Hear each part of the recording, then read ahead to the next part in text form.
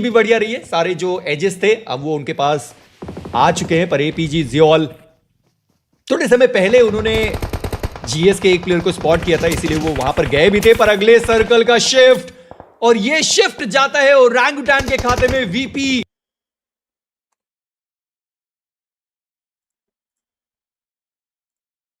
वो डाउन है, रिवाइवल का मौका भी बनता है, पर ये उन्होंने वो नॉक निकाला है। मार्सो वो डाउन हो गया, पर जेफर थंडर टॉक फाइनली उनकी वो थर्ड पार्टी, जहां पर जेफर डाउन हुए वो एलिमिनेट हो गए। पर ओरंगुटान वर्सेस रेगनम की ये फाइट होने वाली है। उनका सामने के साइड पर ग्रेनेड जाता हुआ वोल्फ के करीब वो ग्रेनेड हो सकता है। लॉक्सी उन्होंने भी सामने प्लेयर पर स्पॉट किया है, क्योंकि वो डाउन हो गया। आरू वो स्पॉट करेंगे, आरू को भी डाउन कर दिया गया। ओरंगुटान वो अपने दो प्लेयर्स के साथ बचेंगे। लॉक्सी का बढ़िया शॉटगन के शॉट्स, एंड ओरंगुटान ने 3 खिलाड़ी गवा दिए।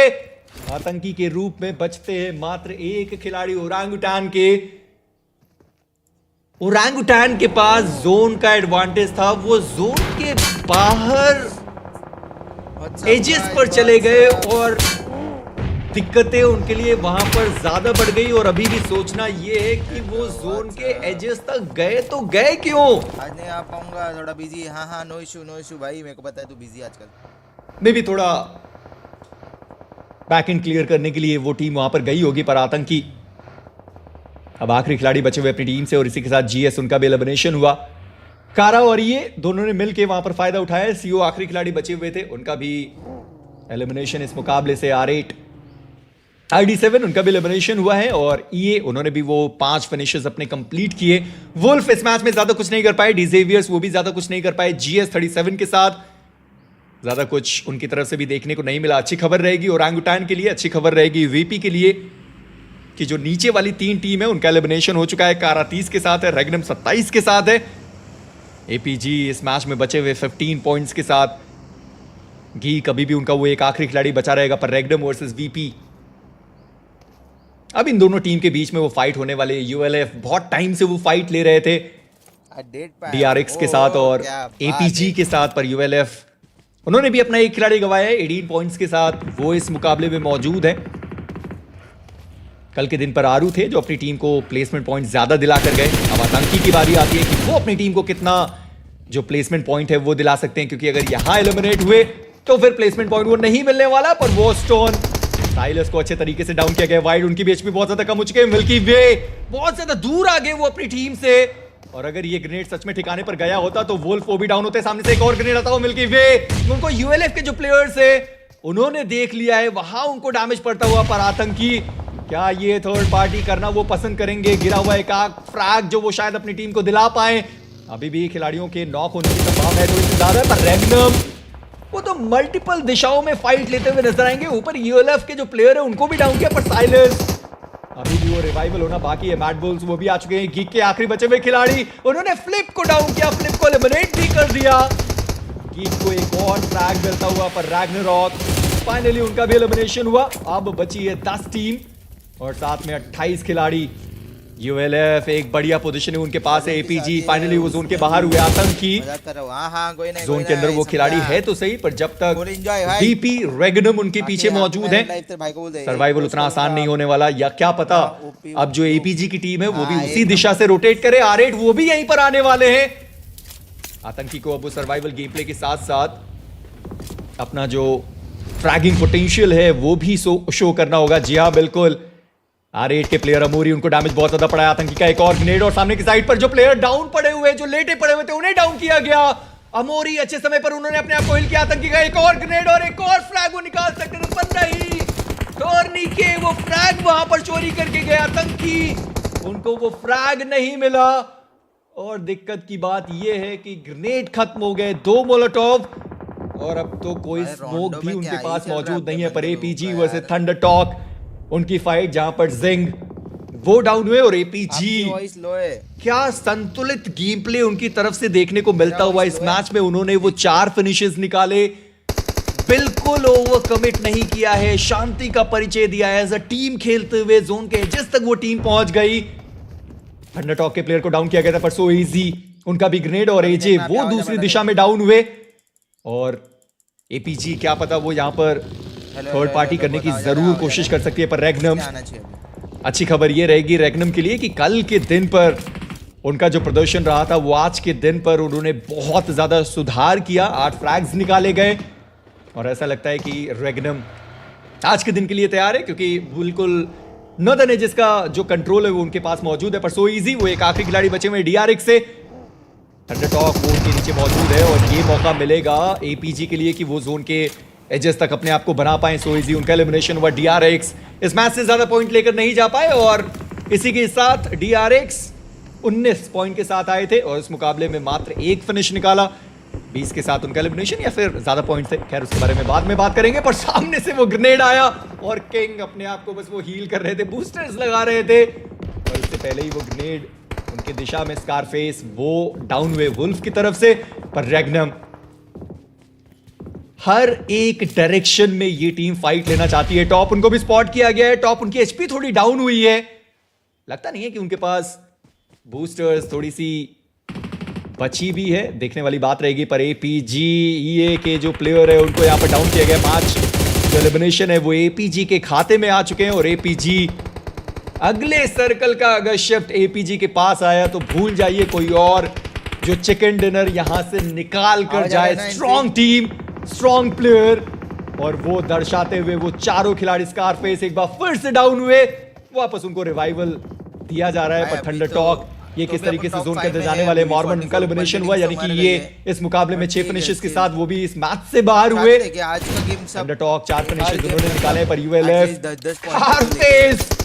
ये शायद चौथा नॉक है उनका और वापस उन्हें रिवाइव किया जाएगा। पर एपीजी वो जोन के अंदर पहुंच चुके हैं और अगले जोन का जो शिफ्ट है वो रेगनम के पास मौजूद है और एपीजी एक और नॉक उन्होंने निकाला है। फाइनली R8 के जो प्लेयर थे मोरी, उनको भी डाउन किया गया, उनका एलिमिनेशन हो चुका है। पर अब वीपी वर्सेस एपीजी उनकी फाइट की शुरुआत हो चुकी है। एपीजी उन्होंने अपना एक खिलाड़ी खो दिया है, वहां पर प्लेयर डाउन किए गए, फिनिश वहां पर चोरी किया गया। पर डॉक उन्होंने किंग को डाउन किया है, रिवाइवल का पूरा मौका मिलेगा एपीजी अब अपने 3 प्लेयर के साथ। ओरंगटैन एक बार फिर से वो सर्वाइवल गेम प्ले उनके लिए बढ़िया काम में आता हुआ, एक फ्रैग निकाला था और अगर यहां पर भी एलिमिनेट होते हैं तो वो एक प्लेसमेंट पॉइंट उनको मिलने वाला है।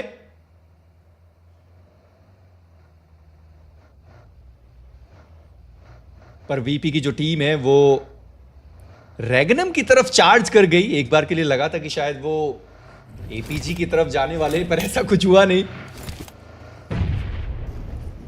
ओरंगुटान आतंकी, शायद उनको वहां पर स्पॉट किया गया है, उनको देखा गया है। पर जियोल अजय को करेंगे डाउन और इसी के साथ आतंकी उनका भी एलिमिनेशन हुआ इस मैच से। कोशिश करी गई थी पर 2 पॉइंट्स निकाले।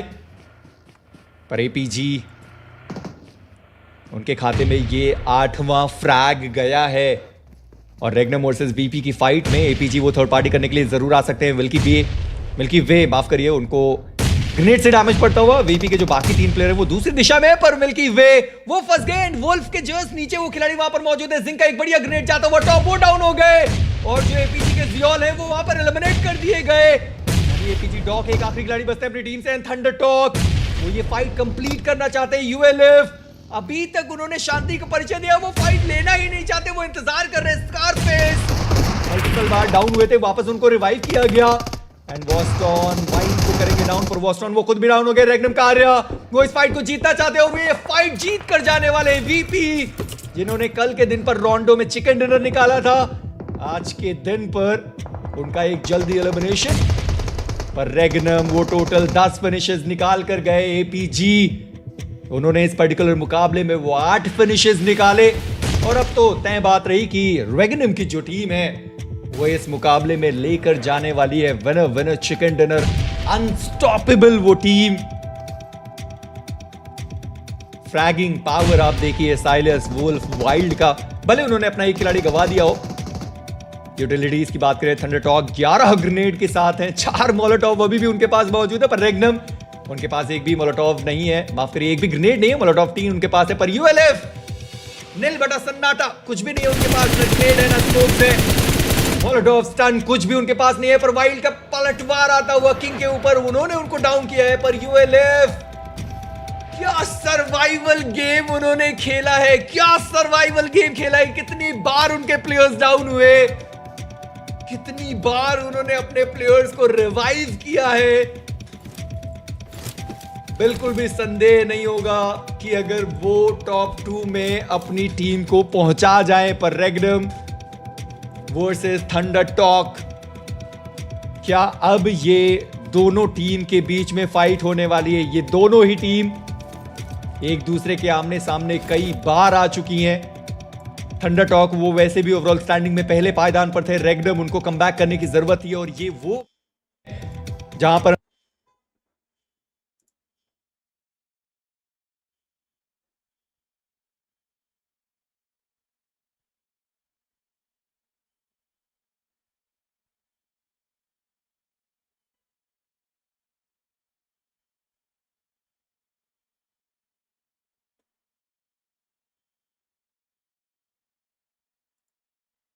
highest sweep through with their 3 players, because crossing this open ground is very difficult. But Thundertalks have 13 nades to do it, but no smokes, which is the critical factor, which Regnum Kaya, they've got all of them. They've been ordering them. It's all or nothing. Ulf have found a nade from somewhere. They've been able to pick one up from a box, but catch. He's going to be dropped down by King, and the 4 players from Thundertalk trying to take down the off angles from Ulf as Silas actually gets spotted. Nice. He would have gone down if they hadn't have taken King out on that spray. Oh, they're regretting that decision now. Thundertalk, though, mounting the pressure. Regnum Kai, I think they were up on 12 elims. We'll see if they can get a couple more, because Eren not going to be able to defend in the face of the onslaught from Thundertalk. Zedwolf breaking out wide, and the 2-piece here for Regnum Kaya needs to be impeccable. I mean, I don't think it's possible. With all these nades available for Thundertalk, it is going to be so difficult. You know generally where they're coming from. Thundertalk looking to take yet another game in their favor. Zedwolf and Wild will have to pull out something extraordinary here if they want to win this one out, but I find it highly doubtful. Wild sending all the way on the side, but them using this little cliff towards their western edge, their advantage, and now it is Wild in this 1v4. Oh, they isolate it. They all move up. They get one. Wild looking for the spray. You're right. He's managed to get 2 here. Maybe able to give them the slip. This is the final zone. It closes central. Wild, if he can hold a central position for just long enough, maybe the blue zone will put too much of a hurry up on these reses. Zedwolf does get flushed away, but a 1v4, I just don't think so. Wild looks for more on the angle. King steps up for the challenge, and he's good for it. I thought he might have stepped a little bit too far there, but Regnum Kaya fall. It is Thundertalk to get another chicken dinner. Options here. Yeah, really don't. It's Sighting wants to peek over the top, but you know how deep connected through the smoke. 2 players run around behind, and a nice little flex out for Thundertalk. Will anybody spot it? Regnum Kaya will have heard the shots. They'll be looking. You can guarantee that much. We'll see if they're able to find it. Doesn't look like they will. Maybe a little bit of time for Thundertalk to play with. Amori now the last player for R8. Joker steps up. He's not going to find it. Another player goes down. Sakura falls. Tony K as well. This hold has just been a blast. A little assist from Ulf on the off angle. But how has he survived that? What a hold on the inside.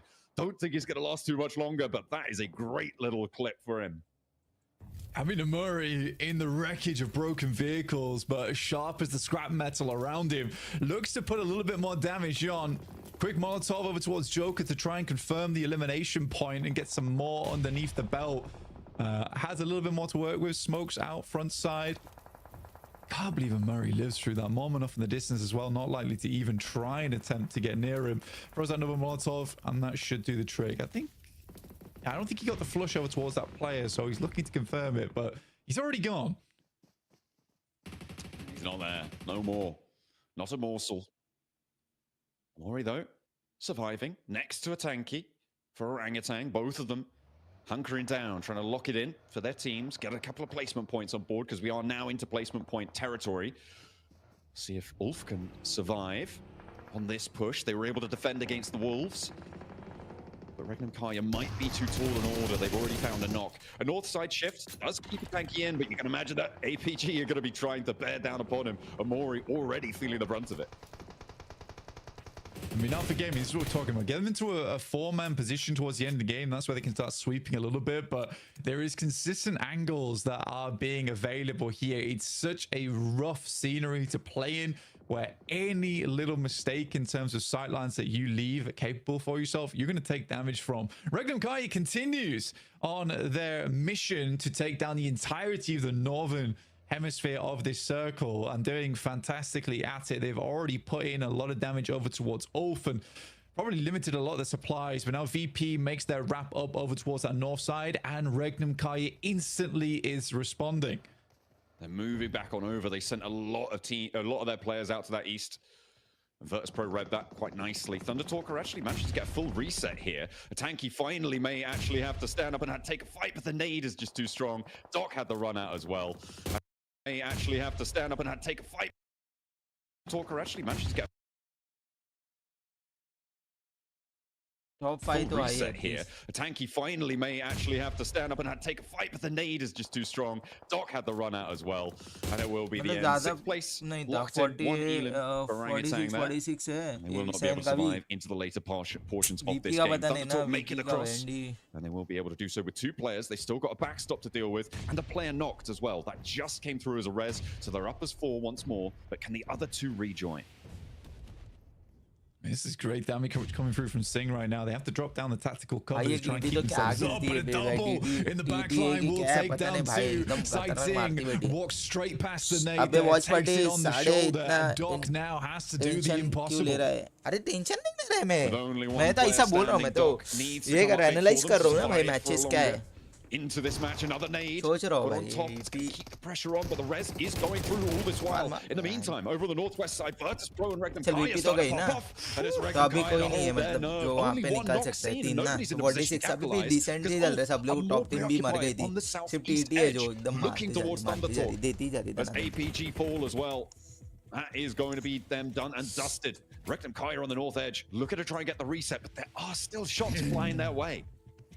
I mean, for Regnum Kai, though, it has been a hell of a day for them already. Loxy does go down as he attempted to move further up. This is great management and good control from Ulf right now between 2 separate squads. They had the higher ground. They're trying to work with it. Smokes are flowing through right now, but you can see 0 nades on the cards for the boys on Regnum Kai on the top of your screen. But I think that may be a lie. I'm not sure. Well, done well. We'll have to wait and see if they're able to loose any. करने लगा Certainly would be a great पहले से boon अपनी to से them. थोड़ी कर लो analyse कर दो एनालाइज कर दो Look सब completely game barren on the old Improvement supply कभी नहीं cupboard आएगा, there. वो चीज़ का Regnum मेरे Kai अंदर, actually able yeah. to pluck a shot over towards King, keeping Ulf safe. analyze कर Scarface सकता might हूँ have मैं gone बस. down there with just a little moment longer on that spray from King, but he is denied. Regnum Kai able to save him. Scarface back up with that first aid kit. बस तो मैं और No, hard way तक मस्त they are definitely struggling फिर 8 के in बाद में terms जाऊंगा of सोने utility, in terms of gear. घंटा at least, Scarface उसके बाद playing मैं this उठूंगा और फिर मेरा close as job. well is मेरा dangerous, काम but है it's वापस necessary. from the वो करूँ. Has to be अब done to कभी keep one Regnum नहीं Kai at हाँ, bay. कभी one when it comes to अरे, future. I mean, Thunder Talk off an यार, insane day तू yesterday. pro A player pretty है रे, difficult मेरे को तो crossing आता for नहीं them. भाई. I think the खेलेगा most Free surprising Fire. thing about this game is आएगा Thunder Talk वाली being on 4 players at this stage of the game. I think they must have been knocked multiple times. I don't think once used the recall beacon during this match, which is even more impressive. So I think this has been fantastic from Thunder Talk. Now it's a question of whether they can actually close out the game, or will Regnum Kai sweep through with their 3 players, because crossing this open ground is very difficult. But Thunder Talks have 13 nades to do it, but no smokes, which is the critical factor, which Regnum Kai, they've got all of them. They've been ordering सिर्फ them. TT है जो इन It's लोग all or बहुत nothing. गंदा Wolf have found a मार nade from somewhere. They've been able to pick one up from a मतलब box. Her but game पे Andy he's going to be ऊपर dropped her down game by King, and the 4 players from Thunder Talk trying to take down the off angles from Ulf as Silas actually gets spotted. Scarface. Nice. He No would have gone revive, down if they hadn't no have taken BGM, King man. out on that spray. Oh, they're regretting that decision now. ये Thunder बात. Talk though mounting the pressure. Regnum Kai, I ऐसा मार think they रहे were up जैसा on 12 भिंडी. elims. We'll see if they can get a couple more, because Eren not going to be able to defend in the face of the onslaught from Thunder Talk. Zedwolf breaking out wide, and the 2-piece here for Regnum Kai needs to be impeccable. I mean, I don't think it's possible. With all these nades available for Thunder Talk, it is going to be so difficult. You know generally where they're coming from. Thunder Talk looking to take yet another game in their favor. Zedwolf and Wild will have to pull out something extraordinary here if they want to win this one out, but I find it highly doubtful. Wild sending all the way on the side, but them using this little cliff towards their western edge, their advantage, and now it is Wild in this 1v4. Oh, they isolate it. They all move up. They डाल get डाल एक one. Grenade डाल एक grenade डाल Wild looking for the spray. You're right. He's managed to get 2 here. Maybe he अरे can give अभी them the chance slip. था This is the इसके final pass zone. It closes central. Wild, if he can hold a central position for just long enough, maybe the blue zone will put too much of a hurry up on these reses.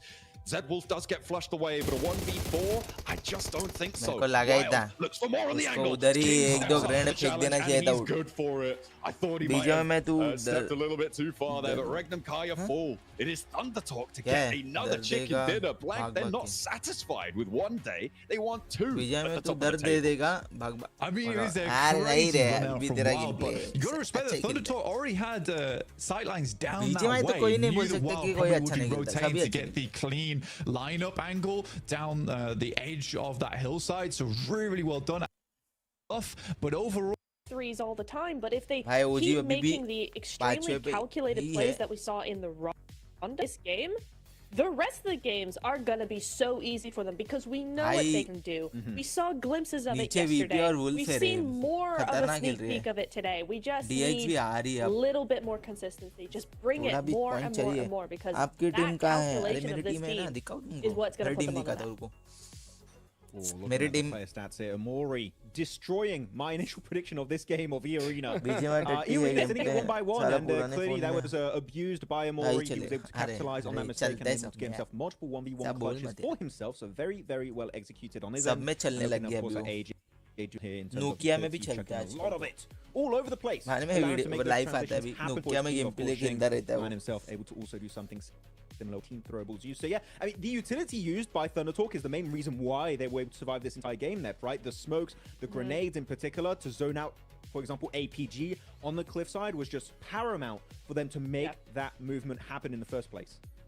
Yeah, it's what I love, using their nades as well towards Ulf as well, right? Because what I love is when a team understands that a nade doesn't have to do damage to be effective. It's just there to displace or to keep away. So if you're trying to zone out a team and keep them in their circle, just chuck nades at them. They won't be able to move. थोड़ी देर में Not doing हाँ any चलेगा damage, चलेगा होकर but thank you you're so much keeping भाई that आने के लिए control, भाई and that's what Thunder बहुत Talk बहुत to शुक्रिया भाई really आने के लिए stand बहुत बहुत शुक्रिया is that means those a lot nades, भाई they don't have to do any damage to be effective. मैं भी हूँ रे अभी मतलब I और wonder, कितना does 6 that गेम्स होता है include दिन का emergency दिन में से cover अभी players? एक हुआ I feel like it, because और I 5 है just मैं honestly, और emergency 3 cover players of Thunder 3 या Talk, 4 करूंगा और उसके बाद मैं भी not the चला best जाऊंगा though. मेरे Not को भी huge थोड़ा actually. I सोना would है say they were not great.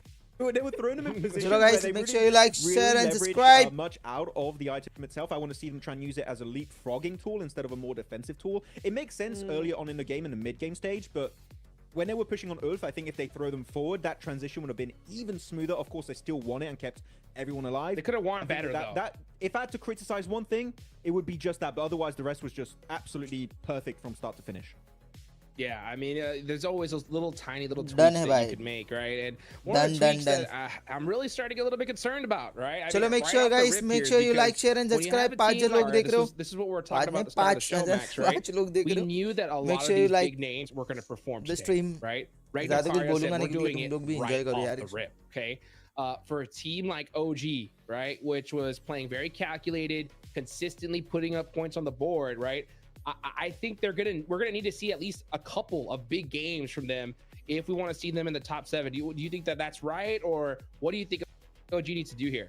I mean, I would agree. Orangutan, you know what I want to see from Orangutan? भाई I want OG to see का a और bloody मेरे को लगता chicken है dinner. Okay, Yes, रोंडो They keep थोड़ा surviving into the late चल game. रहा है ऊपर I नीचे think के लिए yesterday they had a bit रोंडो of an में issue जहाँ पे where लोग in the first 2 games first it was drop just a fight solo. लेके It was किल ले रहे हैं ना वहाँ AKP पे and रोंडो it में थोड़ा was सा इशू हो रहा है who was it बाकी after that? It issue was क्या है यार Aru इशू on the कुछ भी Orangutan नहीं है game surviving बहुत as अच्छा a ही solo. खेल रही है If we see भाई more of कल that, के they survive इसमें as a देखो ना trio, भाई as a 40 full plus squad. Point easy There's भाई definitely a 6 win गेम में potential 40 there for me point to भाई see coming out from Orangutan. So बहुत Nitra, सारे पॉइंट कल do we think we're ये going to भी see हो an गए OG win? मिस भी हो गए जो यहाँ पे आ I सकते hope थे so, and I think they will मेरे को लगता है absolutely कि बहुत win अच्छे if खेले No, भाई not hope so. It's a yes or एक no. Sorry. एक गेम भी नहीं है It's 0 yes. पॉइंटर भाई मार के Okay. लिया है मैंने Yes. पॉइंट तो लिए Yeah, because, and और I'll tell वही you बहुत why. बड़ी बात है Because भाई the main difference between how they normally play and what they're doing सबसे now बारी तो ड्रॉप is क्लैश फाइट भाई they're spreading out on the edge. Insane drop That's fight. typical for OG, right? They're using their terrain, they're spreading out a little bit, they're trying to get control, but they're not backing it up. They're taking the position, and then the moment somebody comes towards them, they're kind of like, we'll try and defend, but they're not going forward and going, actually, this is our spot. You know, where is the confidence that we saw in the interview of, well, if APG want to drop our location, then they're free to do that. we want to see that same energy coming into the end game when they go, this is our position, we're going to set it up like this, and also we're going to back it up with some shots. It doesn't have to be elims, but I want to see more presence from them in the end game, because the setup is good, but they're just falling down on converting anything into a, oi, stay away. Yeah, I do feel bad for OG though, because that play of Rangam Karia was just beautifully executed. So it's really hard to fight back in that kind of situation. But actually, just to go on another team I want to see some improvements from, I'm going to go on DRX, and I'm going to blame Marzi in particular, okay? If you're listening to this, I know he's doing a watch party. Why did you pick DRX, okay? He is the true boss master in India. And DRX, genuinely, one of my favorite teams. For me, there was no doubt in my mind DRX were going to have a banging performance in the Gauntlet and instantly make it to the finals. But no, they started off the day in 11th position, and I believe now they're in 15th after this first rondo. Yeah. DRX, we're almost at the halfway point, Hot Jukes. We need to see more from DRX. They've done nothing so far. Yeah, for sure. I mean, the thing is, this is my concern, right? Is that with so many big names on the second half of the leaderboards, if any of these teams like DRX do what we just saw Regnum Karia did, right? 18 points, they're in the running for top 7, right? So I think for a team like DRX, though, hey, get it done now. You know what I'm saying? You do not want to wait to the last is for sure. So for DRX, so many of these squads, I think the pressure's on big time here, Neptera, to perform right here, right now. 100%, because we're getting closer now. It's game 2 after game 3 way done, and that's where it's really going to start. You're going to start getting that pressure coming in. You're going to start going, we only have a set amount of games left. All of that stuff's going to start happening to you. So it really is now or never, Juice. Yeah, it really is. It really is. You know, I'm kind of going to go on the other side of that point you were talking about earlier. You know, when it comes to OG, right? I think that their performance is very impressive for a squad that it's their first PMGC. You know, I think they've done a lot to be in the position they're in. You know, I think that getting a chicken dinner right now, from what I've seen so far, is going to really depend on them getting a circle position, right? If they're in a dominant hill spot, they get the zone lock, I think they're winning that game all day long, right? I think we're yet to see them be able to pull out a chicken dinner from what you're talking about, like from that edge style play, like we saw Thunder Talk do, right? Play edge, take out every single squad, right? Hopefully we can see them build up to that, but I think the best case scenario for OG here is if they do get that circle, appreciate कर रहे हैं अभी कल तो भाई camper इन पर क्या-क्या नहीं बोलेंगे hopefully just be, once they get that chicken dinner, right, be like, we can do it, right? We've done this before. And that's something that's really hard to cross, Max, right? Because pretty much everybody in this lobby has won a chicken dinner at PMGC before, right? At least once.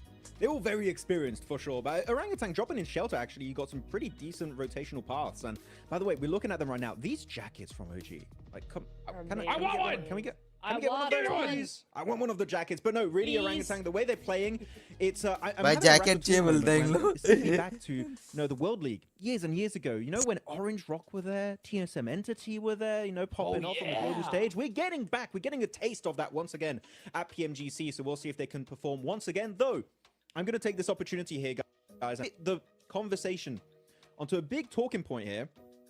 GS Team APG. It kept happening. No? Yeah. Going into Novo military, into Novcan military base.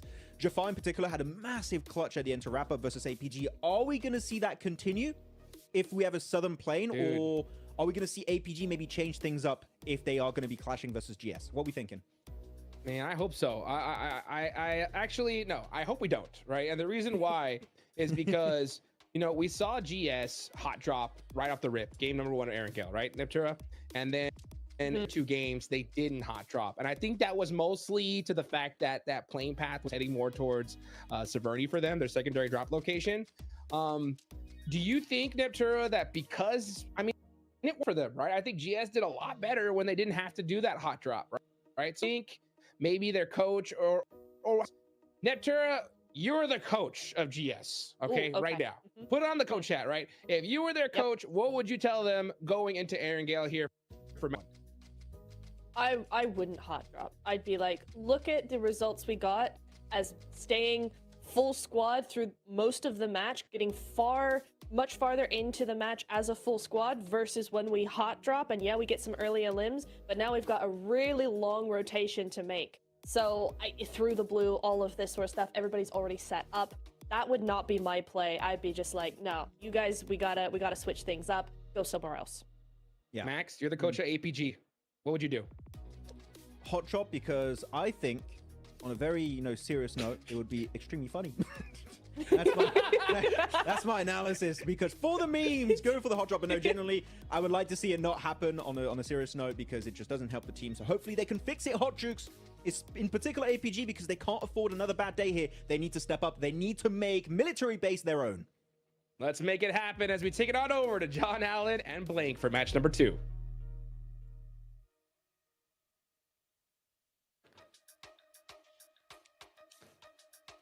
Well, we are gonna have a little bit of a pause here.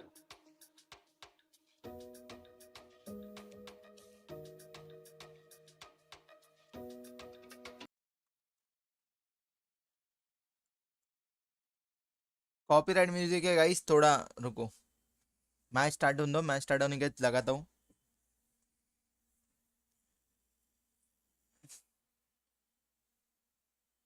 भाई TT तो अलग ही league खेल रही है भाई, कुत्ता बना रही है लॉबी में।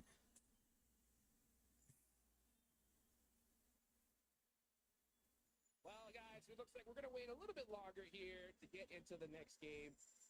So you know what? That gives us a little bit more time, Max and Neptune, right, to get into this. I know John Allen and Blake are super excited to get this, and we will get to that next game, right? But I want to talk a little bit more about possibly some of the other hot drops we're gonna deal with, Max, right? So what do you think is gonna happen here in Arendelle?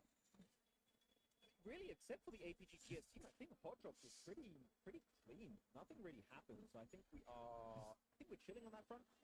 I think we're okay. I'm actually going to be paying attention to Virtus Pro and A7. We know they have some drops in common. They have Northern George Fall, they have Lipovka, and copyright songs play हो रहा है।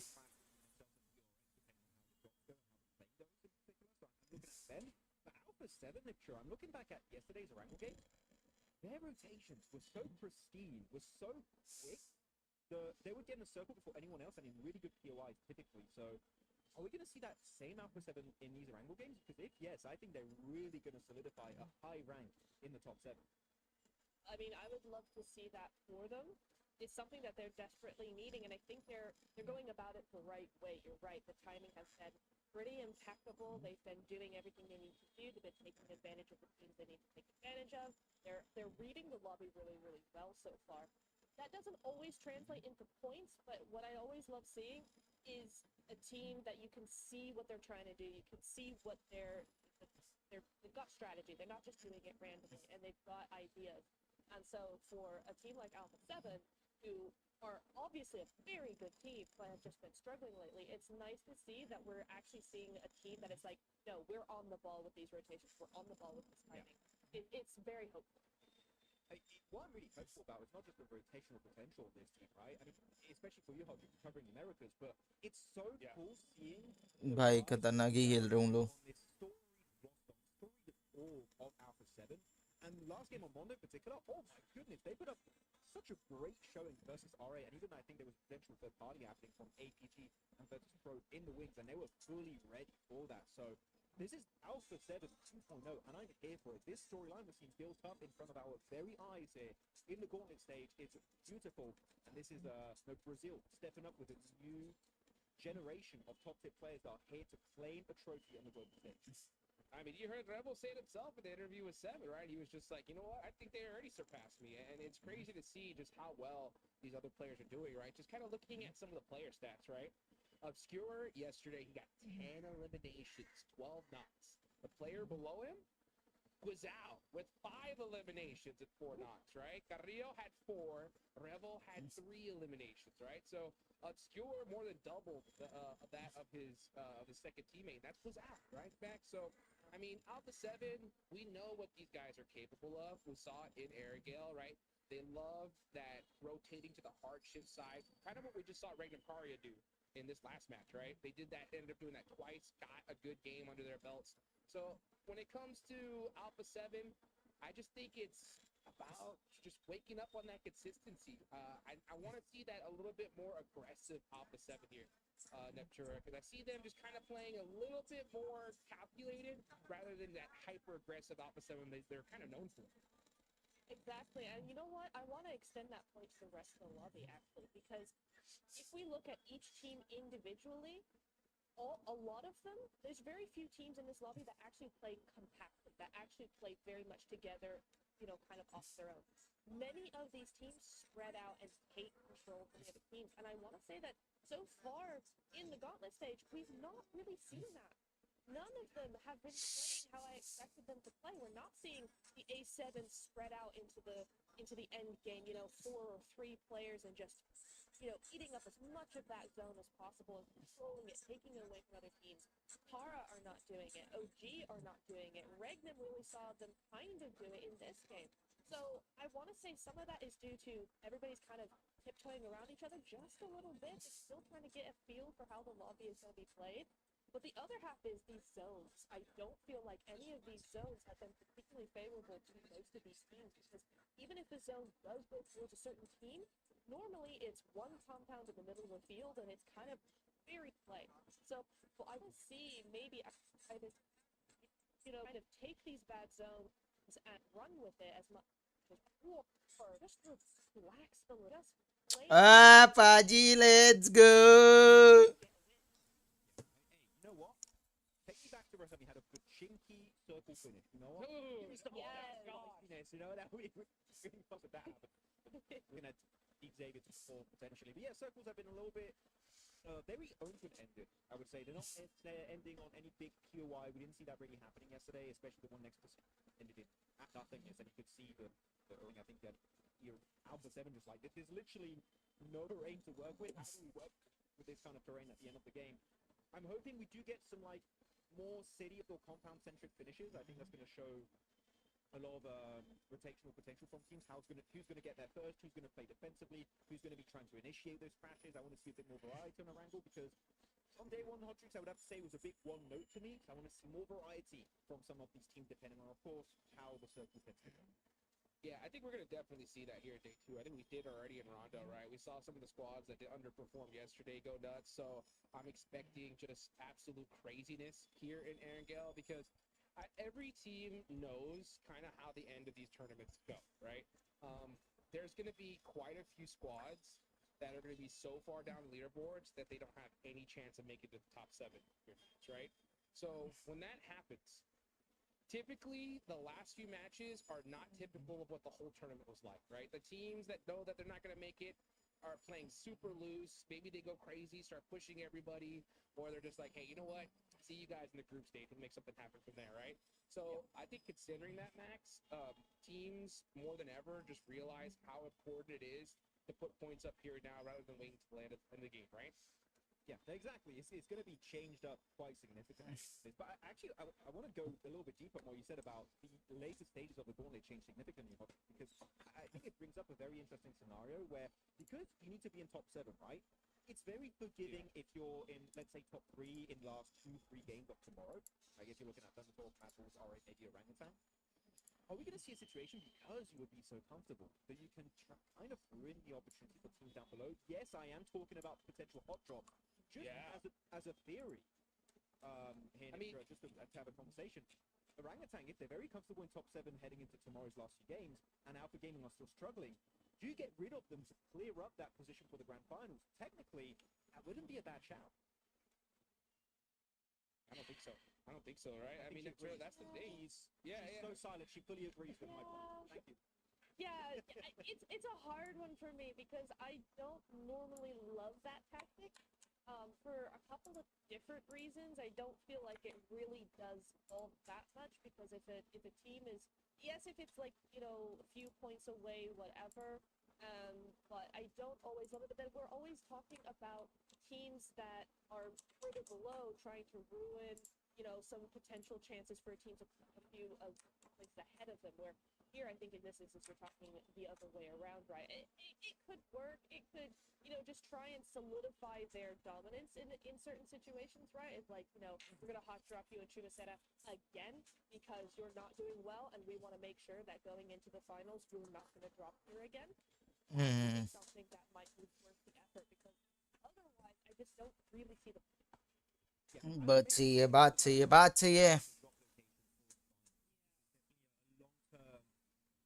long-term the OG and APG because it's the funny meme one to bring up, right? But otherwise, GS team. I think a lot of teams want to try and get rid of them, such as maybe APG if they want to climb up the rankings a bit. Alpha 7, Wolves want to try and get rid of them. Maybe even PK because of their Rondo drop location. Again, that's dependent on what the leaderboards look like entering into tomorrow's 6 matches.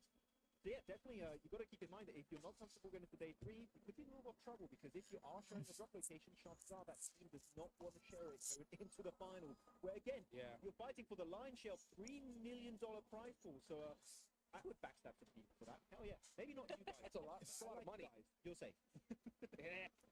You know, a lot of money on the line here. And you know what's typical?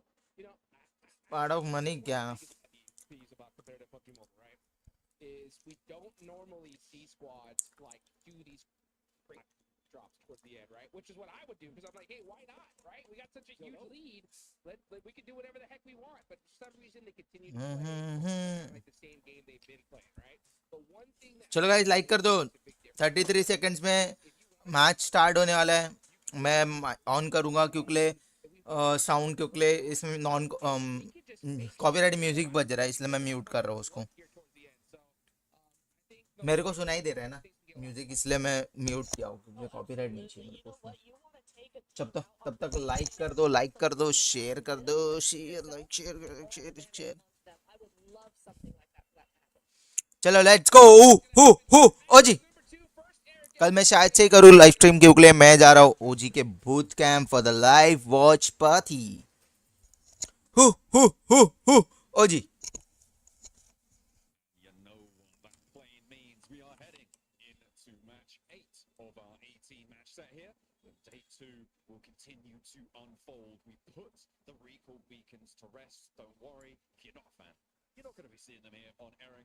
We are going to be back to basics here. So APG, you can't be losing all your players right at the start of the match. That's a free bit of advice. Let's go.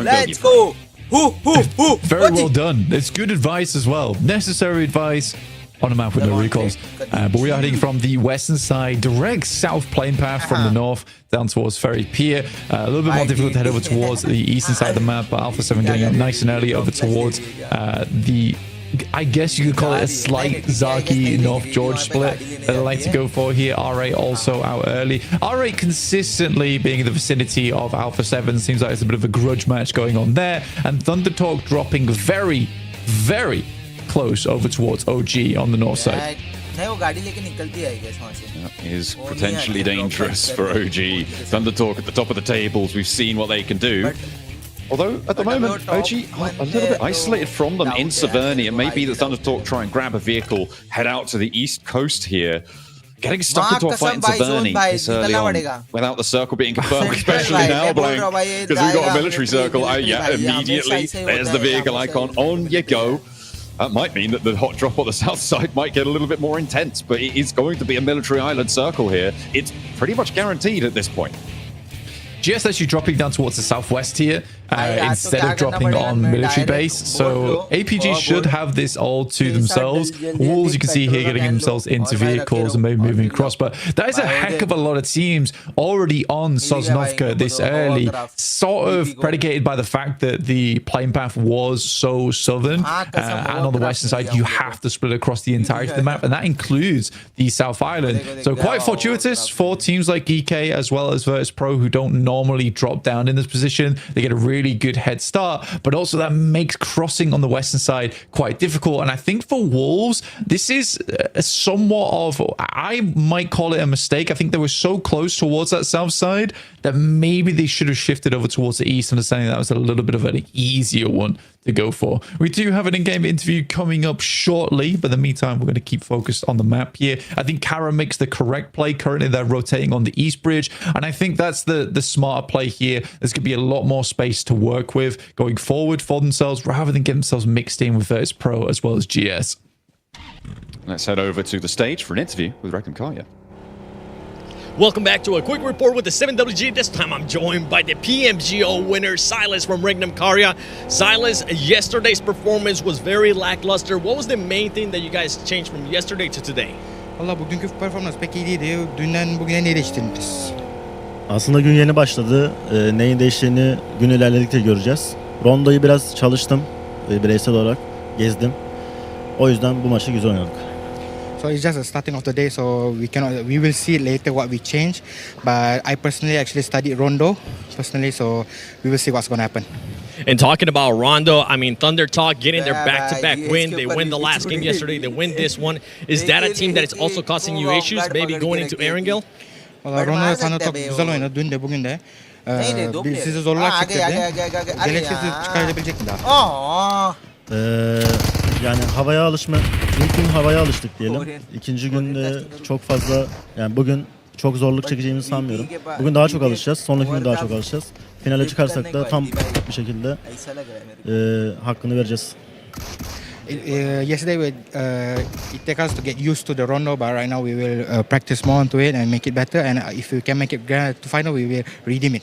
All right, well, I'm hoping the performance here in Erangel coming up is going to be good. Back to you guys. आज office का holiday नहीं है, actually office है. Office मेरा रात को चालू होगा.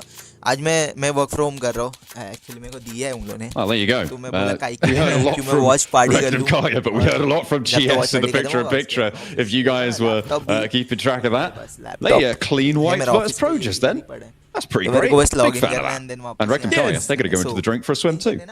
First pro going out like that is fairly unfortunate, I would say, but very, very well done. Really, really big plays there. And that clears out a lot of space for them as well on the map, especially because they were down towards Southern Africa quite early.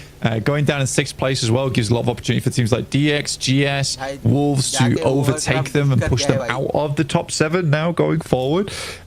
In the meantime, we've Alpha 7 on a long approach from shooting range all the way down here, but so many teams already making that cross early on. Greg and Kaya also making the swim, but so many vehicles will already be taken here because there were so many teams on Sosnovka early that Greg and Kaya likely for the rest of the game will be moving around on foot.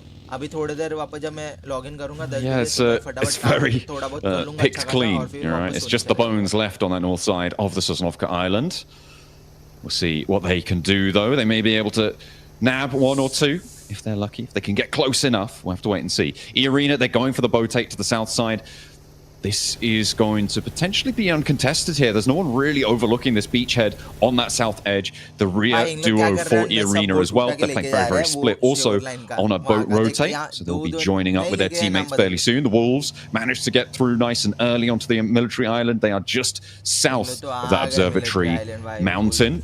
They've crashed into the compound on the south side, southeast point of the military island. Now, a lot of teams have made it, but there are a few who haven't. R8 actually very slow to move, and Thunder Talk as well up in Stalber. They're still looting, it seems. Yeah, I mean, go off, Kings, I guess. It's an interesting maneuver, and you can't really fault it too much at this point in time with how they're playing. I mean, I just need to wait and see. I personally think this is a little bit late. It's very late, in fact, from Thunder Talk. And with the amount of teams that are already down on the Southern Island, I mean, getting in there at that point is going to be very difficult. I think maybe the plan is just to get as looted as possible, as much utility as possible to make that bridge crossing doable. But I don't know. But you can see here, Regnum Kaya, as I said, no vehicles on foot, which is what we expected to happen, John, but it doesn't look fun at all. I mean, hearing a vehicle at any time and having to drop to the deck here, this is some very sad gameplay where you pretty much have to hide it out as much as possible. I mean, you've got to feel real jealous as well of teams rotating past you in vehicles. You're like, oh, man, if only we had that. We could do super well this game. And Regnum Kaya looking to convert on their last match as well would be a brilliant result. As we're looking over towards those bridges. Actually, the crossings so far have been basically uncontested, Blank. I mean, it's only Virtus Pro who have gone down, but that wasn't on a crossing position. That was on just a fight for a compound once the crossing had already happened. It was. Only 5 teams remain to cross.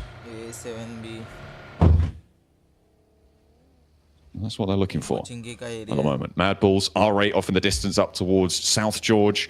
Alpha 7 just passing Lipovka now. Orangutan as well. Getting past Prison, past Shelter and Milter. The bridge on the east side currently, I mean, it's Geeke, right, who are going to be overlooking it from that observatory mountain.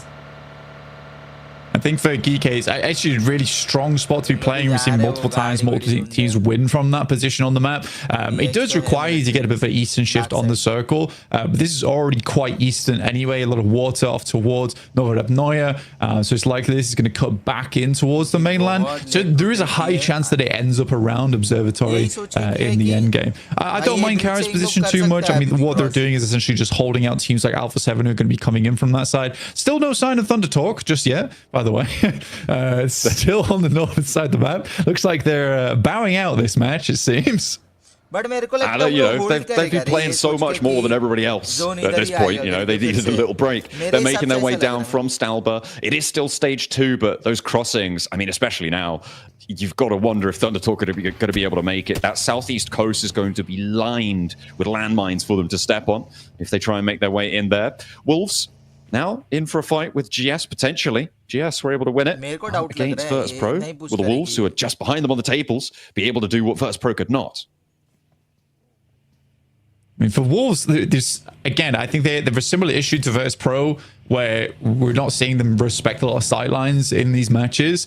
That's the thing that worries me is that, yes, the gameplay is not too bad, the rotations aren't too bad, but there's a lot of these moments where they're making some careless maneuvers, which I would like to see improved overall from quite a few different teams. I mean, Alpha Gaming even falls prey to this as well, where I don't think they're respecting other teams very much at all in these matches, and I think that's what is coming back to bite them. Like even that last match that we just saw on Rondo, there was a lot of good chances for them to really kick off and start having a great game. Unfortunately, because they kept taking shots, kept taking these angles which were open to the likes of Virtus Pro, open to the likes of Thunder Talk, they slowly blew out players. And I don't think that was great because from the initial moment, you know, the 4-man split was weird. And then getting further into the game, I was like, okay, there is a 4-man. This doesn't look too bad. But yeah, it ended up being quite disappointing, honestly. But we'll wait and see. I mean, they get to start in the melee base this time. No contest, other than Regnum Kaya, I guess, who are hiding over on that north side, just trying to live this game out as long as possible. Mainly trying to find some set of wheels, basically, Joe. That is kind of the name of the game for Regnum Kaya right now. If they could pinch one, I'm sure that Alpha Gaming have on board, that would be brilliant, but position being known there. We've seen this from Alpha 7 in the past, Blank. They've taken to the skies, but they are going to be heading over in the glider around on the east point here of Novo, trying to stay out of render distance of everybody else. Looks like they will be able to for just a little bit longer. Very dangerous place to land, though, because Kara have outposts all over. You've got to think they're going to spot this, and if they don't, somebody else will. I mean, Kara absolutely should be able to look at this one, but you can also see that Alpha 7 is currently trying to play out a render distance as much as possible here. You can see that Obscurus and Guizao is going very, very wide here, down towards the south side. I think they're trying to look for a point where they can make their way in, but the amount of teams that are littered along the southern coast, I think it's going to be hard to find a runway and land here. I think most likely it's going to be a crash landing from Alpha 7 in the near future. I mean, you just don't expect the north side of Novo to be open, right? Like, it should be landing there if you have a map feed up like we do, but that's really difficult to call. The swim as well for Revo and Carrillo, that might draw the attention of Kara. It could prompt a little relocation, but Alpha 7, I mean, I'm seeing them approach on the south side in that glider. Wolves are going to take shots. GS are going to take shots. This is going to get nasty. Yeah, it's always an interesting thing watching like high-level gameplay at an international scale because everyone has the same idea. I mean, they were able to get up. Igor's only have the pump shotgun, gets a little bit of damage done, but there isn't any backup right now, which is not ideal. Luckily, able to find one with the angle off on the side from Coops, and that's Revo going down. Now just Obscure remaining as they all crash into this one. This should be a quick cleanup for them. But yeah, I think that it's interesting looking at this at an international level. Everyone has the exact same idea, is that the south side is where most teams are going to make their cheeky rotate through. So everyone litters down there because they all assuming that each other are going to make that same maneuver. The only team that actually falls prey to it is Alpha 7, but alas, they were coming in from a long, long way away. Again, no sign of Thunder Talk just yet. They're still traveling like Frodo Baggins right now on their way to Sosnovka. there and back again. Goodness me. They are really going to have to get in fairly soon because it's getting to be the blue zone's going to hurt a lot. They started obviously in Stalber. They were slowly rotating down. Also, R8 were struggling to make their way on through as Alpha Gaming seemed to have spotted Regnum Kaya making their way on foot. And unfortunately, I think Regnum Kaya, they've lost a player there. Far from ideal. And they'll be playing on as 3. Still fairly split and still very, very slow. Yeah, I think for Regnum Kaya, it's a rough one. I mean, I think what you have to do there is commit a little bit earlier to an Eastern crossing. I don't think that the swim is that bad, but under the assumption the circle is so far off towards that east side that it's likely going to center up on observatory, which it is currently doing, by the way, so we were correct in that assessment. I think that you have to risk the eastern crossing as opposed to trying to play on the beachhead and the three building compounds around that area. I think that's what Regnum Kaya are trying to go for. It's a very European approach, I'll say it that way, but I think in this instance it's not correct. TT तो showing level ना TT बहुत serious है भाई, बहुत serious है वो. Different decisions to be made in the future, but military circles always fun. Oh my god! Geeky getting the shift. Oh, there they are. I think I've spotted what you've noticed. They're on the map blank. It's Thunder Talk on the North Bridge, and Orangutan are going to be holding them out. The circle goes still towards Geeky's favor on that observatory mountain. Well, let's take a look at this bridge camp because the stars on Thunder Talk are going to be low here. They step out and immediately the first goes. The next as well. Looking for the spray down. The backup from across the way as well is good. 2 players now stand for Thunder Talk and the blue zone is hurting.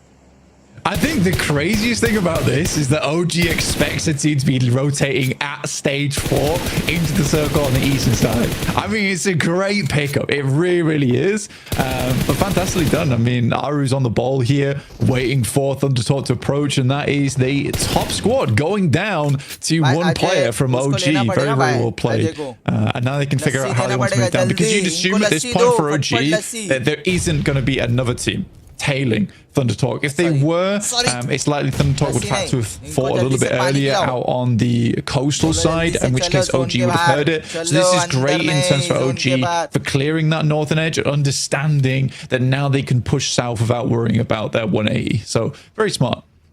They managed to take 2 players down, but there is still a little bit of life in Thunder Talk, and you can't count them out. A big flex out came through from Orangutan, from OG, both sides, WizGod and Atanki moving into position to try and pick up the scraps on the last 2 players. They couldn't find the angle. Thunder Talk able to keep it under control for their final 2 players.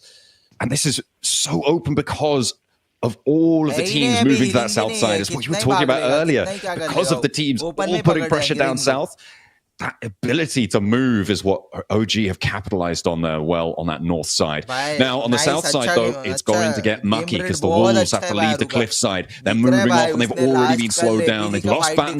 Doran needs a res. Coots is pulling him back to his feet. And you can't spend too long out here. The blue zone really starting to hurt now. Yeah, basically instantly have to get that bandage off. And I think for Wolves, it's pretty much over. I think Kara set up a really, really nice lineup here across the hillside. I think that Wolves is pretty much gone. Eagles is likely to go down as well. At this point, Kaido, it's one of the situations where do you just deny the point? Lewis picks up Doran. And now Thunder Talk with their 2 players look to put a little bit more hurt over towards OG, but I don't think that's happening. Spray down, King spotted. And Atanki able to clock the shot. AJ last to stand, and OG only got 1 more domino to fall to take down the top dogs. Spray around the corner, not quite fully connecting, but it's going to do enough, and it will be closed down. The roll down on the crates as well. OG want the spoils of victory. Pulling that into the back pocket. They'll clean out the north side. Yeah, that's clean. Very, very clean. So now OG has a huge amount of control over the north. Doc moves up, does get shut down by Mad Bull, but R8 is still having presence within this engagement. Reefus seems to be the last player alive here for APG. The DPS should do the trick as Lemon weaves in and out of the blue there. But now RA look to weave a very different picture for Mad Bulls, one of dread and ruin as they move over the hillside. भाई खतरनाक. Trying to push in on the western edge. The zone route आगे. out of that RDC military के player base को knock is किया है. treacherous. All right, they're going to fall मार, back, मार. look to res एक- Marth. एक- Mad एक Bulls मार, disengage, गीले, descending गीले, across, knock heading पड़ा towards है, DRX and एक- एक the मार. remnants of knock DX पड़ा है, Xavier as well. lift में Closer देखता towards the था, middle. लेकिन We're हाँ, not going towards the mountaintop this time around, Blank, though. हाँ, It lift is जा, going to lift go जा. down south Lift जा, lift towards जा. GS and towards this ridge line. kill मार, We're seeing मार. being fought over fraughtly by 5 kill Kara, देगा, who kill are मार, keeping kill their मार. nerves together here. 7 elims बस already. kill मार के वापस return. Reunite. It's definitely not Kill easy marking. for Kara. The movements they've had to make, the decisions they've had to go through, but they've done well. I mean, क्या Ulf is prediction definitely भाई? their biggest target in the future over on that eastern side, but even they क्या are prediction sort of था held वो? out by the Prediction था angles कि from नहीं? DK. कि Now, जाएगा, the circle मार के does आएगा. move away from DK on that Okay, भाई, observatory, so they need to बोल रहा find भाई. as much information as possible, decide where they're going to end up in the future, because they have to move now. Read है तुम्हारा And भाई it's का, always read है, difficult getting analyze off from the करता है top of proper. observatory. Mad Bulls somehow stay alive with their 2 players, get to the south side of this compound that currently DRX are holding. And I think for DRX, a lot of fans are hoping they do well in this game, because it has been a pretty abysmal start from yesterday for DRX. A lot of games where they're just not able to get through that mid game whatsoever. And I think that has been the most worrying thing from watching them, is that mid game. It's just a lack of life from that squad. भाई बहुत Getting through that mid game, always treacherous, and it's where you earn the majority of your points on the tables, right? It's getting past those mid game situations that starts to earn you those incremental 4-5 extra points that you need और निकल सकती भाई per match to निकाल लेना, really जितना sit kill up and निकाल amongst सकते हो, the उतना top kill भाई. dogs. Placement चाहिए Xavier trying but to at the hold same time, अगर जितना a free sliver kills of a mill ridge सके, line. You मतलब can see there's open players field में above them as well from knock Ulf. पड़े हुए हैं. It's a really tough spot, but I think DX Xavier are going to be safe for quite a while. Geeke actually more likely to pull the trigger on a fight here. भाई देख points different I mean, देखो, Geeke needs to find something. I mean, down पहला वाला towards 100 पे Ulf बैठा is है. likely हाँ, their दूसरा best bet, 71. right? हाँ, They can तीसरा still play high 65. ground that angle and then try and भाई, sweep OG down towards that 61. south side. इसका 48, OG has 45. met अरे कोई little भी resistance, top and 5 के DRX अंदर actually जा moves सकता है off from भाई, that top- northern position on the compound top 9 as के बाद OG कोई भी appears. So top this 4 is में जा a सकता है, very, कोई भी. very sneaky इसलिए मैं moment बोल from रहा हूँ कि OG to be able to अगर get कोई into the एक circle अच्छा game and then निकाल find लेना themselves a strong position off the back of that as well. The मतलब question is like whether 44, RA's 45, been 46 watching this वाले लोग तो rotate and मर if they'll be able to find अच्छा some game shots निकल over गया. towards Hope them. so. But निकल again, ही so जाएगा. far it has been some fairly भाई well थोड़ा calculated सा- decisions from OG. समझ रहे थोड़ा सा हल्का सा I wonder if Ragnarok thinks he's थोड़ा cleared that angle there मिर्च against मसाला करके Sakura. कुछ और point बढ़ा He'd have a good लेकिन old अभी look मिर्च there, मसाला spike the नहीं कर horse, सकते. but आरेट को दिया है, didn't ले see a leg, didn't see an फेंके, ankle or ले anything दे peeking out. दनादन देख choco Geeke, they're going to take shots over towards Ulf and back them off the गंदा angle. word Actually, नहीं Ulf बोलना है putting more stream pressure पे. in towards the middle. Nice stuff, nice find, but that could all come a cropper if GS takes shots out of their way, if Ragnarok has his say as well. I'm very impressed that it's actually भाई, not हम लोग भी R8 that impressed takes है shots भाई. over towards OG. It's OG taking shots at time R8. बाद, Actually finding a Mori here. And they don't have a lot of time to pick him up because the circle is enclosing. No, R8's put in a very, very difficult position where OG knows at least 2 players are on that northwest side. Rotate out. It's got it. Oh, I thought he was sending it there. I think he was breaking out. 2 of them यार, trying to revive flex हो through. जाएगा, R8 looking for that regroup, and they find it. They मेरे को manage to ऐसा pull लगता है कि themselves back grenade से ही up, मारे तो grab at the better है, vehicle, क्योंकि not go for the res out मैंने बोला कि wide. gun power Instead, नहीं है, but मैं use बोलता that कि little grenade से defilade that they've now been able to claim. पहले Prestige off bracking देखिए. out as well. इधर से Back कोई up to मारे, that high लेकिन अगर ground. वो Wants the clear long कर range दिया आरेट को, oversight, but will have to move back in ले with देखना. this circle shift. वो क्या- Ulf as well, I- putting pressure in. A potential scout इसका नाम towards रे? GS. Catch will Prestigier. get that info back to his Prestigier team. Cooker हाँ वो प्रेस्टीजी cooker है ना And for वो Rectum पीछे Kari, से you've been able angle to बना के get रखा है, quite तो far into this थोड़ा match. I mean, दिक्कत हो only सकता है, you have इसलिए one वो player gun left power- remaining, and that's gun power Wild. ये But नहीं है, Wild मतलब is typically डेढ़ the से मारो lone उसको. survivor for the squad. OG Prestigier really cooker देखो taking पीछे good से. use of this hovercraft. No one's really looked at them, so they're having this hovercraft far into the late game is really quite a big deal. Now he's starting to pour out over the top now. A little bit of damage surely should be done, but the nade's just bounced a little bit too far. Nade swings back down to the top side, dribbles down just a little bit. Another one goes through. More damage on towards OG now. One player fairly low in Aru. And R8 can maybe leverage this, but a good off angle right now from OG is keeping them at bay. Oh, another nade, another knock. There's no punishment Time really by being time seen. by in हो return. गया. Finally, Marth goes Time down. by There was हो a गया. third party as well, I think, from Geeke on the high ground to take a shot over towards one of the players from मारा OG नीचे who नहीं has now been flushed away. trying to flex out. This is where the off angle from Prestige really needs to come in clutch, stopping this fight. The smoke's over the ridgeline. They want to keep this momentum going, but R8 back off the angle. The nade's not quite connecting where they need to. Last potential. No, it's gone too long. The cook not quite right there, but that one's good. A tanky sends it back his way. And Aru again, so low, but not going down just yet.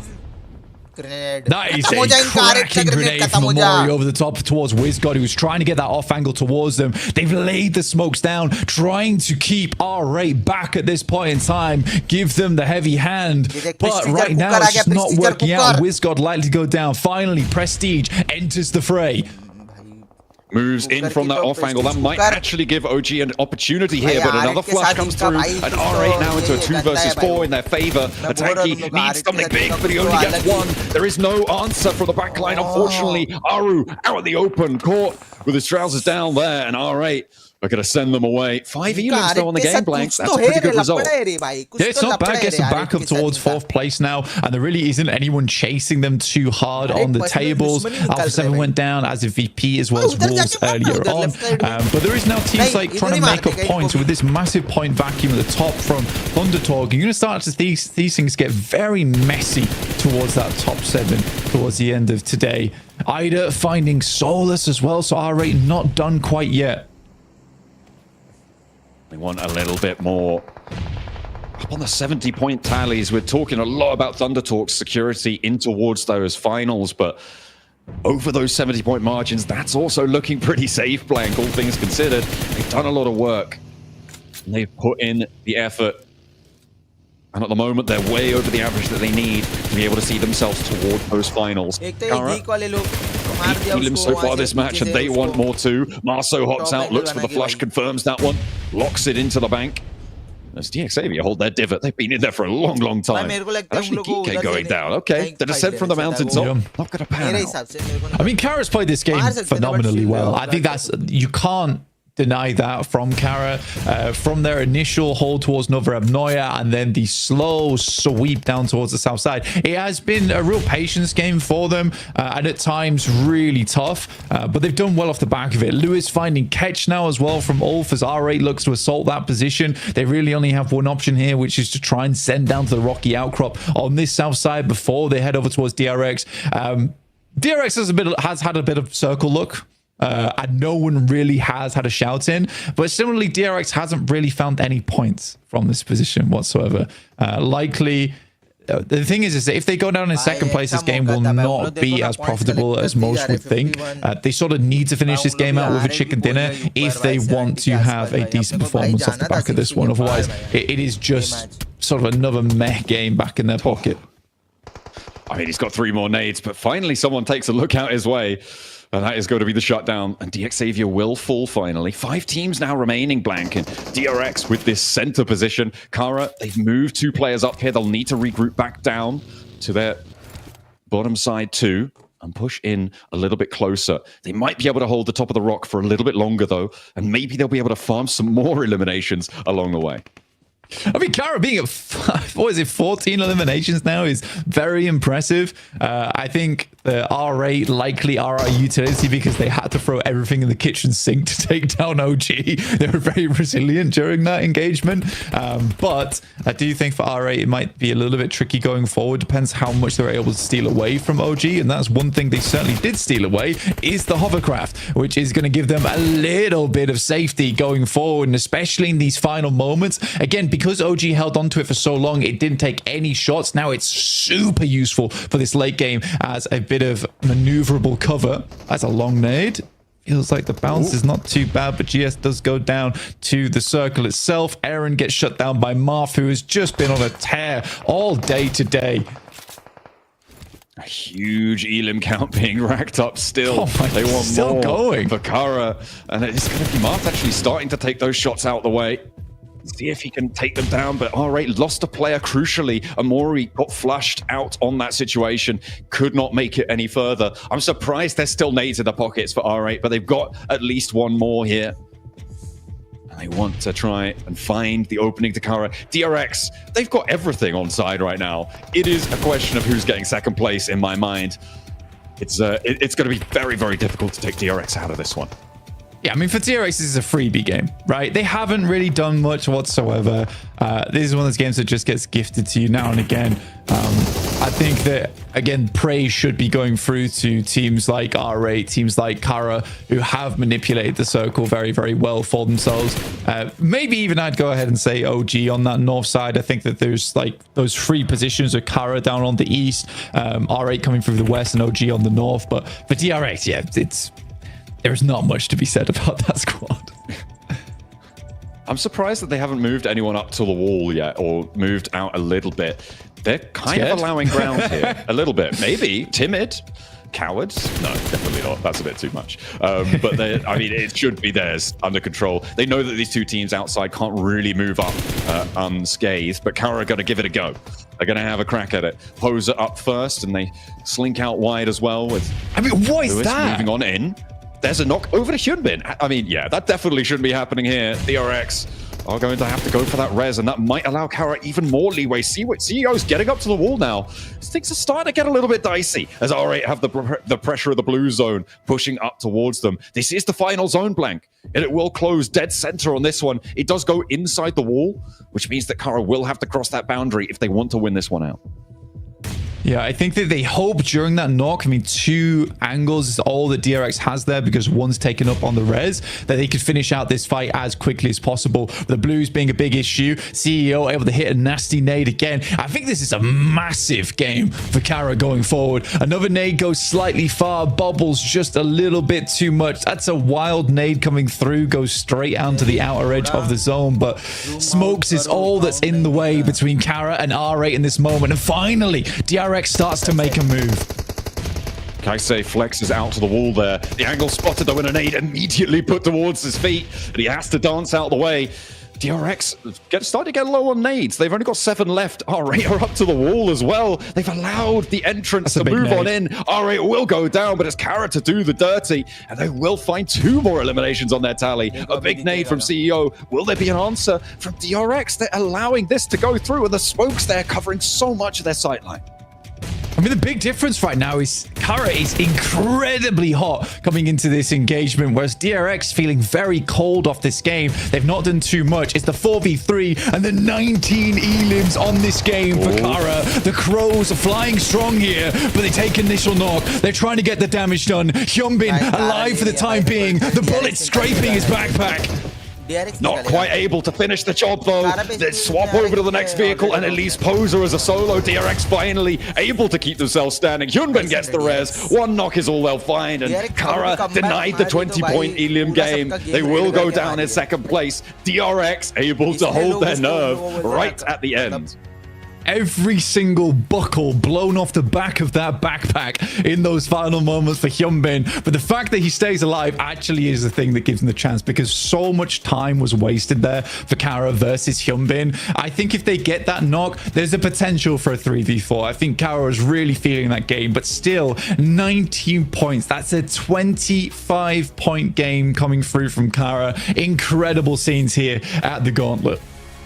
A massive jump up for Kara. That has got to feel real good to be able to leapfrog all the way up the tables as they have just done. We've been waiting for it. We've seen some stuff from them previously in their regional positions, but up until now, sort of a little bit lacking. They did have a 3rd place towards the end of yesterday, but mute करना पड़ रहा है, copyright music है इसलिए. Absolutely. I think for Kara, again, they played it well. They have strong players on side. They're not the most well-known players in the world from their particular region, but they have all played for multiple years and all veterans of the game, which is very good to see. But again, I think for DRX, it is just a little bit lackluster win. In the meantime, we'll see what the desk had to say about that match.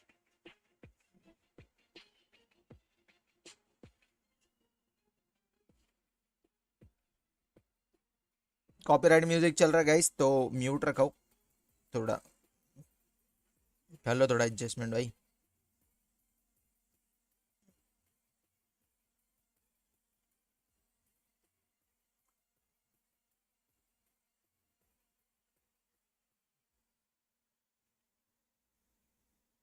The ERX down in 15th place, so desperately needed a chicken dinner, and they get one right here, right now. Maxman, why was this game so different for DRX? What made them get the chicken dinner? copyright music is there, so I have paused the. भाई ये अगर grenade से फूटता तो scene हो जाता उनका. Unfortunately, it is a win they desperately needed. Okay, don't get me wrong, they were in 15th position before this game. They were circle blessed. Luckily enough, they do go for that big push onto the side of Kara, as you can see here in this finishing flow moment.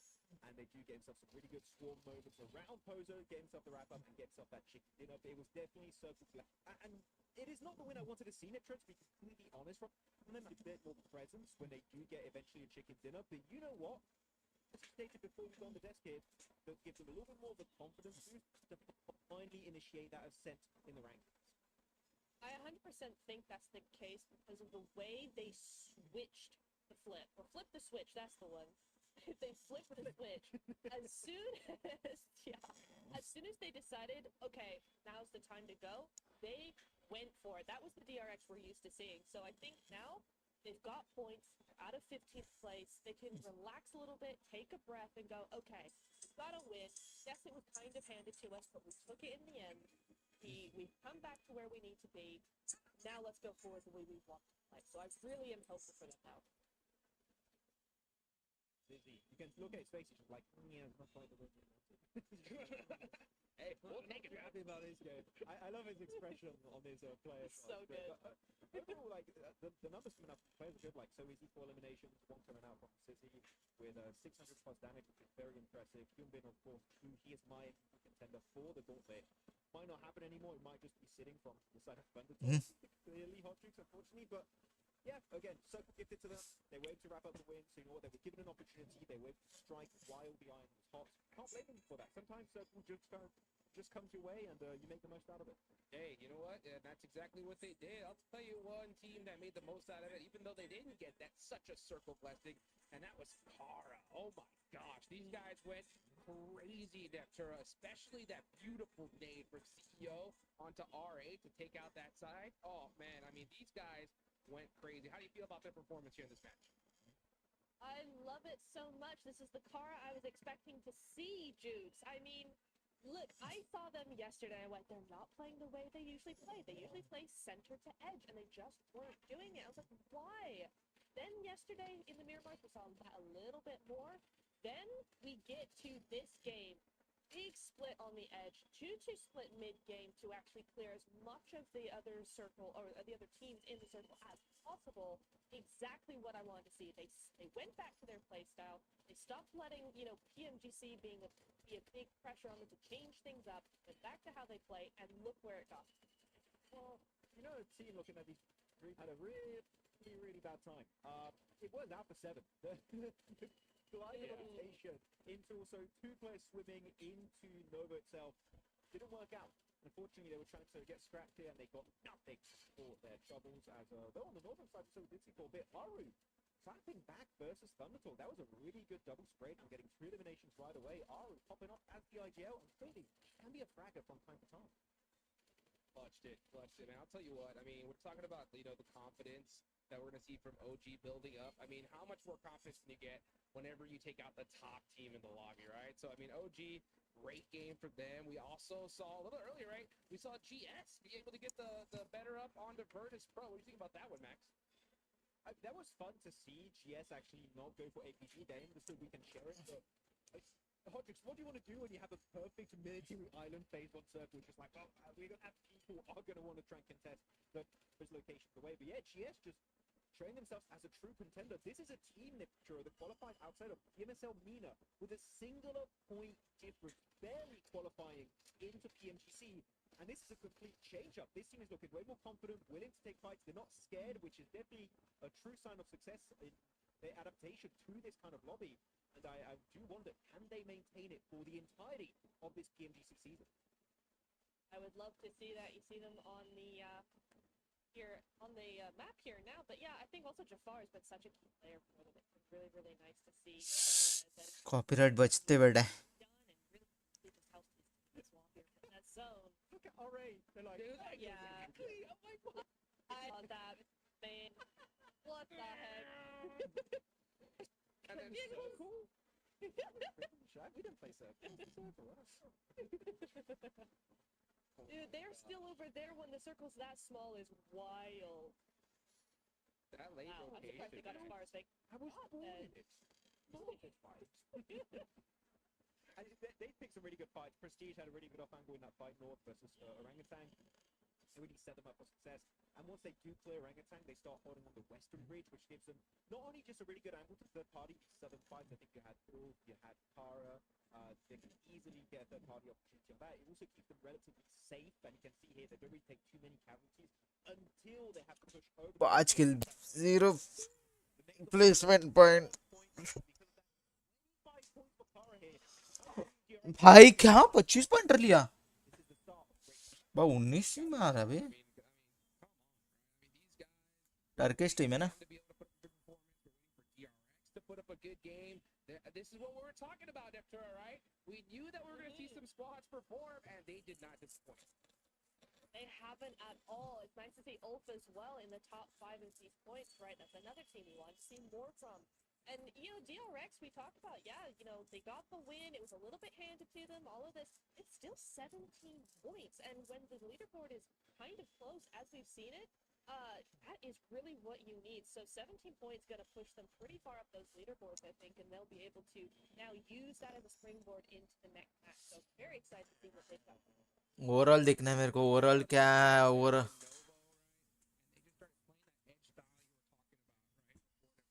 You know, what do you think, you know, when it comes to Kara, right? What's the difference between this game and playing that edge style versus, you know, when we see them go center? Like, what do you think the big difference is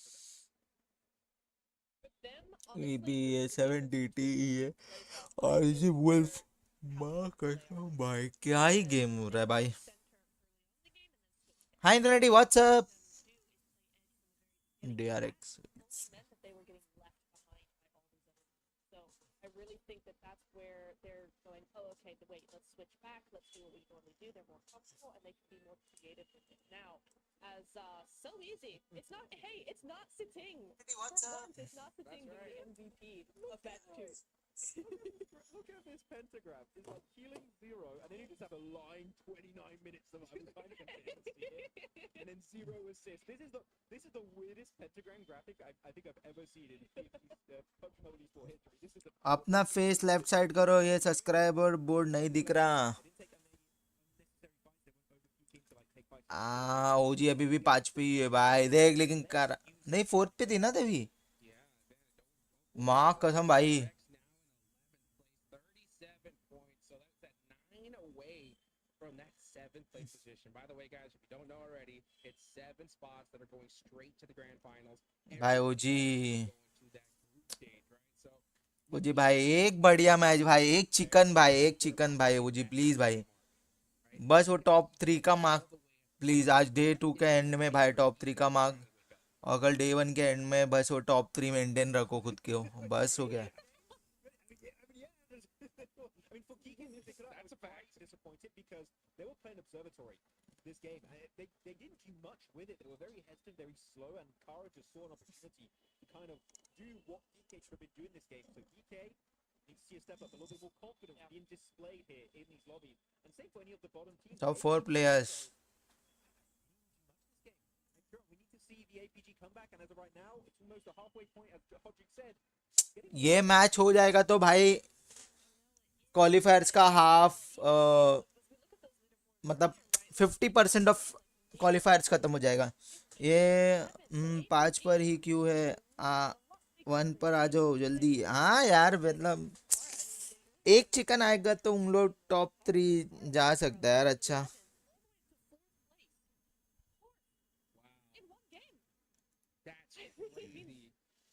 एक game में उन लोग चौथे पे आ सकता है तो अपने को भी चाहिए भाई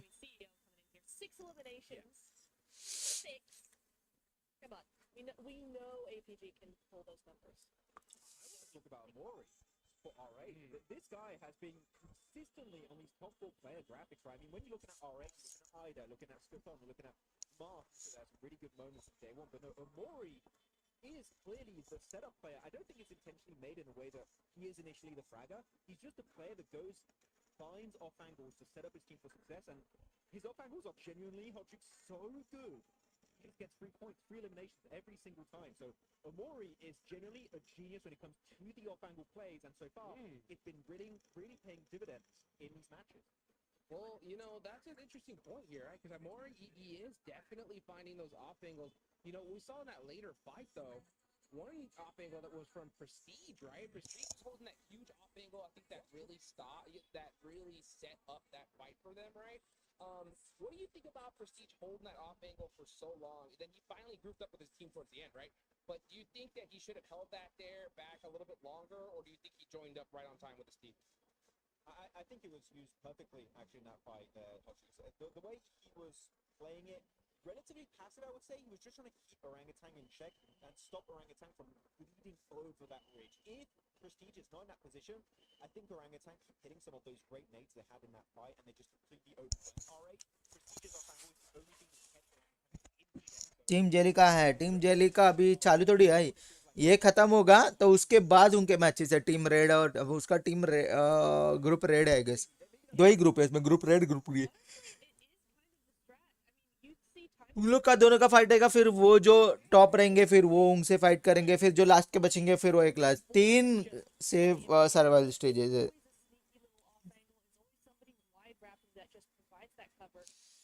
Pushes a team into a corner and stops them from doing what they need to do to defend themselves well. So, you know, it is, if you have a team of all off-angle players, honestly, I find that that's probably like one of the best strats you can possibly have, just because it gives you that flexibility to do whatever you want and surprise them however you can. Yes. So looking at this graphic of the top 4 players, we've been on this one for a while. I kind of like how CEO is grabbing his logo. I don't know, it's just... Yeah, That had to be intentional, right? Yeah. I mean, you look at this performance of CEO, it makes sense why he was on SGG. If you guys don't know, by the way, a little history lesson for CEO. He was on SGG. He was part of the biggest org in Turkey. That shows how much potential this guy actually has. He was part of the rising older generation of Southern level sport, and still putting up numbers. So CEO, I wouldn't be surprised if they were to, again, put up the numbers and contest the likes of maybe Regnum Kari moving forward. Yeah, I mean, they already... बंद कर दे भाई, क्यों भाई? I'm looking right now at the leaderboards, right? Because with this next match, we're going to hit our halfway point here, right? So 7th place is the अंकित अच्छा रही है भाई, क्या हो गया आपको? It's pretty close, right? I mean, we can see pretty much, I mean, even Alpha Gaming, they're all the way down there in 14th place with 27 points. That cutoff right now is GS with 46, right? So, you know, how many more games do you think Alpha Gaming have to kind of breathe here, you know, before they need a chicken dinner? Or do you think, like, this Aaron Gale match is time for them to... हाँ बता भाई को क्या problem था, बंद कर दे भाई, भाई बोल के गया भाई। The way that the rest of the teams have been playing, I feel like we're starting to see some teams step up that haven't been stepping up so far. They're starting to come alive. They're starting to do what they need to do. So maybe one game is too हाँ late. पापा I'm बोलो। not entirely sure. I think it really does depend on how this next. अरे पापा ठीक है चलो। Maybe I think because Regnum's starting to do stuff, Ulf are starting to do stuff, DRX, Wolves are all doing it. So APG like one match. Okay. One for breathing room, Max. Do you agree? I would agree. I think that's a decent sample size to have for them to try and do a little bit of stuff up in the leaderboards. I mean, APM, look at APG, of course, trying to actually that comeback. I'm looking at E-Arena. I'm going to look at the team that's below them right now. Yeah. They're in 15th position. They're just 1 point behind APG with 6 points for themselves. It's not possible for them to get that top. But I was very impressed. तू निकल जा। अरे क्या हो गया मोहित? अच्छा welcome to the stream, like कर दो।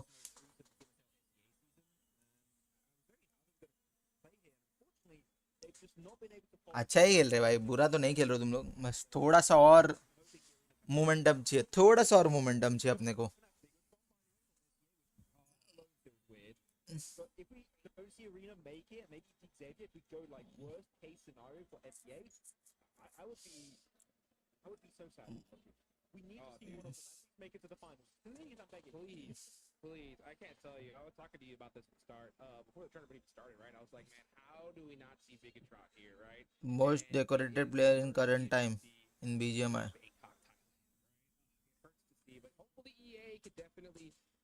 भाई currently तो बहुत सारे players हैं. We can't name any one. There are a lot of people, but one who is dominating from 2000 and 2017 is Jonathan, and still he is competing among the young stars. Still he is also young, but वो अभी भी new bloods के among वो बहुत अभी भी, but अभी currently देखेगा तो एक ही ओपी, because अपकमिंग टूर्नामेंट्स या जितना भी टूर्नामेंट्स है उसको bring out an entire different APG to how it's been the last 2 days, but I wouldn't count on it. I think the lobby is too stacked. Other teams चलो यार match चलो जो match number 3. EA are starting to do.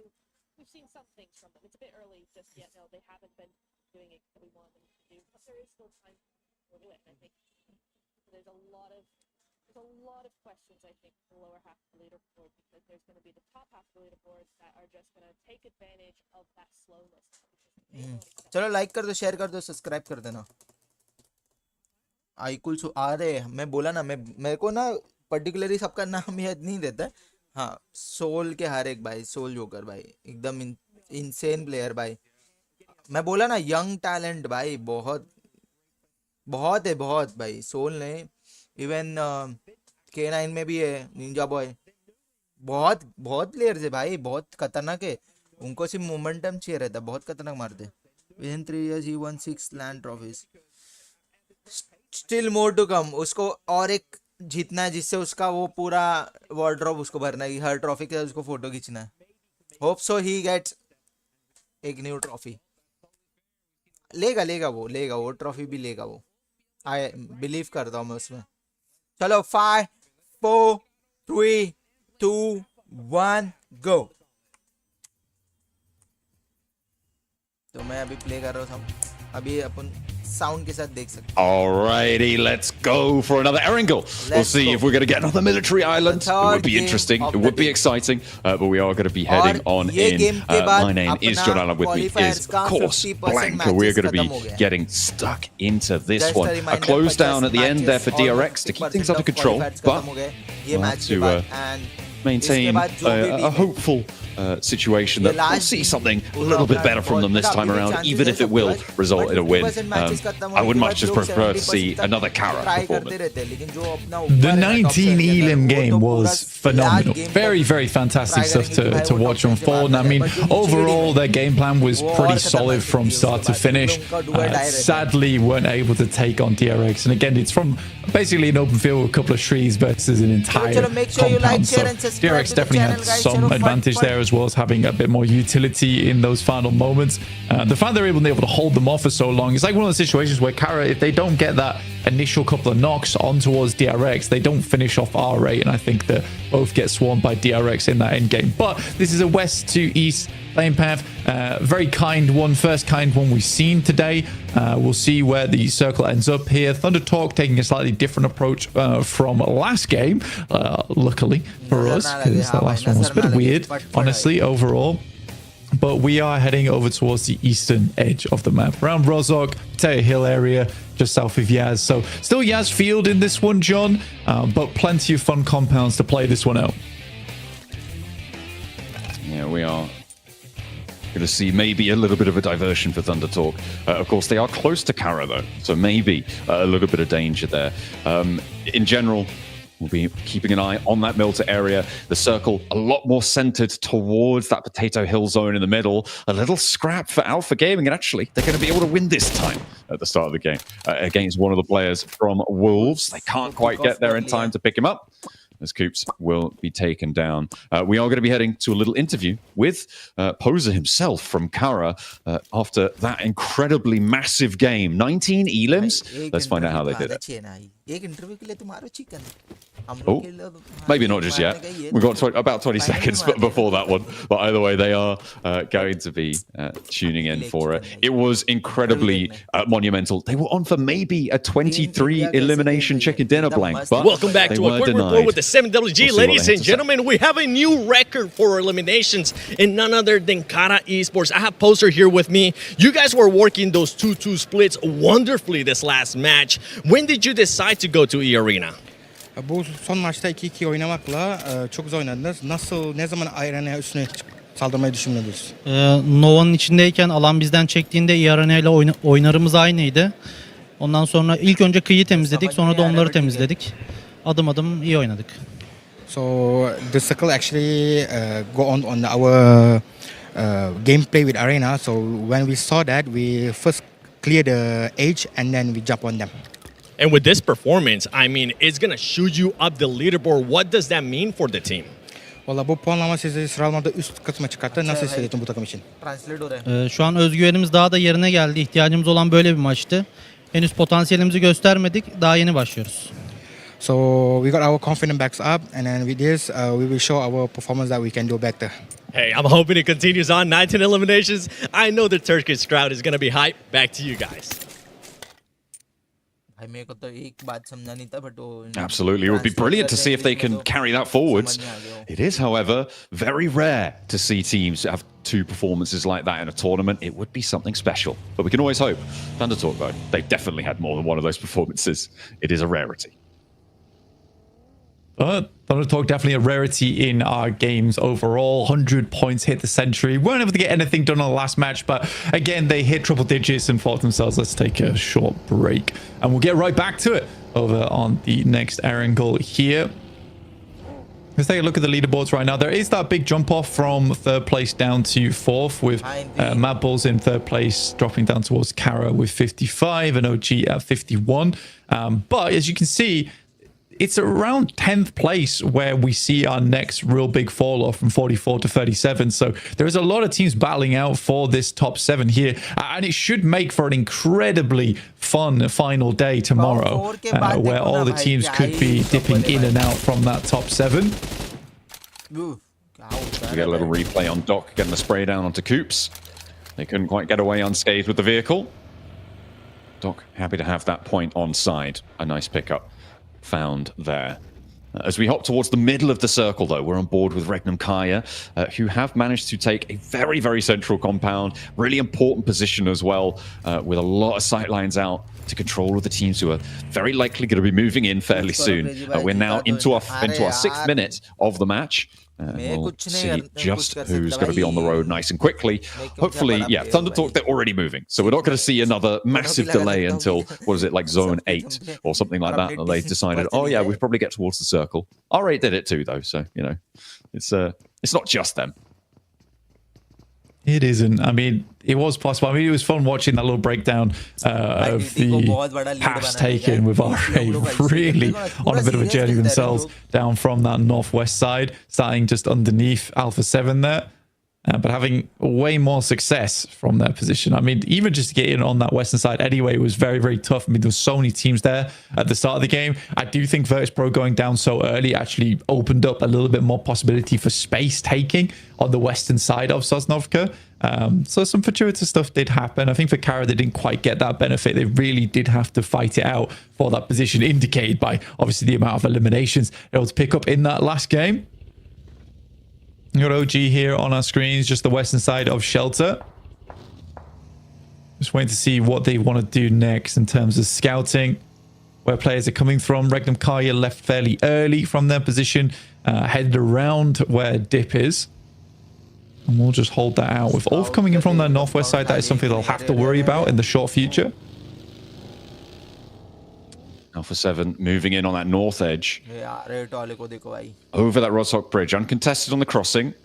A little bit more treacherous down towards the south. R8 moving out now from South George. They're moving around the foothills of Everest, trying to head out east. Behind the Mad Bulls, though, they will, if they want to go over the north side of Pachinki, they'll have to go through the Mad Bulls there, or try and find another way around to try and get into this one unscathed.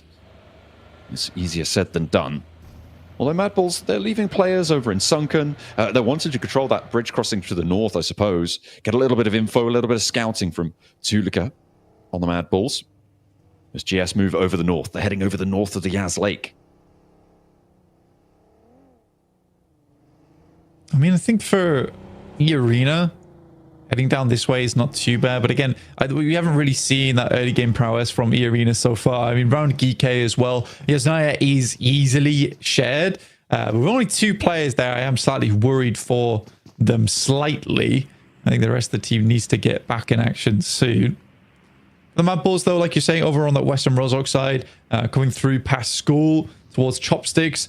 This is always such a weird starting circle for a lot of our squads, just purely because what they're struggling with right now is deciding where they want to play going forward. Because as we head into zone 2, like there's plenty of positions which are very, very valuable, but just not quite yet because we don't know where it's centering up. Now we know that you kind of want to take some of these farm compounds nice and early, potentially even some of these positions underneath Potato Hill. Even playing over towards the southern side of the coast is not bad here. I mean, it makes the decision-making process a little bit easier. The execution phase, though, a lot more tricky for our IGLs, for our teams to try and enact their plans now. Everybody on a mad dash south, trying to get into a very limited set of positions. Ulf, got to be charging in from that north side, a little bit split. They've got a backstop there for Solus, trying to regroup. Regnum Kaya clashing with DRX on the inside of a compound. You've got Ulf putting pressure on the north. You can't afford to go for a crash, as well as on the south coast entirely in the warehouses. DX Xavier, Wolves going back and forth here. Lamborn needs a pickup now. Burgeon has to put the pin back in to save his teammate. Will be able to start that one. And Nate moves forward, securing it. They are on the inside. They should be fairly safe, but will they be allowed to get this res? Because there's more threat from the Wolves around the corner. And that's going to be Levi's taken out in the midst of it all. DX Xavier having a tough time on this pro.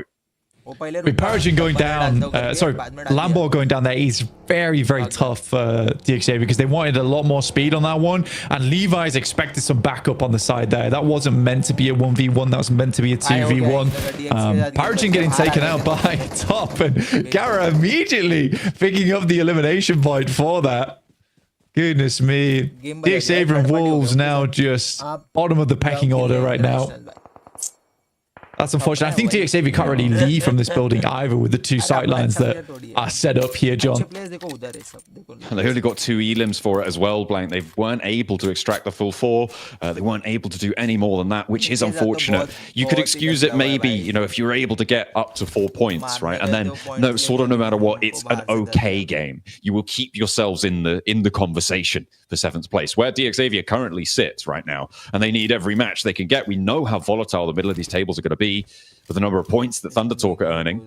And Kara having that oversight, they'll be all too happy to snaffle away any points that dare to step out of line. So, I mean, the center of the circle is pretty packed right now. You got Kara and the Regnum Kari just above them, and the DRX holding quite central, but in the open zone. Mad Bulls spots the team crossing along the way. It is GS, and they're happy to chase this one down with a mobile turret in the vehicle. It's 3 players in 3 cars, so I think they're assuming that they can take those shots quite frequently, but they decide to back it off. They don't want to deal with that angle for too much longer. And a building gets taken up by GS. It is on the northern side of the zone, though, so it is not massively likely it's going to end up there, but it will give GS a little bit of a long breath, right? A bit of relief in this match. That'll be enough. Doran goes down. What a post through the letterbox there on the nade. Beautiful stuff. Didn't even need a stamp. CEO able to hand deliver that one. Lovely stuff. Able to pick up the pieces as well. Now they're going to have to move a little bit further west, potentially. I mean, Kara should be able to hold this angle. We'll see if they're able to do so against Thunder Talk, moving in on that coast side too. It's hard to make the correct decision on this one because as we head further down towards the south side of the map, it slopes downwards, right? So you don't really want to play those positions. I think Alpha Gaming actually has a very good chance from their spot. They have a lot of high ground oversight here. The issue is they're going to have to play that late game a little bit more aggressively as the circle probably will move away from them. I think R8 has one of the more fixed positions inside of the circle. It's a lovely compound to play around with. Leaving it is slightly difficult because you do need to wrap around towards that northwest side. But in this instance, it's really good because I don't think they're imagining that it's going to be a hard west shift on the circle. So this just gives them a nice 180 oversight towards their eastern edge. And that's a lot of information to be gained off the back of that one. OG making a mad dash along the way over towards a small building they can potentially play the rest of the game in. Actually diverting one out to the shack as well. So they have got multiple angles. The run-up made a little bit harder because of that. With 4 players alive. I'm maybe seeing 3 in the middle there, or maybe they are all 4 packed in. We'll have to wait and see just how they can hold the dead center here. They're in a little bit of a valley blank, so it is very much a standoff. They are committing to this location. It will be very, very difficult, if not impossible, to leave it. So they need to get the value in the mid-game here with Elins. Yeah, I think it's a risky play, but it's high value reward if this does continue to center up because it's very much open ground around them. Like you say, leaving through the open ground is treacherous, but if they have to deal with teams walking up towards them, it should be a fairly easy hold. So I think for OG, it's a case where you play this position and like you say, you are just committed to it now. But it is fairly central. They had no real other options other than playing sweep on the edge. And I think they're more comfortable playing this anyway. They're quite decent when it comes to holds. So we'll see what OG can do from this spot. It's a slightly early commit though at stage 3. But because it is so dead central and in a compound, I think you make that call here and now. Jafar angles over towards Virtus Pro, the rest of GS as well. They moved out to the north side to try and have a breather, but they're being crushed down a little bit here. Virtus Pro have to turn around. They don't want to get stuck into that anymore. A little sweet drift there for Virtus Pro. Maybe they're reorienting. Maybe they do want to get stuck in. Okay, no, they're just biding their time. And leaving tire marks on the grass. Someone's got to look after that. That's very inconsiderate to the groundskeepers. Indeed. Undertalk playing down towards the southern docks as all 4 players. There is a chance it does go down towards that south side. It's not always the greatest and latest of positions, but with a little cover and the little positions available in that spot, docks is not that bad. The question is how well you can hold it as a solo team. It does get to those points later on where you end up sharing that position on the east and the western side of it, often leaving the warehouse open as it's a bit easier to nade out. But I think that for Thunder Talks, this is a good spot to play in going forward. Now, OG has an option now because most teams are going to have to wrap around on the east and the west side, is whether they want to move a little bit close to the circle, play out in the open with some vehicles, or just stick to their guns. Reefus on the inside, not going to win that one. The Arena able to find an immediate shutdown. Alpha Gaming not in a position to go for the backup there, and Ziol caught out in the open by R8 across the way. That's a couple of 100 meters out there. A long shot coming on through.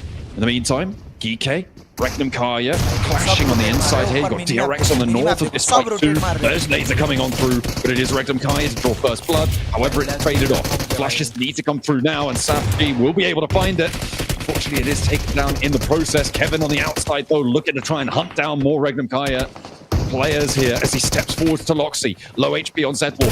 Not really step too far in, but with a shotgun to play against, you know it's probably not super likely that you are going to go down. However, go down to DRX on the approach, and that is going to be an overwhelming force from DRX on the north side. Not timid this time around. I think the craziest thing is Kara gets a shot in there, by the way, from all the way down the southwest side, able to pick up Loxy as he jumps out the building. Regnum Karya just melted under the pressure there, and DRX actually pick up a fairly decent spot for themselves, all in that short moment of time. I think they'll be very pleased with how that one turns out. In comes Ulf over towards Thunder Talk's position. Again, like I said, this is a large area, difficult to hold as 4 players, and they're trying to gauge where exactly the Thunder Talk players are currently. Luckily for Thunder Talk, they always have this angle up top side. APG doing a good job to protect them from any target that comes towards them, and some fantastic nades are being lobbed up their way to secure some more points. Goodness me, Ulf, they try and move into the hills on the north side of this compound, but they're denied entry. Everybody with the third-party angles Eren, though, has actually managed to make it for the south side, so a last player alive for Ulf. Hello. In the meantime, Doc now has more arena players to worry about. 3 players actually taking shots out his way. You can see the rest of them trying to move through. He's forced out wide and taken down as soon as he moves. Sakura clocks him. And now Top has to try and find something in response because Doc is not getting back up. Yeah, it's a good third party coming through from E-Arena. They notice there's fighting going down on this side, but it seems to be only one player. But RA currently in an engagement between them and VP.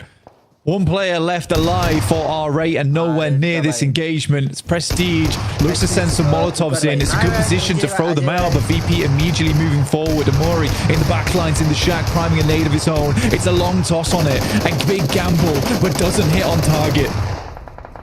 Prestige down in the smoke has been spotted now. Voston keeps his head on the swivel, spots the player down in the dirt and leaves Amori the last to stand for R8 across the road. And actually OG are moving in on that north side, so that could be a big problem in their very near future. I think Alpha Gaming did just go down. E-Arena able to finish the job as the circle goes back towards the center of this one, leaving those cliff tops out of it. Yeah, I mean, OG can continue to play on this north side, but again, it's this question of where do they go next? I mean, luckily, because they cut out so much of their position on that northern edge, they don't really have too many teams watching in of where they're going to be maneuvering next to. I do like the way Thundertox is currently playing this, though, is where they're not splitting up into a singular area on docks because they don't want to give an opportunity for a team like Ulf there to swing all the way around and crash into a singular part of the docks. Instead, they're spread across it. They take fire as teams come in and then rely on teams playing on the cliff to basically do the job for them once they lodge them on that hillside just the north of it. It's an interesting play and it's working out very, very well for Thundertox. E-Arena going to have to make a move, and maybe Thundertalk will take some shots out their way, but I think Virtus Pro are going to be more preoccupied with holding them out. Maybe a drop down the cliff face, maybe go for a swim here for E-Arena. Tourniquet certainly taking that option. The question is, will they be spotted? Alpha 7 biding their time on the southeast side, but they do have to make a charge across the open ground here towards Mad Bulls, or, well, what's left of the Mad Bulls, rather. There's only 2 still standing there. Game's going to slow down a lot, but Kara actually has a very strong spot to work with. There are 4 players as well looking for another huge game for themselves. They also have been consistently taking pot shots at teams, so they've been very proactive from their position. Even if there is a squad 200, 300 meters out, they've been very aware and been taking shots that way. And the more casualties that they can cause within this lobby, the easier their end game is going to become, because again, as teams start to get crunched towards the center here, more and more fights are going to be taking place out in the open, and these are not fights where it's likely you're going to live with 4 of your players. You're likely going to have to sacrifice 1 or 2 just to win an engagement. So seeing they're actually stepping out onto the docks for Thundertalk, and Eren laying low, not wanting to get involved, may have sightlines on it. The question is, does he want to pull the trigger here, expose his position, let them know he's there? Tourniquet moving up to the pontoon there. Trying to hold it down. I have no doubt that Eren knows exactly what's going on here, and he is opting not to take these shots. You just can't confirm the point. It's much more valuable to play with the protection of Thundertalk around you and try and play for it later. Tourniquet steps up and he wins that? How on earth do you win that? Stepping up out of the water, draws the weapon, and immediately lands the shot of the Shing. That has got to feel real bad on the south side there. And that's going to move King out to have to go for this res, to have to try and pick up their teammate. This is Eren's time to shine. And he steps up and does exactly what he needs to. That is what he was waiting for. Thundertalk are having a nightmare here. Oh, this is very bad indeed. Thundertalk likely down to 2 players. We're seeing it's going to be a difficult pickup from their side. Completely lost track of Tourniquet as well. That's one of those things where you only send out 1 player. You know he's in the water, so you look to just finish him off, but you do not expect the 4th player from Ulf to still be alive on the other edge. Dear me, we are surfing here over on the docks. And Thundertalk are currently dealing with the tsunami. Okay, they have to push out, so they're going to have to leave here as well. This does mean that they can just fully disengage and look to leave these solos to their own devices, but that's going to be difficult because you've got Virtus Pro and Kara who are going to know all about what's happening here. Quick knock from OG down towards Virtus Pro. I mean, it's a good time to be doing it as the circle starts to close inwards, but Voston with an immediate response over towards that top side gets a good shot over towards the tanky. leaving just him and Aru there. And the question is whether Virtus Pro even want to go for a wraparound on that side. I mean, OG has to call for some slight reinforcements here. I mean, it is good news, I think, on the north side for OG. And they've got enough to play with that cover, that re-knock over towards Virtus Pro. They didn't need to get the flush there. They just needed to slow Virtus Pro down, force them into an unfavorable fight. Tony K may have bit the dust, and he will indeed go down to the nade from AJ. Only the one player to go down from Thunder Talk, and it could have been worse. But Eren really bided his time well there. He played the time perfectly, and actually maybe afforded an opportunity to have a chance to get another point or two. Yeah, currently we're in the top 10, so 3 more teams would have to go down before we start hitting placement points. DRX holding on to their position quite nicely as GS attempted to assault their position. Hyunbin on the top stairs, looking for Icon right now. In the meantime, the roll-up Virtus Pro is getting dismantled on that northwest side. Unfortunately, there is a knock sent back over towards them. GS finally going down there. But it is going to be OG holding quite well. The Resist, though, are starting to come through. There's the first flush coming in, and there is, unfortunately, 3 knocks coming in from Virtus Pro. They stop, though. They move sideways, move laterally on the fight. And OG not going to be able to connect these nades if they haven't spotted it. Will they put them in the right place here as the nades bomb forwards? Not quite on the target. Haven't seen the retreat here, but AJ. Now have another team. And the vehicles swing around wildly. What is going on? OG, move in. Get these knocks. Get these points here because Thunder Talk are moving. Pro go down, and 3 players from Thunder Talk still stand tall. But OG, they've taken a knock. What have Thunder Talk just done? What? I mean, DRX were taking shots across the way at OG whilst that all was unfolding. I don't know how Thunder Talk gets away with it, but they absolutely do. AJ with the run down the vehicle, smearing VP across the fields. And now AKOP trying to get his HP bar back up again. A nade sent across towards the tree, slightly lagging behind the rest of the team. A nade sent along the edge of the blue here could be devastating. And it is close, but not close enough. Going to be able to find it there, stepping out towards the blue. Thunder Talk get back in the vehicles, playing true chaos strategy there on the roll up to VP. There was nothing they could do, it seemed. He's going to be running out of ordnance fairly soon. Drops the last, covers his retreat with that flash. That's going to allow Thunder Talk to disengage. Play on as 3 from here, which is crazy. Kara, I don't think they're going to be able to do the same thing, but I don't think they need to. With the circle as it sits, they keep in on the south side, and they may be able to find a chicken dinner this time around where they couldn't quite before. Yeah, it's a very strong position, but again, we are still going out into open ground now. I think OG is going to be a little bit careful because DRX knows exactly where they're playing from, but know they need to move down towards that south side, so DRX looking to set themselves up early, or just rotate into the building along the way from Kara. Lewis does have a nade. Marceau sets himself up. It's a bit of a short law, but it's on target. Soez gets knocked out with a nade to the forehead.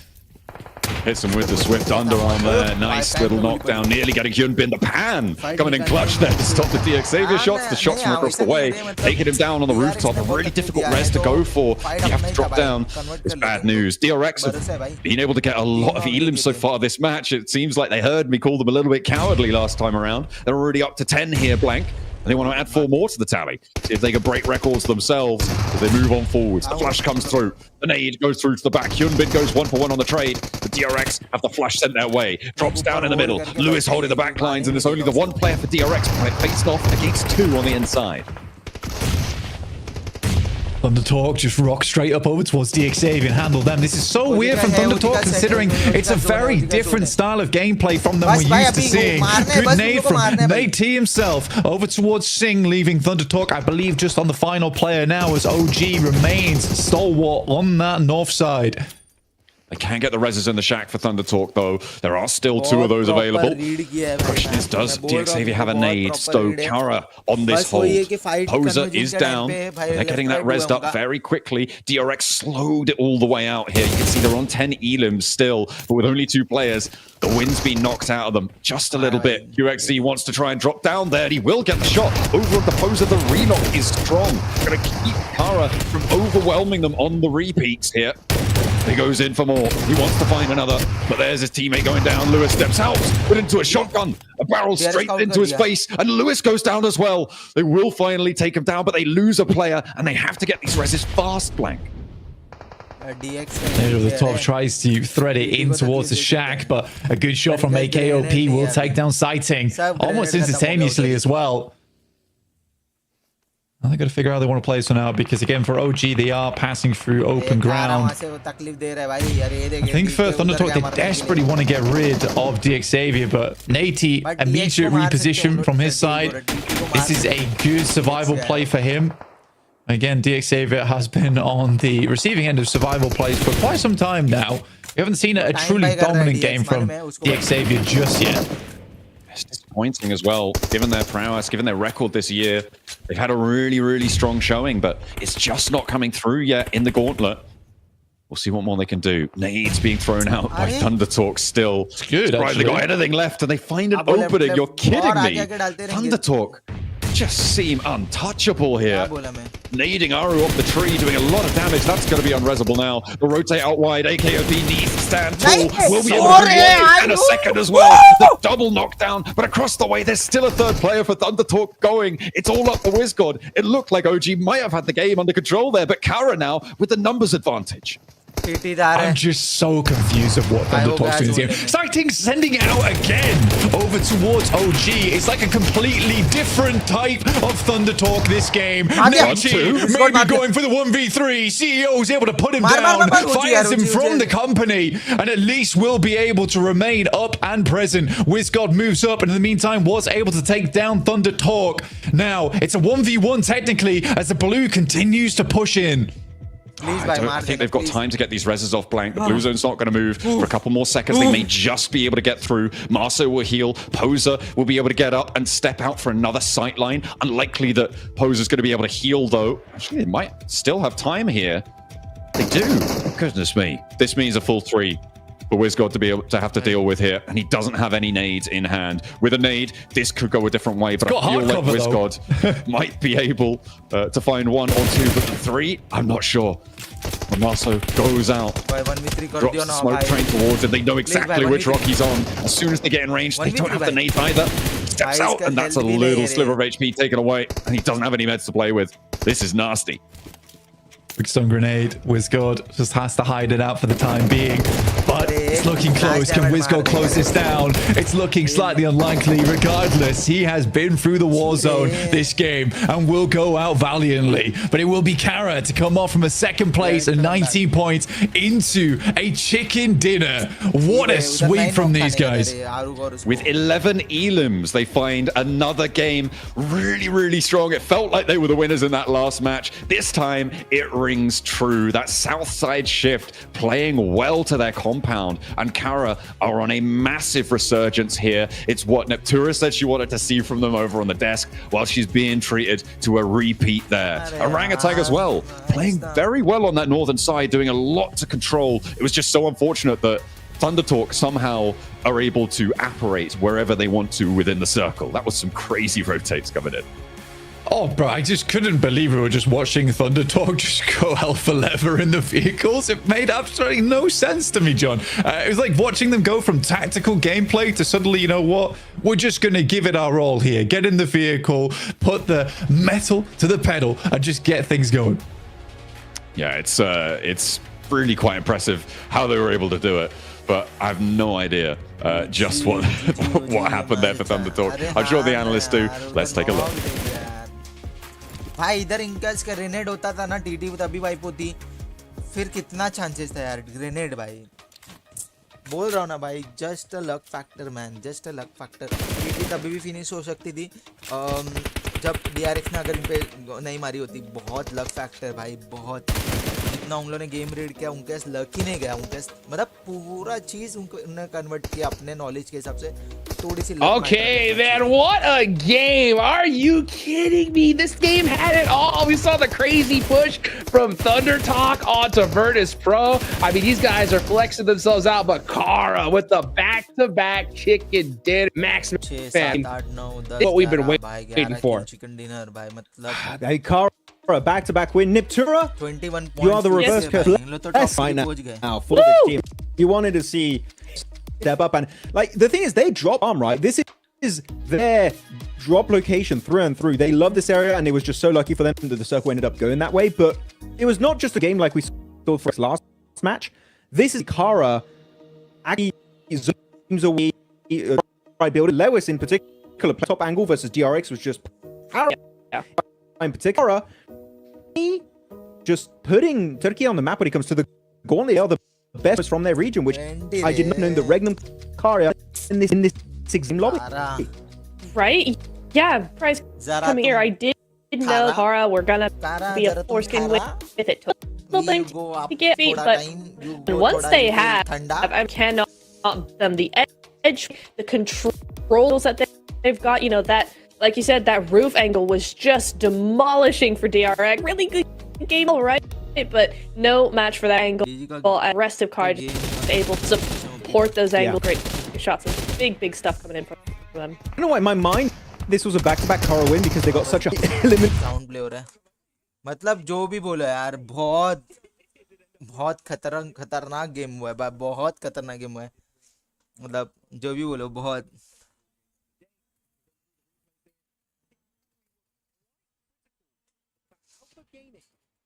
भाई जो भी बोलो जी, बहुत बढ़िया खेल रही है भाई, बहुत बढ़िया.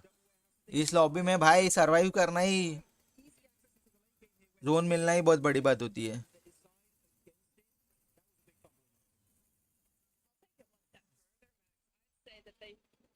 Once EA were in the building, they should have let it go. But why are they in the building in the first place? But Turdy K coming in here, EA. I mean, this was insane, just insane. It's like, I am Tony K. He's got a rename. He's taking Tony K's name now. Oh my goodness. Crazy after crazy play. I loved this game so much. It was just, what was this game? It's just such chaos. Back-to-back chaos in the end game. Look, you're going to see Kara barely. You're going to see them barely move this high again. Okay, even you talk technically, they dropped Milta, so they didn't have to move this game. Orangutan, Susino dropping shelter, playing the northern side. But everyone got in position pretty much phase 1, transitioning into phase 2, and they didn't move much for the rest of this game because there's so many compounds open for the taking early on in this game. They just go there, play it for as long as they possibly can, and hope the circle does eventually favor you towards the end, which you did for Kara. Actually, Kara did do a really nice 2-2 split there. You did see for a second there, two players north of the road, 2 players south, to just keep their options open for Niptura, and here clearly that was a position that enabled them to get easily into the late stage while really taking no fights at that point. Yeah, it was really nice because they were able to regroup and know when to regroup as well. As soon as DRX started making too many moves, they were like, you know what, it's not worth it. We're going to go over here. And it really didn't work for them because look where that zone takes them. It doesn't take them out that compound hardly at all. Only until they're up against just one player left, they have to move out of that compound. So really worked out in their favor. And 21 points. Remember, they jumped 7th to 4th place after the game. Now, with 21 additionally, where on earth is that going to come now? Oh my, are you ridiculous? I mean, yeah, they had 5 now, 1 at 46 in 2 games, Max, man. I mean, this is ridiculous. I mean, even Talks probably gonna worry about that sooner if they get another game like this. So, what a crazy finish for Kara. I mean, Thunder Talk had that crazy push, right, onto Virtus Pro. My question is to you, Max, man, right? Do you think they do that if they're not in first place with such a big lead, or do you think that is just so typical to talk at this point? I do think, Hodges, there's a certain level of we've made it, have fun with it.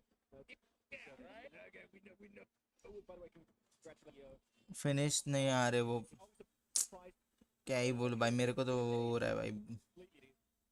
I think there's a certain level like made it becomes a pool that just legs out on the pool.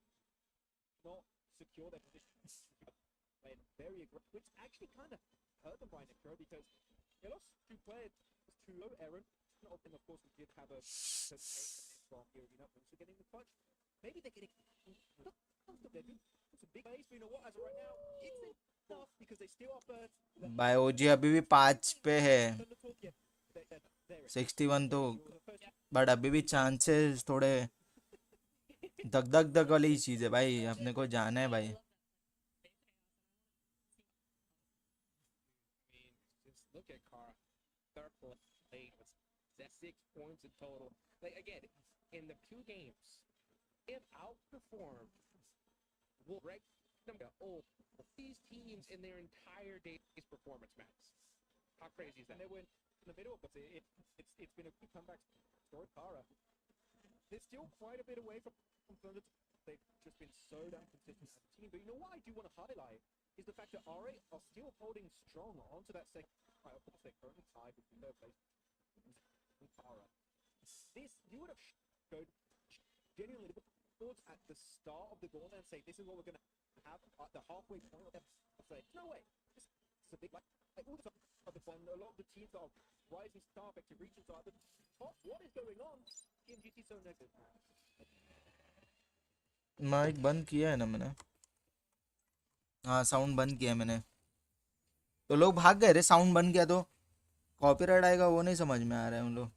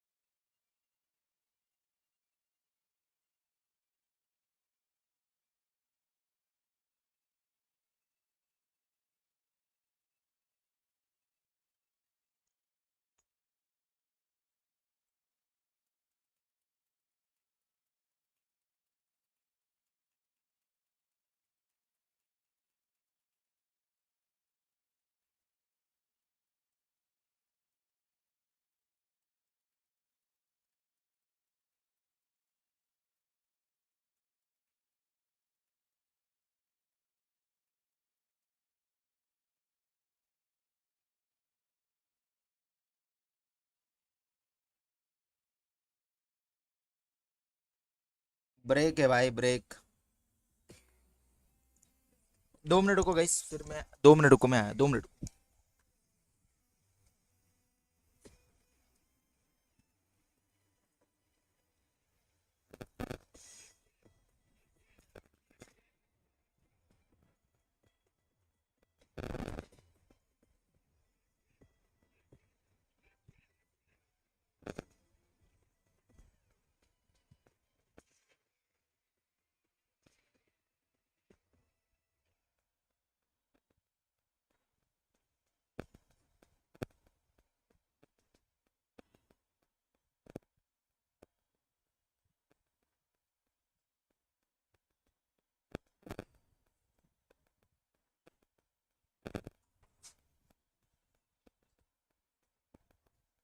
Welcome back, ladies and gentlemen. Halfway through day 2 of the gauntlet here, and I'm with none other than DRX Yumbin, a team that has been able to make a big jump up in regards to points. They won 11th place, 19 points. Today they have scored 51 points, especially with the performance here in Erangel. Yumbin, you've gotten a win in Erangel. You just got a good performance as well. What was the biggest adjustment you guys have made in day 2 for Erangel? 저희 DRX 팀이 어제보다 오늘 점수 엄청 많이 먹었어요. 혹시 어제보다 오늘 भाई 컨디션이 뭐 मैं बाहर हूँ, 어떻다고 생각하고 있어요? Seat पे नहीं, तभी भी भाई 7-8 की वॉचिंग तो दे रही है भाई. थैंक यू सो मच भाई. सबटाइटल भाई please. I think that our team has communicated a lot and changed our play style today. So we did a very good night today. Okay, well, I like to hear that. I'm glad you guys have made those adjustments. Now, let's rewind it back a little bit because there is a map that you guys are struggling with, and that map is Rondo. What is causing those struggles in Rondo, and what can you change going into tomorrow for that last Rondo of the Gauntlet? 롬도 지투에서 그렇게 잘하는지 아는 것 같아요. 근데 혹시 내이외에서 어떤 노력은 할 수 있을까요? 오늘 론더 같은 경우에는 저희가 이제 중앙을 잘 들어갔는데 저희 스스로 이제 쓸 자리를 잘 못 써서 터졌다고 생각했기 때문에 좀 더 잘 보면서 생각 많이 하고 좋은 자리에 쓰려고 할 것 같아요.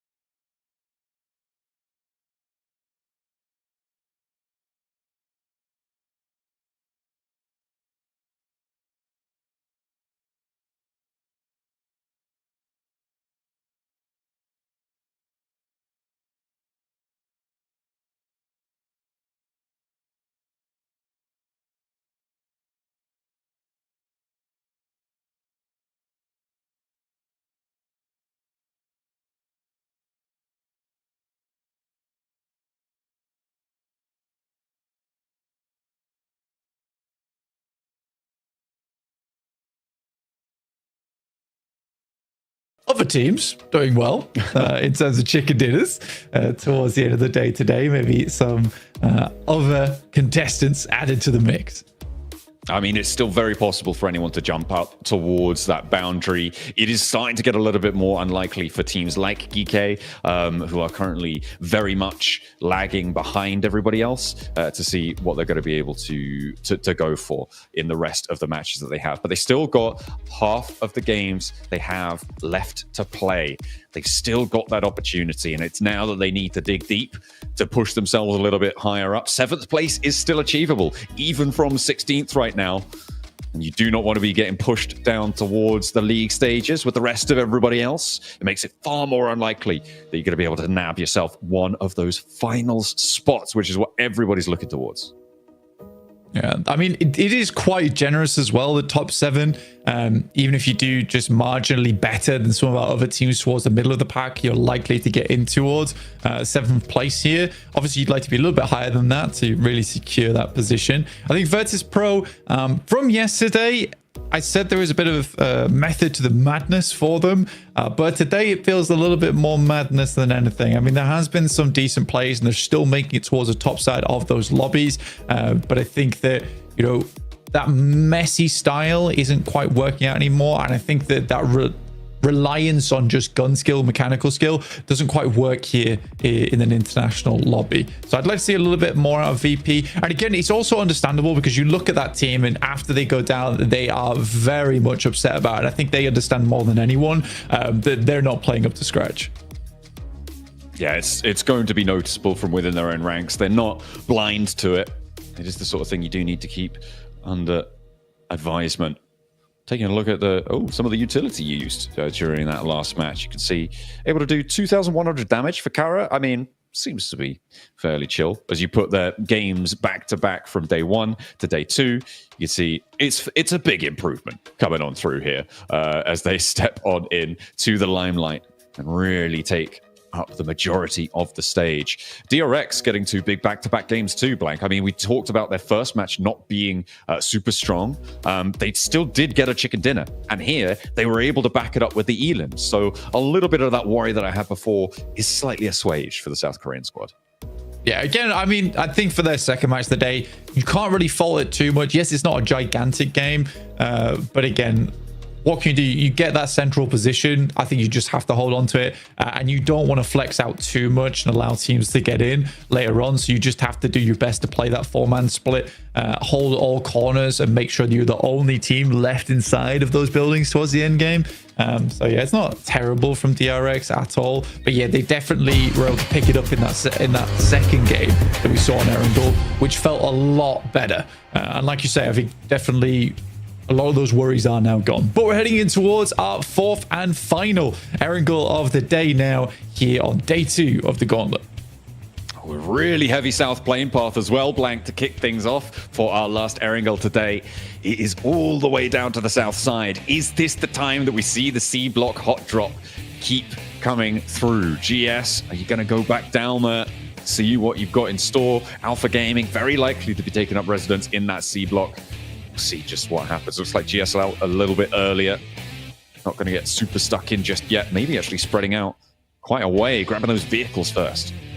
Yeah, I mean, they played this last time as well, where they kind of played on the western edge of Sosnovka, and just preferred to play that one out and just gave Alpha Gaming Sosnovka in general, which seems to be working out for them. I mean, they can certainly play that position and get some good vehicles from there and loot up. It's a bit more of a split drop for them, but to be honest, I think come day 2, again, we talked about this earlier, is that I think they realized that APG is quite a stubborn team, despite them not looking extra hot in the tables. You'd rather just not fight them if there's another option available to you, which there absolutely is with this western drop for them. But yeah, this is one of the harshest circles here on Erangel, very much far on the south side. We'll see where the circle pops up to, directly over towards Yasnaya. So there's still a possibility to move out. Alpha 7 going towards their secondary drop spot in Lipovka, which is absolutely fine for them going forward. I'm curious to see how R8 plays this one out, because they'll maybe go over towards South George with vehicles and then wrap over the top of Severny potentially.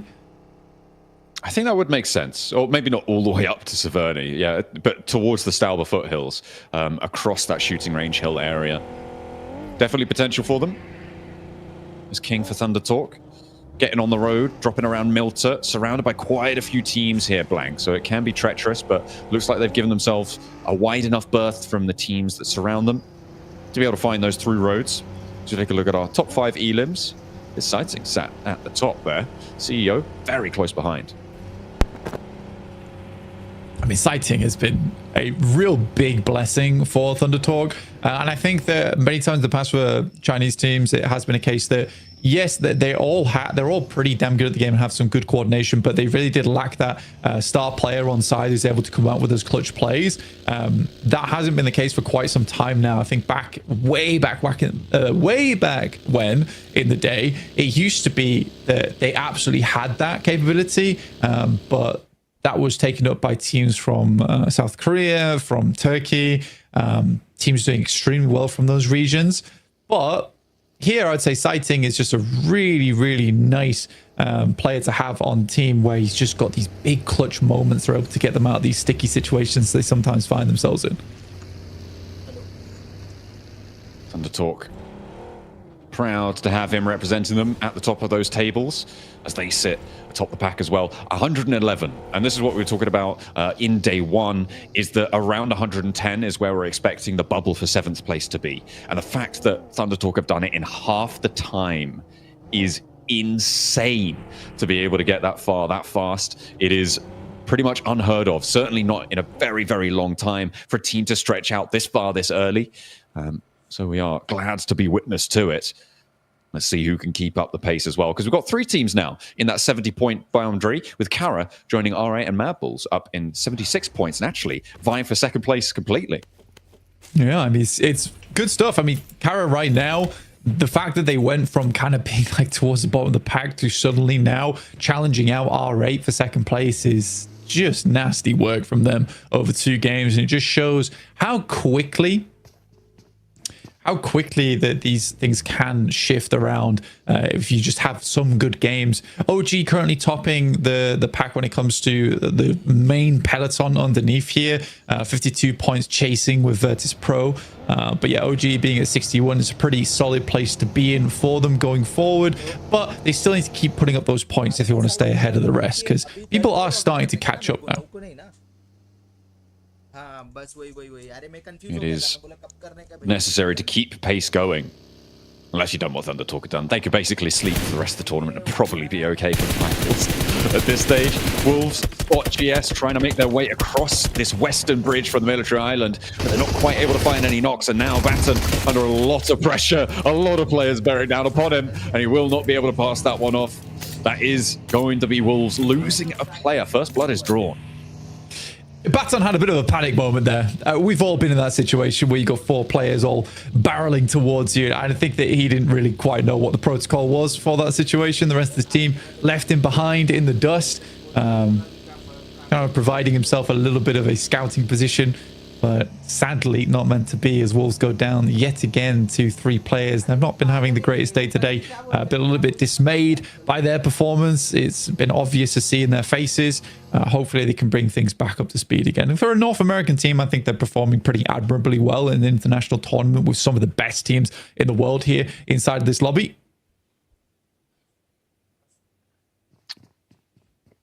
It is a big set of representation to come up against in this lobby. You're right. It's literally the best in the world at what they do here for PUBG Mobile.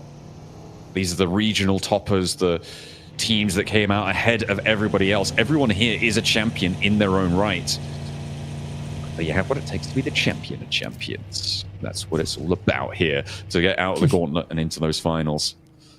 GK currently a resounding no for the time being. Yeah, GK currently in 16th place right now. It's tough. It is tough. APG not quite living up to their own expectations, because they're in 15th and not 16th after all, with 30 points. Still pretty rough for them. I think for APG, something needs to change. I don't know if I particularly don't think it's going to change here in the gauntlet. I genuinely don't think that they're going to make it into the top 7. I think this type of gameplay is just not on par with the rest of the lobby right now. And it is frustrating to see, because I think a lot of people at home understand that these are some of the best players in the world. And all of them have incredibly high namesakes. But right now, it's just not meshing. It really isn't meshing. As they come into contact with Regnum Kaya, Silas looking not to go down early. Quick duck there to get out of the way of the bullets and sent his way. We'll be able to stay alive for just a little bit longer there. The roll up for Silas with the nade, looking to try and find one of Alpha Gaming. Good arc on it, but they've already got away from it. And Top hops into the car last. Alpha Gaming, I don't imagine that they're going to want to push this too hard. Don't need to press the issue just yet. But on the other side, Regnum Kaya may be looking for something here. If Ziol gets a little bit too big for his boots, then I wouldn't blame him. But he does back up, slam it into reverse, hit the compound with the UAZ. See a little bit more safety. Yeah, still taking more shots here. Reefus even taking shots to the face as he gets inside the vehicle. Again, good stuff from Regnum Kaya. I mean, they're kind of low on ammo, etc., but they're making sure to take shots towards the vehicles whilst they can. Even that Dacia starts to smoke a little bit now too. Getting a little bit too smoky there for their liking. Has to hop out. Regnum Kaya with a lot of control over towards Alpha Gaming, but teams are going to be moving in around them as well, so they do need to stay on the swivel. You can see Ulfa pushing in on that west side. You've got all the teams out there looking for a slice of it, but that is a big shift out to the west. Great for R8. Look at the position that's afforded them. Oversight from the compounds at the top of the hill over towards the Rozhok bridges. Yeah, that's an incredible position for them. It is a little bit tough to hold sometimes with teams bearing down upon you from that north side. But I think R8 has a good chance to make it happen. I think they just need to not get too distracted by that southern bridge. Because I think that's a trap that a lot of teams fall into when they play that position, is they get too focused on holding teams out and end up getting backstabbed. In this case, probably by GS. So I think for R8, they've got a strong position right now. Just hold on to it for the time being. But it is a hard shift over towards the western side. And teams like VP, OG, PK, we're all going to suffer because of this. Regnum Kaya having a tough time against Joker on the spray down, but they will be able to get around those bullets sent their way, playing up towards the bridge. We know the Regnum Kaya can play these bridge splits quite effectively, but they haven't managed to get anyone across the river just yet. Maybe have to go a little bit faster there. We'll see if they're able to manage it. In the meantime, Alpha Gaming find another player from the Wolves, and now they're busted down to 2. The PMSL America's champions having a tough time of things against one of our, well, currently weaker teams, right? Which is crazy to say that it's Alpha Game. Yeah, it really is. But I think that we absolutely can say at this point. I don't think it's unnecessary to keep saying that this is a prank at this point, which is sad. It is definitely sad to say. But we'll just have to hope that they come back stronger in the group stage. And if that's not the case, well, it just wasn't meant to be. Teams have made their way up to the north side. You see Alpha 7 moving over the top to past the Stalber Hills. Now further in, you've got OG as well, actually very close, getting kind of intertwined with this rotation of Alpha 7. Tanky, Tusky blocked, and it's Obscure to land the headshot to pull him out of the vehicle. That's going to be an easy rundown for Grisal as well. No chance of getting that one back up. OG playing on as 3, and with Virtus Pro to their north, it might be a little bit of a meat grinder up on the north side. I mean, that's really, really not an easy shot to take as well from Obscure. Like, long distance on that one. So a very, very good pick up there. I think OG gets a little bit unlucky with, because I think that rotate was kind of fine with the boys from A7 still on their rotate. I think OG's like, well, at this point, we just need to pass by. But for Obscure to hit that shot, I think that's like, that happens only a few times. And it has to come through a very, very good player. So very well played to him. OG's going to have to try and go for a quick rotate over towards the northwest side and see what they can get done there. There's 3 players. WizGod sending out as the scout over towards Carolo, and we know that they are on a bit of a tear. It is dangerous territory on the northwest side. We're going back over to the lake, though. Circle really not helping anyone out. Well, I mean, maybe, except for Thunder Talk here. They are in a really solid spot on the west side of the Yaz Fields. No one really going to be able to approach them from their east side. That west side approach from the bridge going to be so tricky. Regnum Kaya, they're going to give it a good go, though, before Thunder Talk have managed to go for the regroup. That approach from that south side is probably the only time where they'll find it, but that wall keeps them so safe in the compound. And maybe they'll just play in the shadow. Yeah, potentially here, John. I think for Regnum Kai in particular, it requires very much over here in terms of taking shots over towards Thunder Talk, Wolves, as well as Ulf as they make their way through. You can see on our screen, Wolves able to pick up the Wizard Tower. Coops and Doran, the two players alive for the Wolves. Kaya trying to get across, trying to play another bridge split. Not going well for Loxy. Not going to be allowed to stay on that far side. Surely they knew that was going to happen. Regnum Kaya now have to play on his 3. Yeah, I think that Loxy knew that it was happening, which is why he was trying to cross back in towards the rest of his team. But Thunder Talk got there so quickly and set up so fast. I mean, the rest of the team is not even in position yet. This is an awkward circle, right? With Yaz Lake being over towards that northeast side and the river that splits in between, you know, it's very undecided where this is actually going to end up. So I think teams are struggling a little bit. I think I would prefer to be over towards the southeast side, though, just because it's where a lot of the field is. If you can pick up a position here early and it does shift down towards the southeast, you're going to have a much easier time than a team that confirms over towards that northwest side, and you have pushing over towards there is a little bit easier. There's more cover, more hillsides to work with. I feel like one of the sleeper positions here is maybe the bridge to the east of Roshok. If you can get around that and stay safe for a little bit longer, I feel like you have access to both sides of the river where a lot of other teams just won't. It looks like DXAV got to try and careen the remainder of their players down towards that position, but they are drawn short on the approach. The shots ringing out from Hyunbin and the rest of DRX as well, making that a very difficult escape for the rest of DXAV.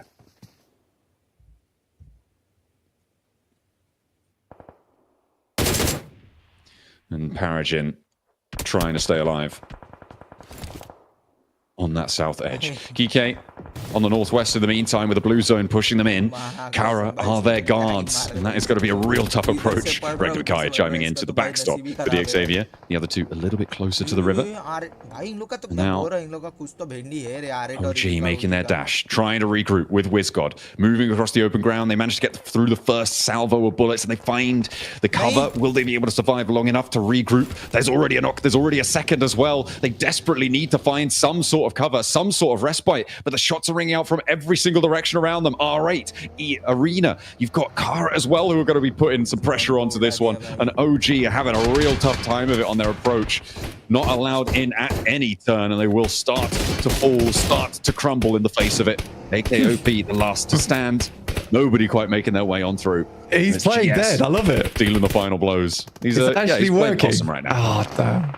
I actually thought he got away with that as well. I think it's a cool play to make because you just stop dead and you're like, I am not here. Trust me, please. But yeah, unfortunate stuff will go down. That's OG going out in 16th here. Will not be a good result for them, unfortunately. Arena somehow getting through on the hovercraft, giving themselves a nice big burly buttress to keep themselves nice and safe. Prop themselves up on. Kara moving over towards the lake because there's a lot of water in this final circle. Well, these final circles here, Blank. It is a real tough time. Keeps the whole lake in, but doesn't keep the far side of it in through the next zone, which makes it impossible to rotate around that way after the next maybe 30 seconds have elapsed. It's kind of frustrating for Thunder Talk as well because they played this 2-2 split and it actually was such an insane play. I will full मोड़ गया मेरा तो मेरा mood तो गया भाई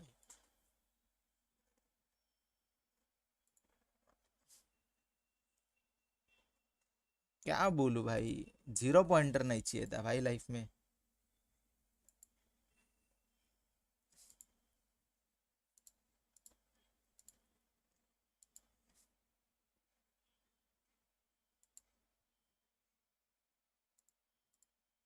wow मैं stats दिखा रहा हूँ भाई.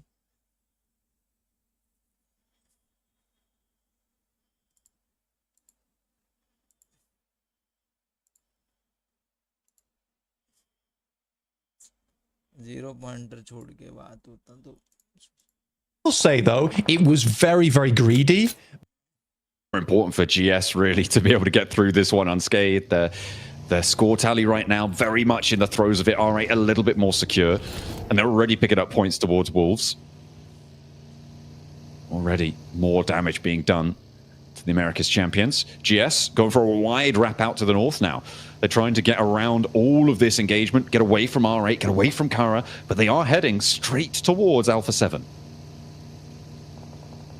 Alpha 7's position, there's actually a lot of little bits of cover here that they can play. Skew has to hit the deck. There's some good shots initially from the vehicles as they pass by. They need to find one of them, break this train apart, but GS are able to get onto the other side. Immediately, pins need to be pulled here. GS Icon already finds Obscure in the backline. These first couple of nades have to be massive, and they absolutely are. Revo and Grisal holding their nerve in the face of the approach from GS, but the first to fall is there. The second not so good though, and it's going to be Grisal and Carrillo holding the line for Alpha 7. One player did get taken out there, but GS, they try a wide wrap, but it was not going to work. In the meantime, plenty of damage being done around these bridges, and R8 are going to be moving out on the south side. Regnum Kai it's actually a tough game to play because there's a lot of angles, at least for R8, that they could still pick up, and then R8 plays that position after them. Still so much water in this one over towards that north side. E-Arena playing this building that's slightly on high ground is pretty good for them going forward. And no one is even thinking to look over towards Thundertalk right now. I think most teams assume that's a four-man squad there, which does give their position a little bit of defense going forward. It's always good to be able to spike out a little bit bigger than your reality. In those situations, it is a valuable asset. APG moving into the very, very west borders of Yasnaya. It's a difficult rollout. You can see Doc is lining the vehicle up because they do know that they need to move fast on this next exit. The question is, where do they go, right? There's a couple of buildings further down the road. The Arena are going to be very close to them, though, and it's going to be a difficult push to it. With Virtus Pro as well on the north, I mean, that is very, very dangerous ground. Alpha 7, Carrillo will try as much as possible, but again, I think for Alpha 7 is a very, very difficult push down towards the south side to make this happen. All right, though, it's going straight for it. Xavier once again playing on as two players and making it work somehow. Again, I think that although they are doing okay in the points, and now they're in top 7, this sort of needs to stop, right? The DXavier duo is something that is becoming increasingly more consistent and increasingly more effective. And I don't know why. I would much rather this team played on as 4, but yeah, it's such an odd one where most times where we see DXavier doing well is when 2 of their other players are dead. It makes no sense, yet it is working. Regnum Kaya just love this river split style. We've seen it from a lot in the regionals. And they are trying to enact it here. I mean, it's why Loxy was across the river in the first place to get taken down by Thundertalk. But it seems like they're a little bit more entrenched now with Wild playing there. They've got Kara trying to put nades across the river, but just a bit out of range. Fortunately, they find that knock, and that could be a huge opportunity for all the teams around to make a move, including DRX. Alpha 7 just trying to go for the swim. I think they had little options available to them, but the duo in DXavier have spotted them out. Levi's and Paragin. Not likely to let this cross go unharmed. As Korea will get knocked. Alpha Gaming made a long fling over towards the eastern side, sorry. Yeah, it's been a difficult approach, but somehow Doc making that mad dash across the open Yaz fields. So, a bit of a self-nade, but it gets the job done. Not great. It does get the job. It does take down Lemon, right? Bit of collateral damage on his side. Not sure how he took 99% and Lemon took 100. That happens, you know. Looks like he's pretty bare on the meds, though. Otherwise, you'd imagine his health bar would be a lot fuller than it is. That's the nade that'll do it. Final nail in the coffin on the south edge, and that res should be coming on through for the Mad Bulls. Thunder Talk are out, so our table toppers going to be taking another break. This is an opportunity. This is a big opportunity for the Mad Bulls to put a lot of distance in and see what they can find. Regnum Kaya, in the meantime, they have been busted down to one. Their east side shore outhold was dismantled by Kara, by a couple of other teams as well, but Kara have now fallen as well. So Wild may be a little bit more unknown here. जिंदा रह सकते क्योंकि वो cover में भाई दोनों के हिसाब से दोनों ही उसको कवर दे रहे हैं. DRX, QXZ playing underneath. Regnum Kaya were picked to pieces. Only Wild left remaining, as per usual, as is customary. Alpha Gaming still playing as 4, but it's a rough approach for them. Ooh, he doesn't have too many meds. Look at that. Only the 2 first aids. Doesn't want to overexpend himself. And needed to try and get a re-knock there. Levi's actually chiming in, but a nade bobbles its way over. DRX have to cross, and the blue zone's putting too much pressure on to make this one realistic here. I just don't think they're getting out of it. With Grisao as well on the far side. The nades coming through from the DXavier duo. Oh, it's dastardly. It's mischievous coming through from Paragon and Levi's. They are doing a lot of work for DXavier on this west side. They're up to 5 elims. I know, it's paradoxical, but it works. This is what's happening for DXavier right now. I don't really understand it. I mean, the fact that they're in top 7 is wild to me.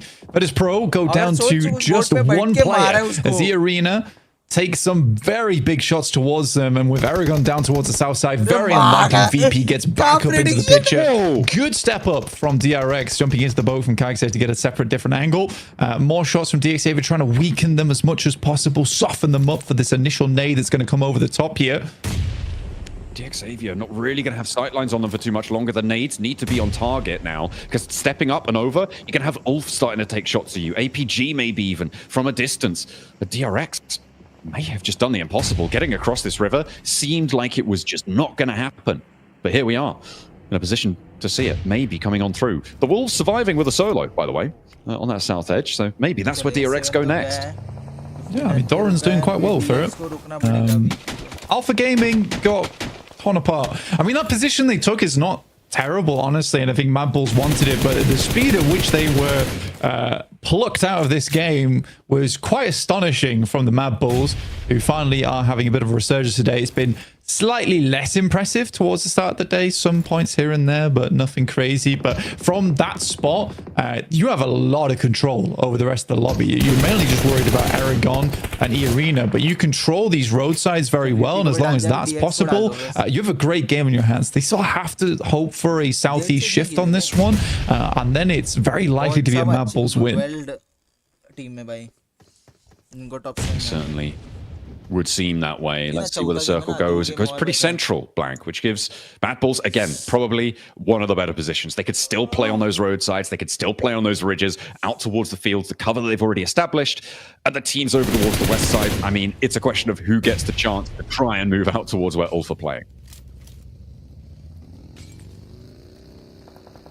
Xavier forced to drop down as many smokes as possible to make this push work, but DRX very healthy now, and the nades start to bear fin. This is a crazy push from QXZ, looking for a little more. Hyunbin around the side. Paragon's already down. Levi has a monumental task ahead of him.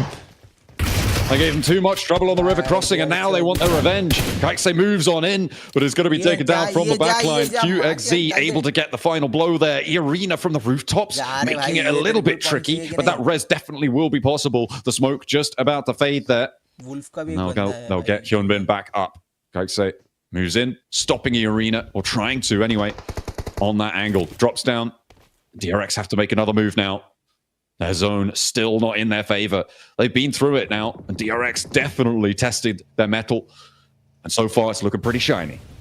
It is. I mean, they have just been in the forge all day, slamming away on the Smith, because this has been a very, very different DRX to what we previously saw earlier. I've been quite impressed with what I've been looking at so far from DRX in these last couple of games. I mean, it was a bit of a weaker start on that chicken dinner, but then they stepped up from there. And I mean, it's always nice to see an interview come through and then them stick to the guns from what their plan was, which was to get a little bit more aggressive, understand the lobby a little bit better, and they certainly have done that here. Shots going through over towards Mormon, but this kind of cover is very difficult to deal with, and DRX will need to use smoke to slowly work their way down on this cliff, because eventually this fight between E-Arena and DRX has to conclude. I mean, the fact that Doran's still alive as well for Wolves is pretty crazy, especially given the compound he was sat in seemed to be prime real estate.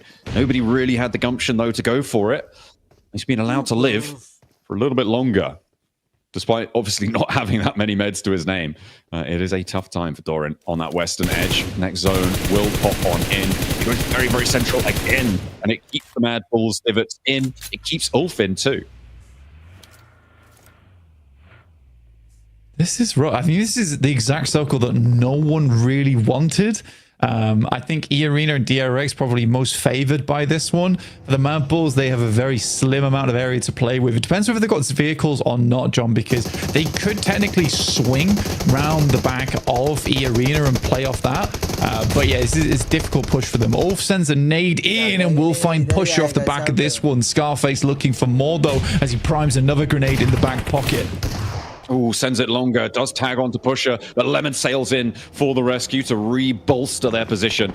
Just making sure that Ulf are a little bit slower on it. There's that second nade, that third nade coming in through as well. Flip looks to try and back off the angle. Lemon draws attention. The res is necessary here for Mad Bulls to make the move. Lemon doing a lot to distract here, but it seems like Scarface is dogged in his pursuit. The nades will not stay away, and Pusher is burnt out. But it was a little bit of a step too far as Joker able to land the shots to Scarface.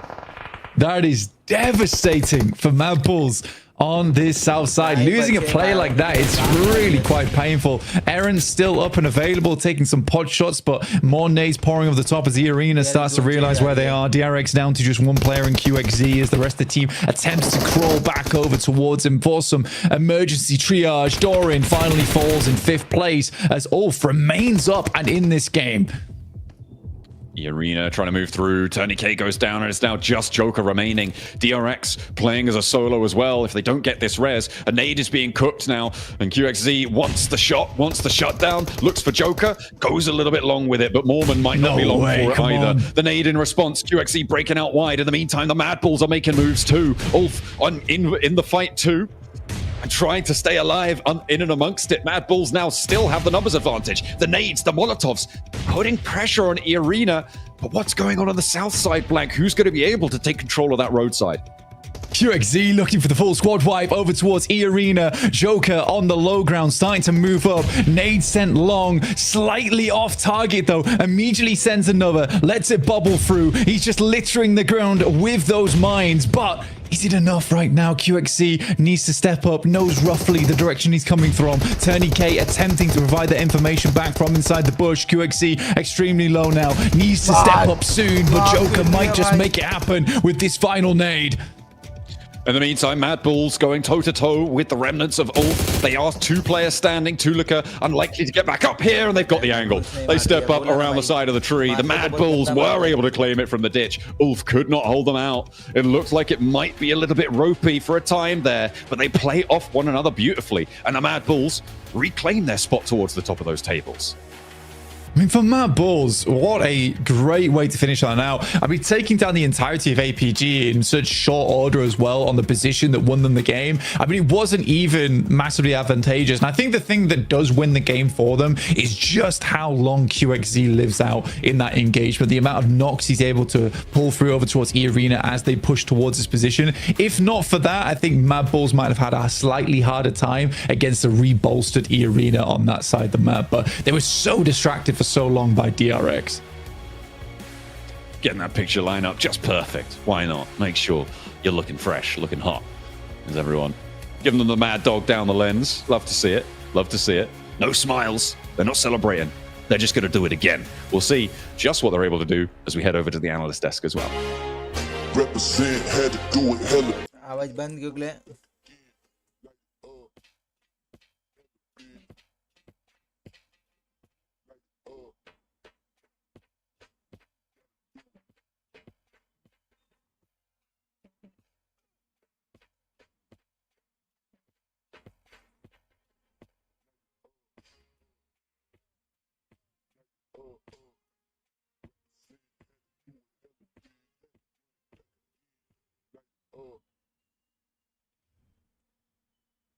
Wow, what a game. We got Mad Bulls getting their second chicken dinner on the day, and this one was a tough one, Nepturo. This circle was brutal.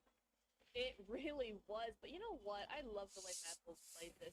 It was so nice. It was methodical. That's the word I want to use for them right now, because they come up through the south side, but they don't go guns blazing or anything like that. They just keep it slow, keep it steady, use their info, and just are really able to push through and take things down one by one. I genuinely believe this was a great game, Niptra, from Mad Bulls. I mean, we both agree that the way they executed the mid to late game transition was beautifully executed. I do believe, though, they weren't really fully tested going into this. I feel like 5, 6, 7, 8, 9, 10 मतलब 20 kill chicken dinner. They used them to their full potential. I wanted to see other teams snatch those positions away. It never happened the entirety of this match, and they just like exuded complete control upon this lobby. I mean, look at Lemon. He was an MVP contender of yesterday, and he's once again able to flex out 5 eliminations on his lonesome. This guy is a beast in this gauntlet stage. Yeah, I really love what he was doing as well with the Ulf player, right? With Scarface trying to grab the nades and trying to get as many aliens, and Lemon coming in with the car, just trying to distract as well, like just really backing up his teammates as much as he could. I really liked it. Beautifully done, beautifully done. You know what? Speaking of plays, though, Max Man, we gotta talk about our 8. Okay, it was so right there. They're on the other side of the bridge, holding that hill. Okay, for those of you guys that don't know, we're talking, we're chatting, right? Okay, what should RA do? Maybe they should crest up that hillside, possibly challenge, and then kind of go through the water on that end, or should they go into the blue zone through the other side? And then they're just like, nope, pedal to the metal, right down the center. What do you think about that, Max? I was hoping they were going to take the Eastern Bridge off Rozok and go for a wide rotation in the blue onto Mad Bulls. That was my guess. This is why I'm saying Mad Bulls were not really contested on any position and given for free. But R8, they had a clear path to success. We'll see it possibly at one point during these replays. And they're like, no, how about we go through the meat grinder of the lobby, Niptra? They go to the main lobby in the center, and there was Ulf, there was Rangam Kara, Deep Xavier, DRX, Kara, and they're like, that sounds like the good option, but it wasn't. What are we doing, RX? There was a way better option here going south into Mad Bulls, but unfortunately, I feel like they got a bit narrow-minded here, and that did cost them to go out so quickly. It's not even funny. They just disappeared. Yeah, you know what I would almost have liked better if they did want to go for the crazy play, is just send the vehicles into, not over the bridge, but over the water. Flow over the water, get to the other side, get to the other bank. You're low ground, but at least you don't have 6 teams looking at you. I mean, that would be so much better. We should have gone down a little earlier, right? Listen to Max Man. You know what? Actually, even though I'm not a fan of the play of sending cars in the water, definitely would have been better than whatever that was. Sorry, I feel like I'm being extra harsh on this, but there were decent options here, and they just got very desperate because maybe they delayed their move too much, and then they go like, oh, we have to do something. We took way too long to make a play, and unfortunately the play they ended up doing, in my opinion, was like the worst option. But you know what? It's fine. It's still looking comfortable in the rankings. It's not going to hurt them too much. But at the end of this game, so many cool 1v1 scenarios here. Joke in particular, able to survive and outplay DRX with the nades. A few of them didn't connect, but the last ones did. And that does get them a second place as we go over the recap of the rotates here. And some really interesting rotates moving around the board here, Niptra, this match. Yeah, I really want to look at Mad Bulls in particular, because you can just see how south they actually go and how split they actually were as well. They had some really pretty big splits for the area that we were in, so I really like seeing that as well, because I mean, I just love splits so much. I know a lot of teams don't play that way, but splits to me is just so controlling. भाई क्या ही game play था उनका उसका Even splitting across the river just to get as much control as possible, then moving Mad around, Bulls playing it super slow, Mac. I love And I love that rotation in particular from Mad Balls. They see the circle going east of the river, which was a hardship for majority of this lobby. It's like, well, we can just avoid the big meat grind on the western side where DRX currently are on the minimap, and they just get easy access into Thunder Talk's compound. They snatch it away in that 4v2 and just, again, showcase perfect control in the field on the rest of this PMGC Gauntlet lobby. So very well executed. And there's a 20-point bomb here, Hot Troops. Coming out from the Mad Balls. They were looking good after their win yesterday. And here they're going to solidify their position in that top 7. Yeah, I'll take that all day long. Beautiful rotations there. ऊपर तो गए भाई TT के शायद से TT के ऊपर गए शायद से We are now past that halfway point. We're gonna got 2 Miramars left. By the way, I mean DRX, right? They were right there on that cutoff, trying to get into the top 7. 10 points here. I think they did it, Neptura. I mean, they really grinded in order to get every single one of those points, and it worked out. Match ranking है I'm so happy they got the win earlier on in the day. I mean, yeah, it wasn't. ओजी का ये खराब game था भाई ये वाला. But it put them right back where they need to be now in the last 2 games.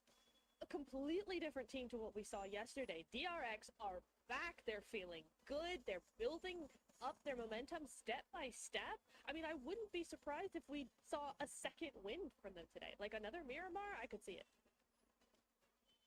Totally possible. Look at that lemon. 5 eliminations, 644 damage. I mean, great game from these guys. You know, I do want to talk about another rotation, though, next man, right? It was a little bit earlier on in the game, and it was GS onto Alpha 7, right?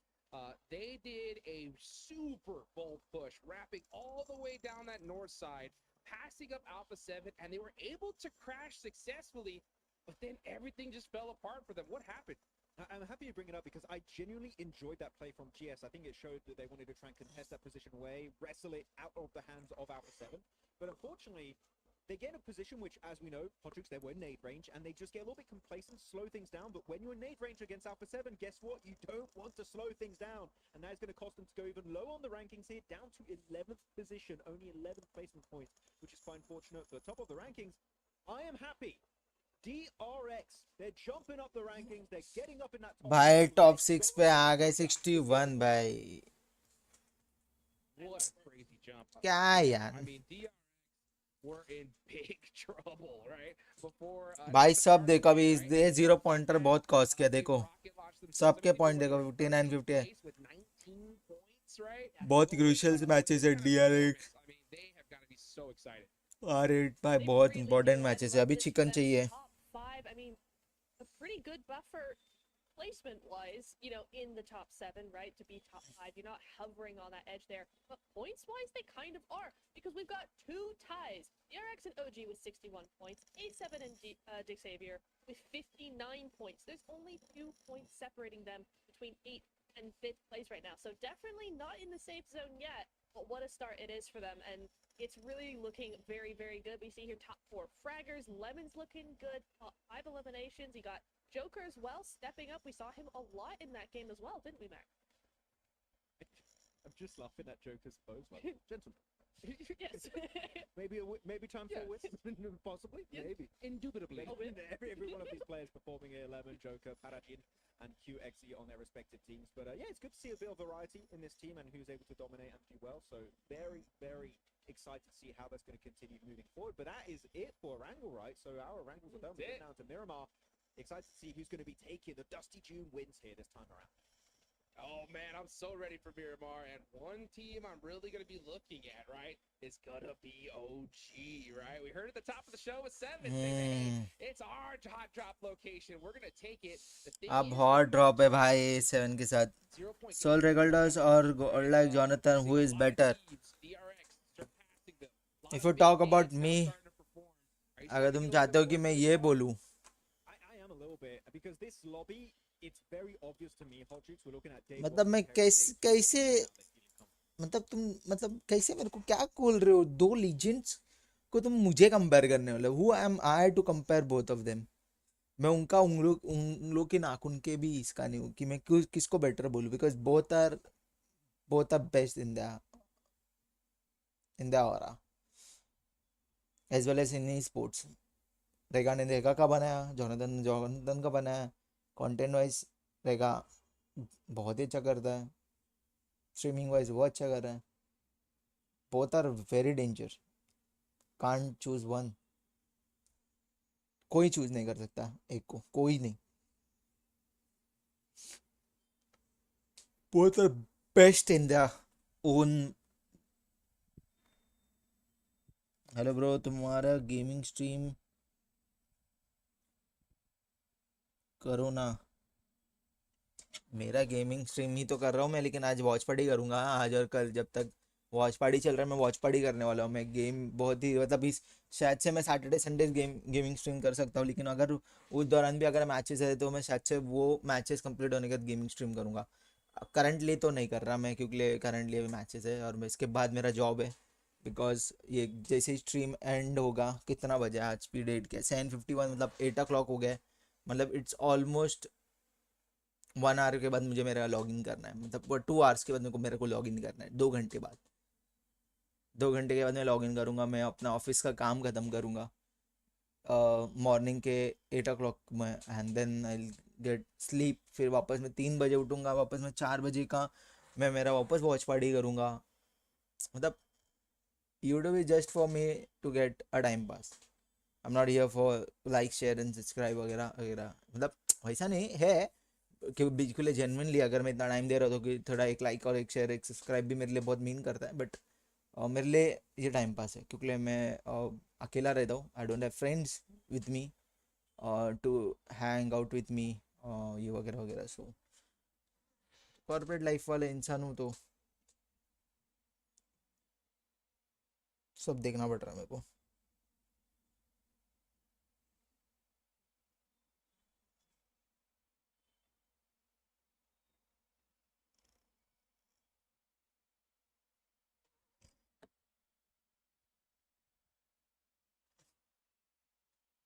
भाई game चालू करते हैं वापस यार. Game चालू कर रही थी गेम.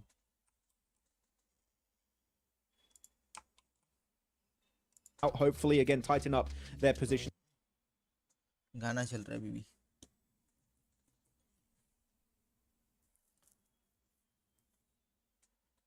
चलो गाइस, फट फट फट फट फट फट लाइक कर दो, शेयर कर दो, सब्सक्राइब कर दो चैनल को.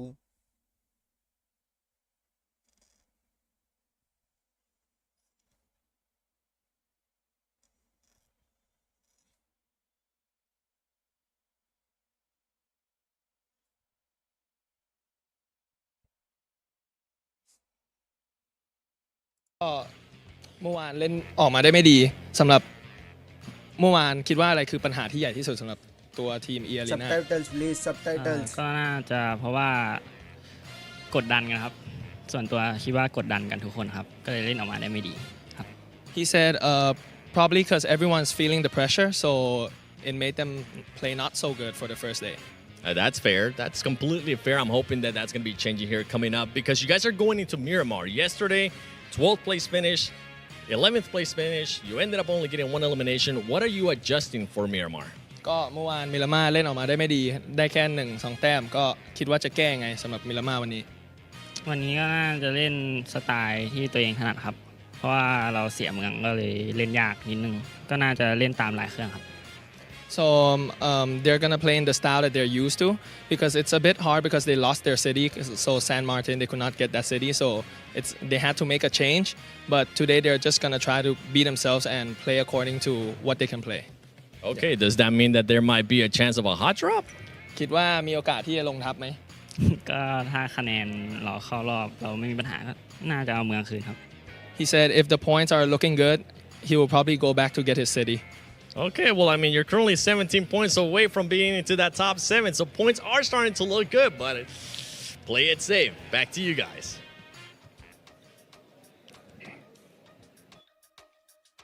Oh, play it safe or take the risk, Neptura. We're heading into Miramar, 17 points in the top 7. I mean, that is, it's definitely doable, but I don't know. What do you think? What do you think they should do? Play it safe?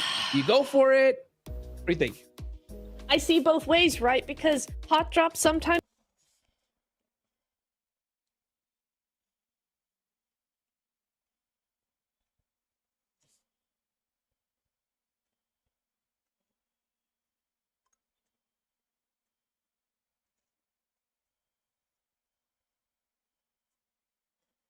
Match कब start होगा?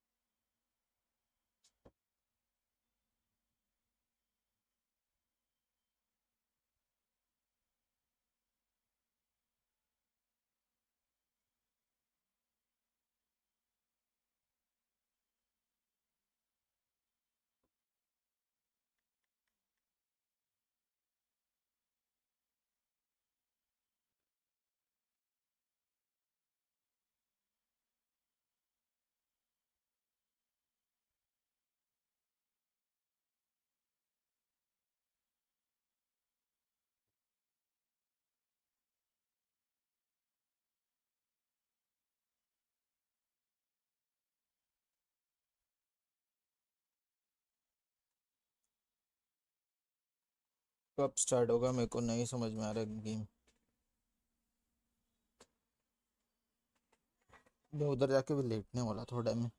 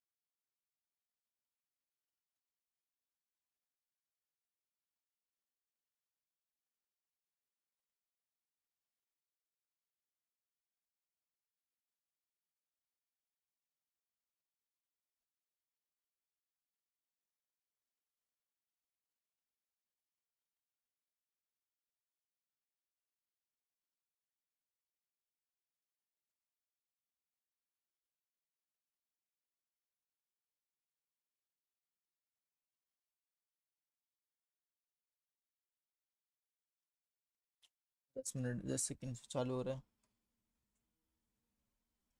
7 spots left to go. Who's going to go and grab them? Let's find out as we take it on over to John Allen. Go ahead.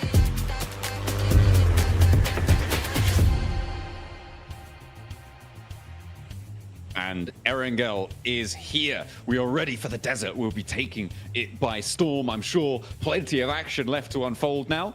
On the southeast side, the plane path will start. We're heading all the way up to La Cobreria on that plane to see ourselves in there. Erangel is over for today. Let's see what more our teams can do. Indeed. So a bit of a large amount to be playing around with. We've seen some teams have a big resurgence from yesterday. Kara in particular, Thunder Talk. Basically, I think after they reached 100 points, they pretty much just slowed things down in a big way.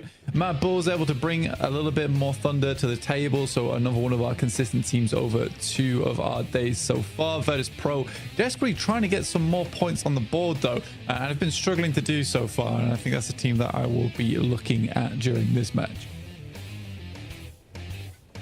It will be necessary to keep up the pace around that 7th place bubble. It's starting to get a little bit less hodgepodge than it was before. Obviously, Thunder Talk having a bad, well, I say bad game. They're sort of due one, right, at some point. But not having the greatest of games did allow a couple of teams to add some significant points to their tallies. So the number of teams that are going to be more flexible towards that boundary gets fewer and fewer as time passes. Circle heads out to that northwest side. El Pozo, Montenuevo, the areas to the south of Crater Fields as well, are going to be a heavy feature now in this phase. I think probably my favorite circles on Miramar over towards this side of the map. I enjoy a lot of the high ground gameplay as well as some of the Montenuevo finishes, El Pozo finishes, and those are always really fun to watch. And there's some decent terrain to play around, and it's quite tactical in terms of the approach that you need to make of where you're rotating, because there is slightly less areas to cut yourself off from other squads other than this northern side of the map.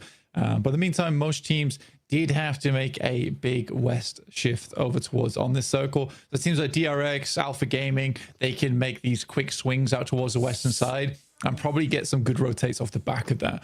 Similarly for Mad Bulls on the north in La Cobreria to start with, and Alpha 7 should have a decent start from El Pozo, but again, only just barely making it into top 7 right now with 59 points. That is very much by the skin of their teeth, and tied with both DX Xavier and Alpha 7 on that 59 makes it all the more uncomfortable. The drop-offs not far to be comfy either. Alpha Gaming 33 points, still need a lot more from them. They have been playing mucky. They've not been playing great at all over certainly today and yesterday as well. Just a little bit wayward, nothing really standing out about them. They've had 1 or 2 moments from individuals, but they need to find that put-together attitude that Thunder Talk certainly have been exemplifying. Wolves quickly into Montenuevo here, John. I think Wolves is certainly a team that needs to pick up the pace a little bit, because although they are finding points here and there, there's been no real dominant games so far from Wolves. A lot of it's been very scrappy. DX Xavier, another team that I would like to see more out of. And again, it's frustrating because I think for DX Xavier, despite them going down to 2 a lot of times, they're still a force to be reckoned with. So why can't there be a force to be reckoned with 4 players instead? I think that if DX Xavier starts to get things rolling, we could really see a quick result in towards that top 7. But for now, I think if they consistently are losing players towards that mid game, that's going to be something that always holds them back. I mean, even saying that, currently in 8th place with 59 points, it's actually incredible that they are here in the leaderboard right now, John. I mean, yeah, especially when you consider the teams that sit behind them, not least of which Regnum Karya, right? They are currently now 14th place, 39 points, a very disappointing start. You said that, you know, they were looking to that first day maybe to try and speed things up, but they haven't really been able to keep pace at all today. The first half not going their way. Erangel now done. They've only got 2 matches to start to pick up that pace, and I don't think that you're going to be able to take 2 research days very often at all. And Regnum Karya certainly falling by the wayside. A disappointing showing. But on the flip side of that, you got Kara still representing the region and having a great time in 3rd place. Yeah, much better stuff from them. I mean, Ulf's also trying to get in towards that top 7 at 45 points. It's a little bit more of a journey for them. Again, I think the desk has talked about this at length about how Wolf, you know, really aren't displaying that same caliber of gameplay that we saw from their region in particular. And we'll have to wait and see how things pan out for them, because I do think Ulf is certainly a strong team, but feels to me like they're very much an off and on team, right? You know, it could be one set of 3 days are fantastic, the other set of 3 days pretty rough, and I hope that's not going to be the case. You need some consistency as a team. And again, it's so funny, like looking through the list of teams, because the conclusion you come to every time is that we know these guys can perform at a high level, but then again, you know, we can only have a top 7 team. I mean, yes, it's the sort of leeway that you're afforded by having that sort of legacy on the global stage, right? There's a little bit of room for breathing on some slightly unsavory days, we'll put it that way. Virtus Pro, though, it feels like Virtus Pro, I mean, you're talking about, you know, needing to step up that pace. Virtus Pro, it feels like they'd be doing much better than they've actually put the points up for, right? I feel like I'm seeing them quite a lot in these late games, but they are having several catastrophic results. They're not having the floor level of their performance rise high enough to match where we're seeing them in the later parts of these games. I mean, early mid-game rotations, pretty damn good from Virtus Pro usually.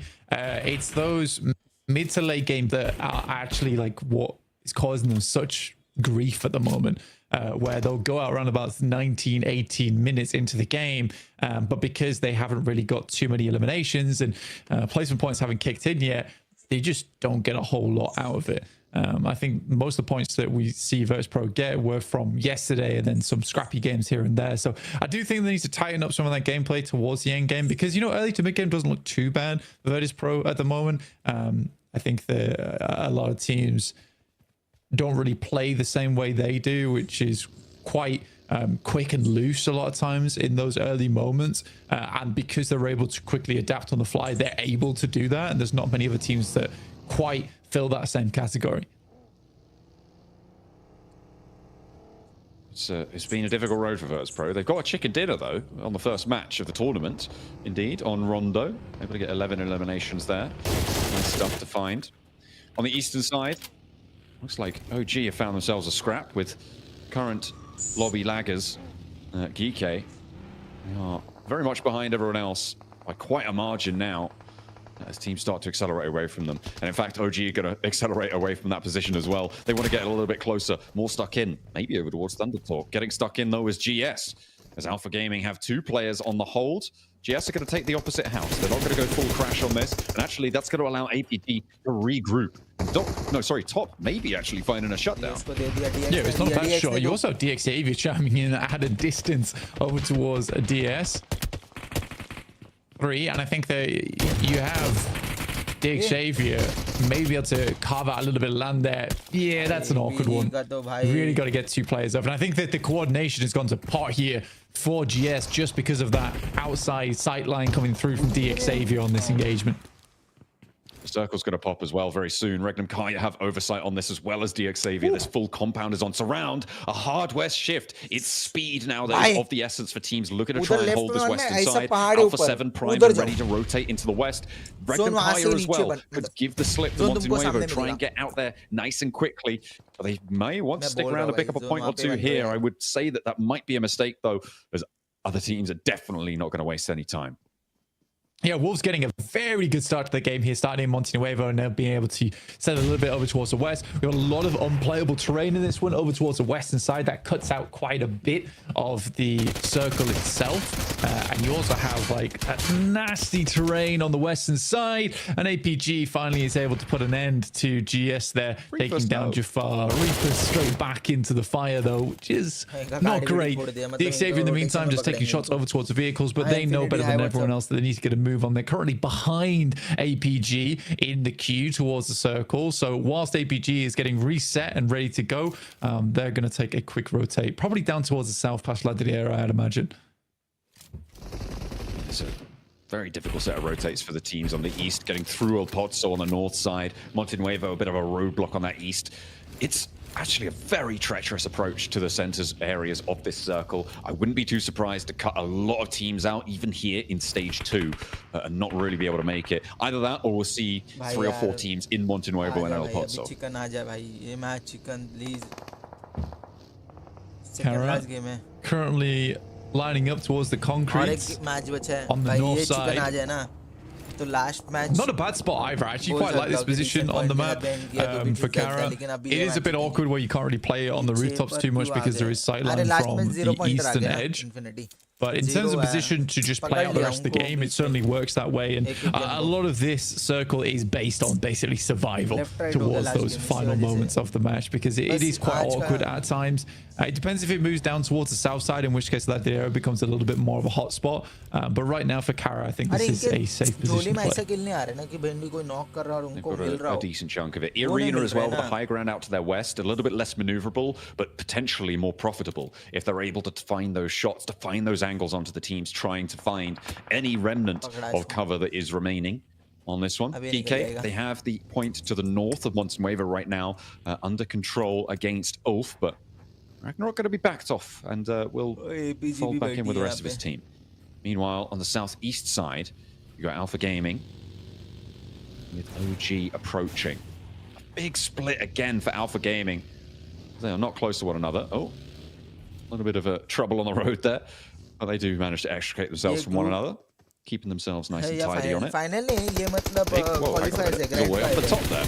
अगर यहाँ से कोई भी top 7 रहेगा ना all the way up. कल तक now Aragon sound his mighty perch. तो वो direct final take shots down. लेकिन अगर यहाँ से कोई क्वालिफाई नहीं होता है ना तो you got it there. No, you're immediately leaving. Okay, interesting. मिलेगा उनको खेलने के लिए. उसके बाद भी और ग्रुप स्टेजेस से दो तो उसमें भी चांस है ऐसा है ना डर बट इन लोग इतना अच्छा खेल रहे हैं again that spot would have been really good if this shifted hard over towards the western side. I think Virtus Pro, you try and take the gambles where you can. In this case, they're already on the western side of the circle, so you may as well try and take high ground off the back of it. In the meantime, Circle moves a little bit more comfortably towards the center here. There is really awkward ground over towards the western side of Regnum Kaya, which is dead center, by the way, which is very, very open. But I think the Regnum Kaya could get some decent results off the back of this game. I also like where the Xavier is currently playing on the high ground just on La Driera, watching as teams rotate in from that southeast edge. Yeah, it's भाई ये प्रेस्टीजियर cooker को देखो भाई ये roadblock on that south side. You're right. It's going to force teams like OG, like Alpha Gaming to go through a sticky, which is already starting to get pretty painful. Try and go over a ridgeline out in the open.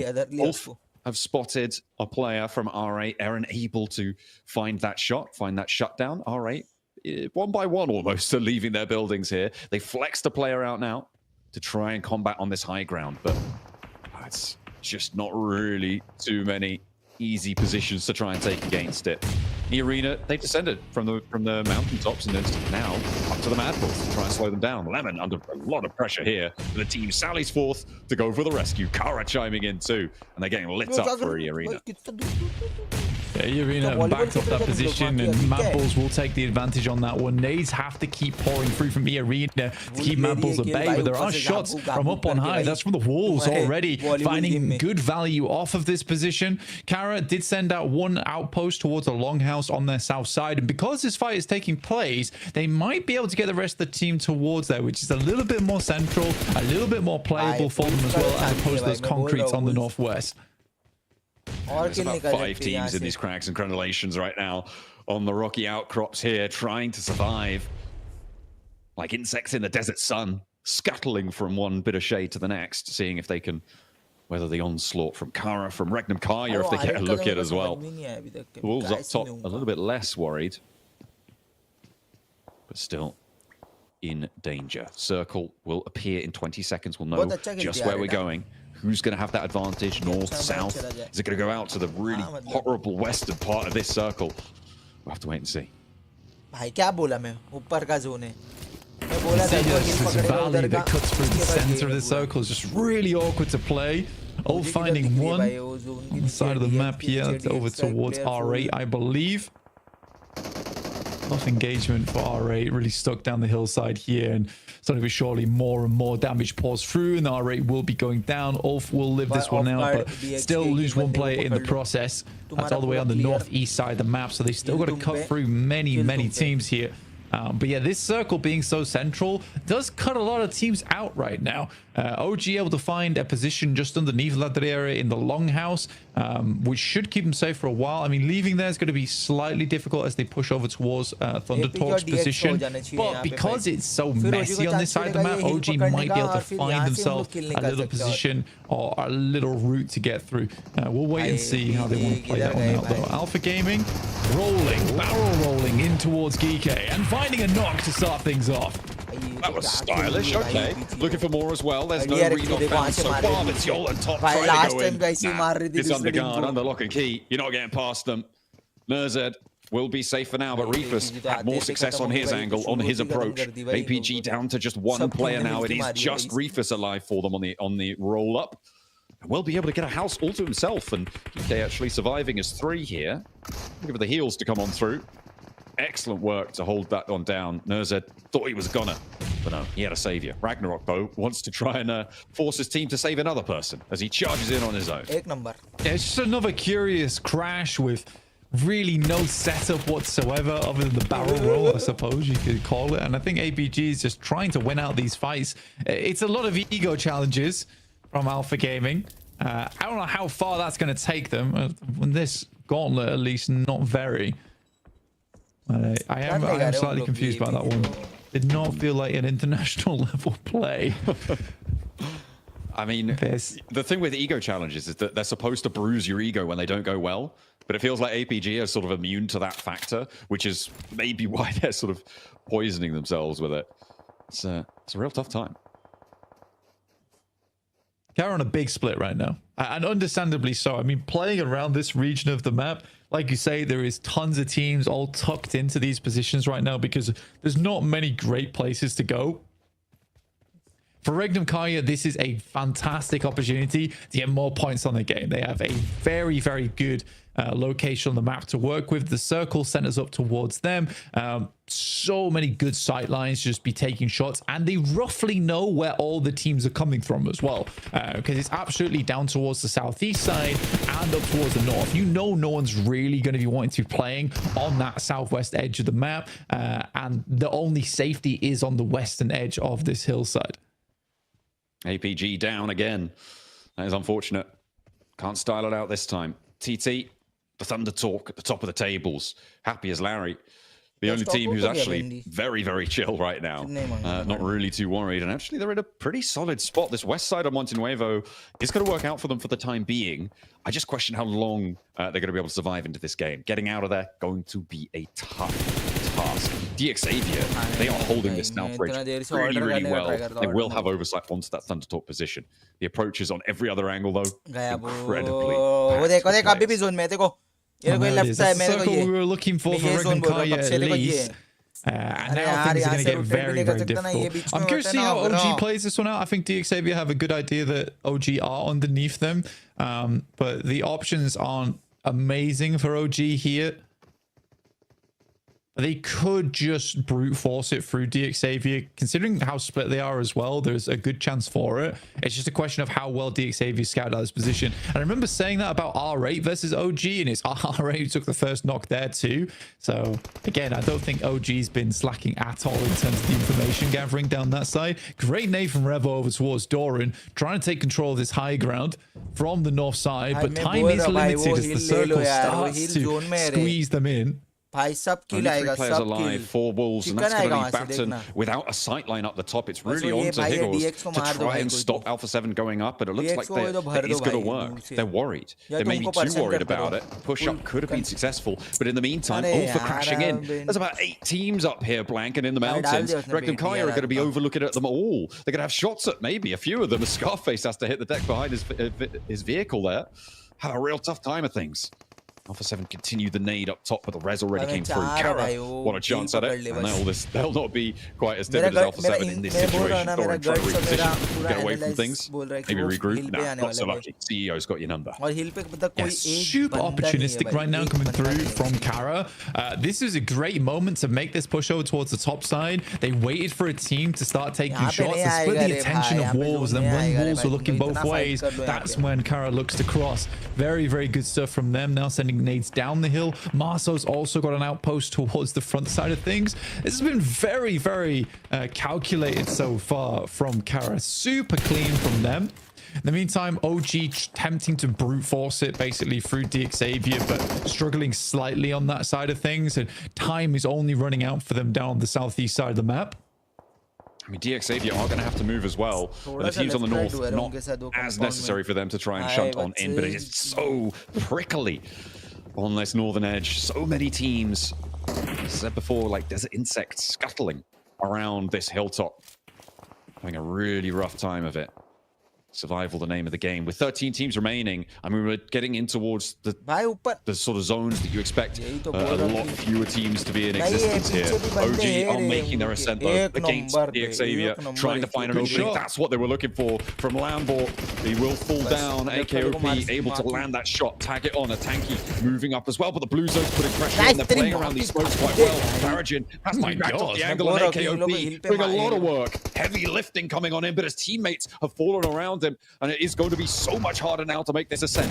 Fortunately, the reses need to come through for the Xavier, and they're allowing him to move on the back line. AT steps in, and that will be the end of OG. Into the valley of death they ride, and they will be shut down because of it, but not before extracting their pound of flesh from the Xavier. Yeah, it's a tough rotate. It's a tough rotate to make, and I think for OG, they were banking on this being a southeast shift. And I mean, that's a very strong position if that's the case, but pushing up on that hillside, so hard. For Regnum Kaya, it's an easy game for them. Honestly, it depends how Kara plays out this end game, but I think for Regnum Kaya, this is kind of an easy pickup overall, just taking more and more shots to the outside chances. They have to hope that it actually shifts away from them on the north side, but that's purely to pull players off from the north. A 2v3 over towards Thunder Talk. Okay, GK are dominating. They got 5 elims. Why not have a little bit of a late game resurgence? What more can you do with these 2 players remaining? They managed to do quite a lot of work, and now it's just Shing left, and he's thinking, guys, that's 2 players, and they're from GK. Like, how has this happened to you? How far have we fallen? They've already got 114 points now on the tally. They want a little bit more, but they're still feeling very, very safe. They just need to get maybe like a point a game. Let's see what they can find. Ah, there we go. There's a knock over towards NZ, even in the score. Meanwhile, over on the north edge, teams are starting to fall. Lower and lower on these player counts. You can see a lot of empty bars there. Not too many teams fully wiped out, but with 12 teams remaining, there's an average of just over 2 players per team, which is quite a significant metric. It's now exactly 2 players. No, hang on a minute. That was a team that went down. Ugh. The maths keeps getting harder, by the way. That's not a lot of players per team. DRX make their way into the top 7 with that. To 62 points now on the game, but are able to handle EK. They take a lot of casualties for it. VP similarly also on the chase here, down towards the south side of the map as the final player from Xavier finally makes his way back into the moment, but Kara is just taking names left, right, and center. I mean, you say that, but now it's just down to Pusher. TonyK on a sliver of HP, stays alive in the smoke. On the off angle, the ult player could be big here against Poser. Has to fall back, look for these reses. On the top side as well, you've got Mad Bulls to worry about. The player there, Tulika, could take a crack at it. CEO has to hold for the rest of his team. I think he knows that Tulika's there. That'll keep them safe. But TonyK's on the hunt. He's moving in with a pumpy. Needed assist from the top rope, but CEO has to hit the deck. That's going to give the game away on the push, however. And Kara can hold firm. TonyK falls and Kara stay alive. They're up to 12 elims. The possibility of a full reset. मेरे को नहीं लगता भाई अभी और कुछ में hope रख सकता हूँ. From CEO as well. I think a lot more players would have full committed to that spray, but all he knows he needs to do is just delay for a little bit longer for the rest of his team to pull out. Because as soon as those shots बोले इतना देर से भाई मैं रुका हूँ भाई कि हो जाए. Trusting the rest of his team as well.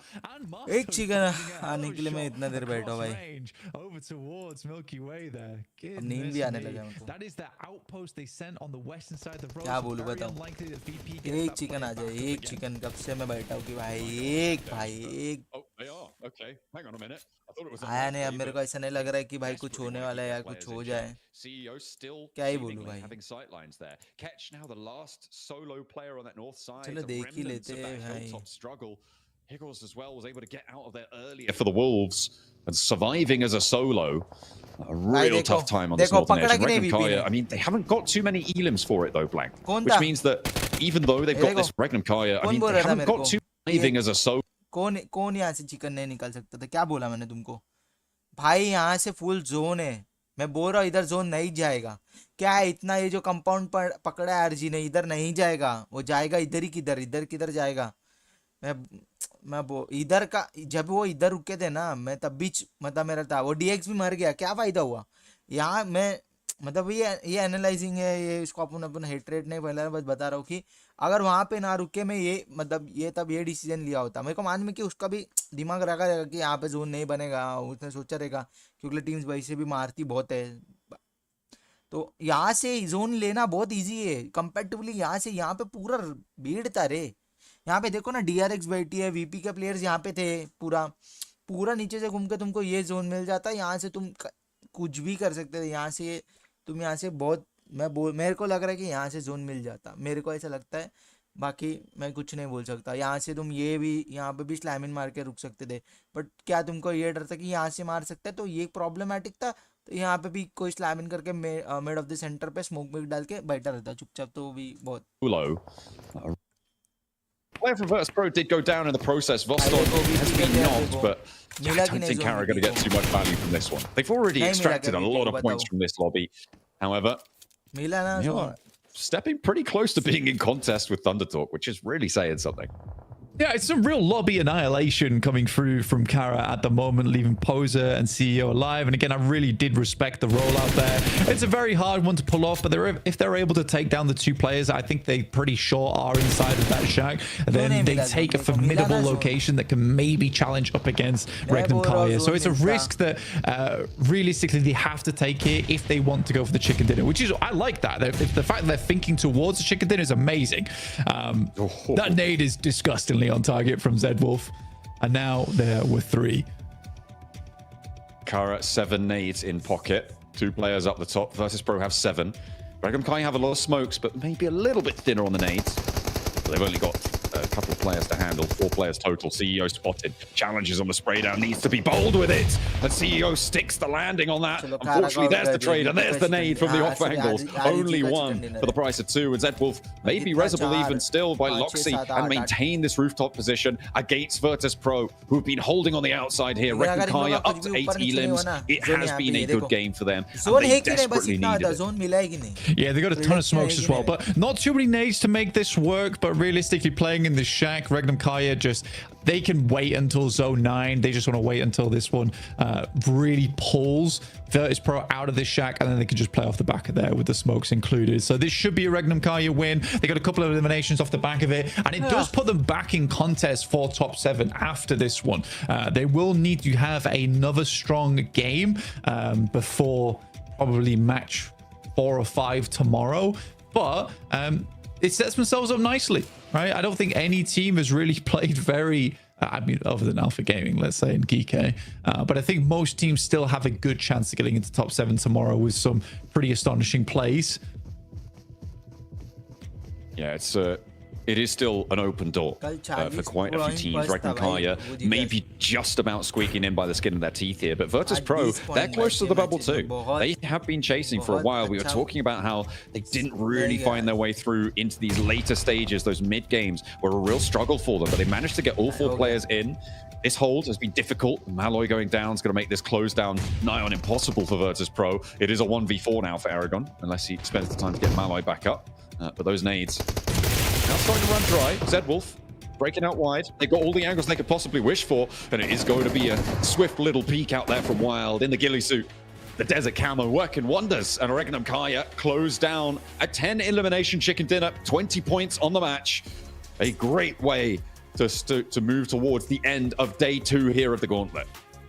A tidy sweep at the end there for Regnum Kaya. Set themselves up nicely. It was the winning position for a long while, and they definitely played it well. Again, it's very similar to DRX, where, you know, it's not the crazy win. They took a strong position, but the rotates to get there were fairly good, and they didn't flex out too much, understanding there was probably like 1,800 teams over on the north side of them playing on the cliff face. But I do think, again, big props to Kara. The way they played that hillside again, very, very good opportunistic gameplay. Absolutely brilliant stuff. It's good to see them getting a chicken dinner on board as well. Silas going to be happy with that performance. He'll be happy with the position that they were able to hold. And they made it work for themselves. Obviously, that north side, as you said before, really, really treacherous for so many teams. And they just held their nerve. They didn't need to push out. They knew the mess that was unfolding. A lot of it because of the lay of the land, right? The cities that sat around it forced teams to go around Del Pozzo. Yeah, it's so tough, and especially when it moves over towards that unplayable terrain anyway, teams don't really want to go on that bottom side. But Regnum Kaya with a nice, clean win. समझ रहे हो बहुत मतलब नहीं हो जो नहीं होना चाहिए था वो हुआ है भाई क्या ही बोलो अभी करने का बिल्कुल मन नहीं है अभी इसके बाद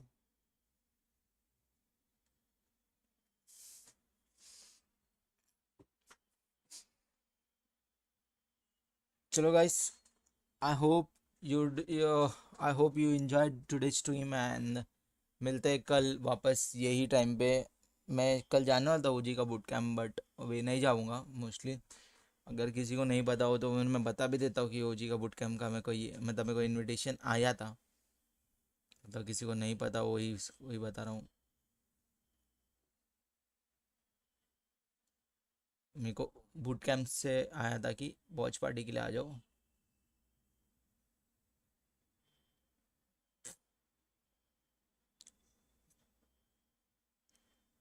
मैं पूरा मैसेज तो नहीं दिखा सकता बट हाँ जितना दिखा सकता हूँ उतना दिखा सकता हूँ ये देखो ये भाई ये क्या है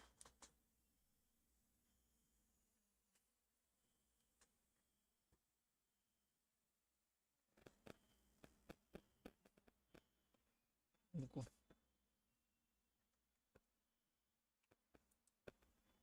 अभी दिख सकता है ना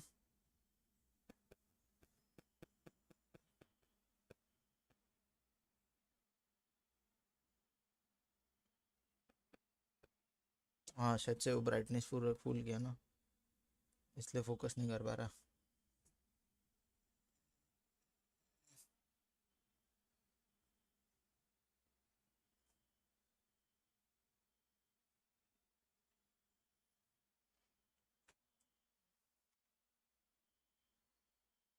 मतलब मेरे को आया है ओजी के इसमें से एप सिटी देख लो एप सिटी में था ओरंग उठांगा बुट का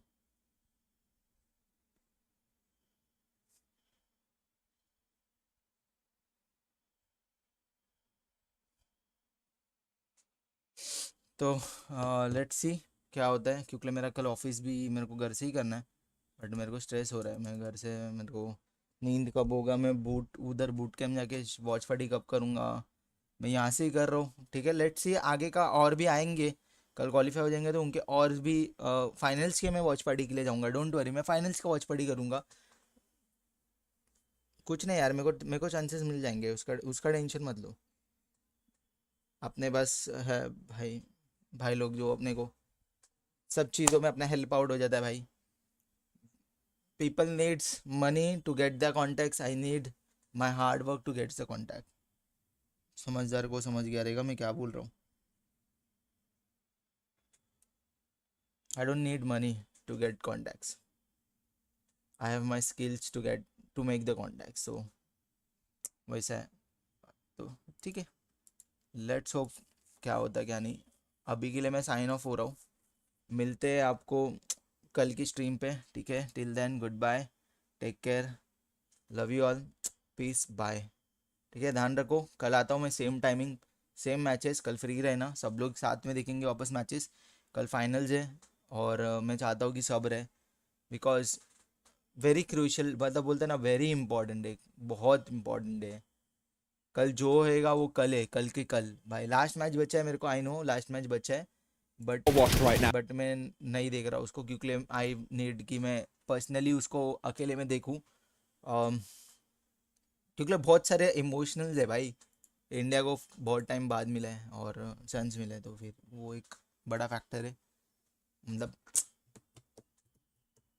मैं ऐसा लगता है कि पनौती लग सकता है इसलिए मैं इन शॉर्ट वही रीज़न की वजह से मैं एंड कर रहा हूँ स्ट्रीम और कुछ नहीं है मेरा और देखते हैं बाकी का क्या होता है क्या नहीं और क्या बोल सकते हैं इसको बाकी मैं कल का देखता हूँ बूट कैंप से, उनके बूट कैंप पे जाके वॉच पार्टी करूँगा या मैं घर से करूँगा, देखते हैं यार, क्योंकि मेरा नींद के ऊपर है, क्योंकि मेरा अभी जॉब चालू होगा 10 o'clock से till morning 8 o'clock, and then मेरे को नहीं पता बीच में मैं क्या करूँगा क्या नहीं, बट स्टिल जो भी है उसके बाद ही जो है वो है, ठीक है।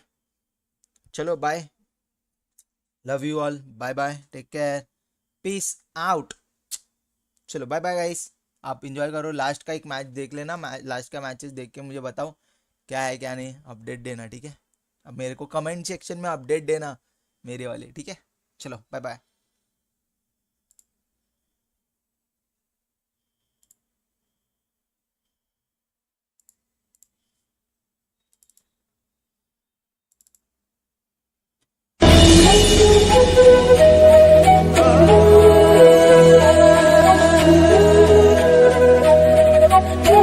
और मैं यही बोलूँगा कि गुड वाइब्स नज़र ना लगे, इसलिए मैं लगा रहा हूँ, ठीक है।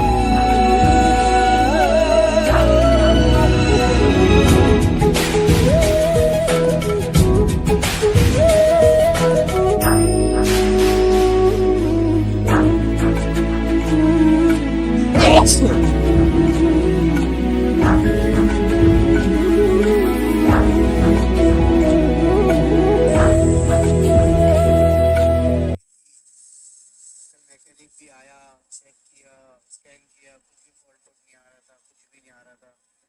तो मैंने भी बहुत रिसर्च किया गूगल पे, जब जाके मालूम पड़ा क्या एक ये होता है क्रैंकशाफ्ट सेंसर, और इसको निकालने के लिए, ये वाला इतना सेंसर निकालने के लिए पूरा एक इंटेक खोलना पड़ता है। इंटेक के बाद ये स्टार्टर है, स्टार्टर मोटर इधर लगती है, ये खोलने के बाद वो बैठता है उधर।